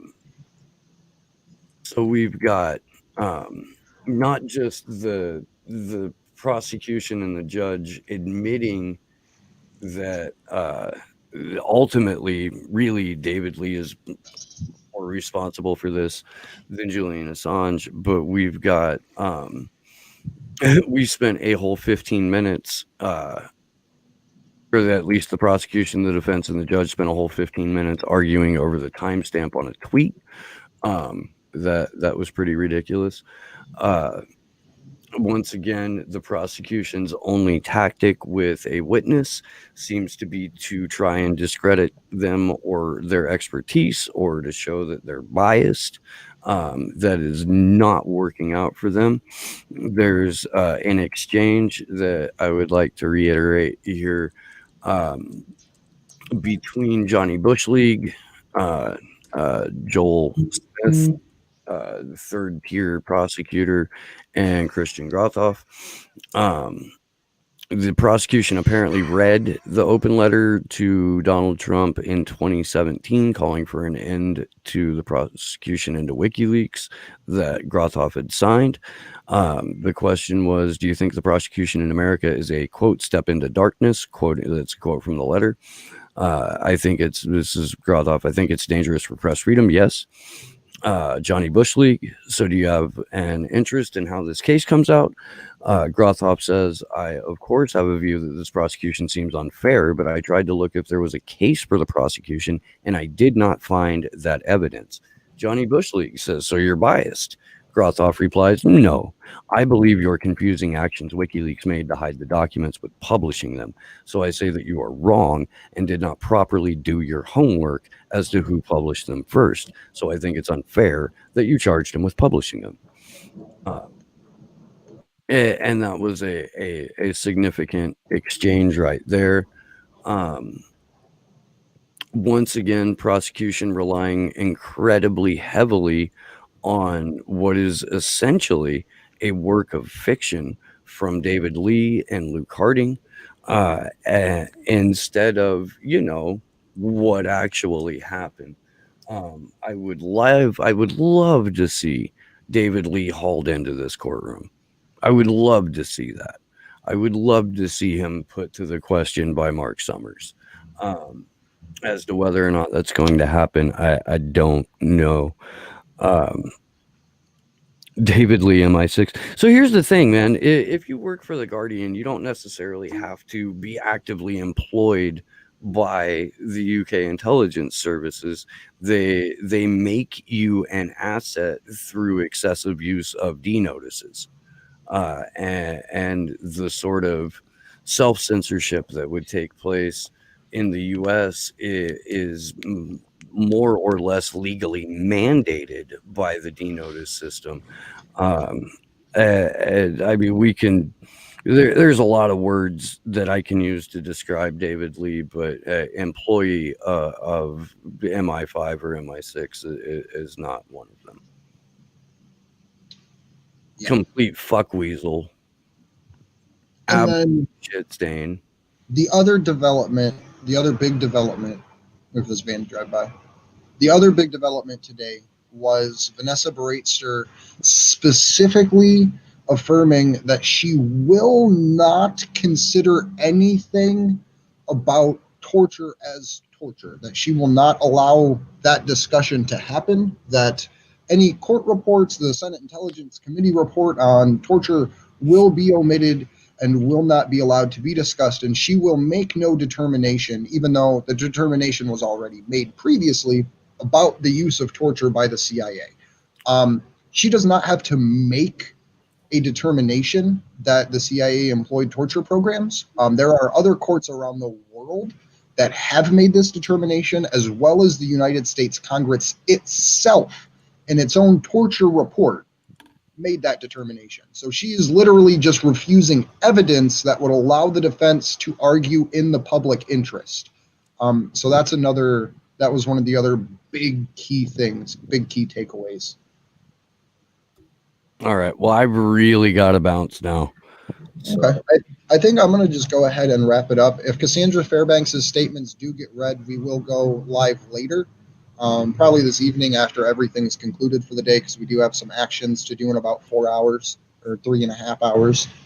So if court does go back in session, we will cover it at the end of today.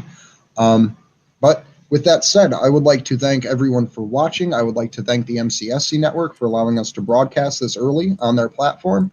And ultimately, I would like to thank everybody for watching and participating, because we are trying to make sure that this case is not forgotten and that full context can be given as the proceedings go through, because we're not given a public feed. So thank you, Josh. Thank you, Steve. Thank you, Kimber, and everyone else behind the scenes that helps make this happen in real time. You can find us on Twitter at action_Assange. You can find me at Andrew Zigmund, Zigmund. I'm Steve Poikinen. In addition to this, I host a show called Slow News Day. You can find it on YouTube by typing in Slow News Day Podcast into your search bar. I'm also on Rockfin and D Live. I just had a wonderful conversation with Elizabeth Lee Voss yesterday. So please do go check that out if you haven't. The post-show conversation that I had with Elizabeth Voss too was just so fucking cathartic, and I'm so very glad that none of that got recorded. Yeah, thanks everyone for hanging out. Thanks again to Kevin Gastola for popping in. Hopefully we can continue with that with not just Kevin but other people who have been covering this case via the live video feed throughout the week. Thank you, Andre, Mean Panda, Sleepy Josh, on the ones and twos, and we will see you guys later. Good luck to us all.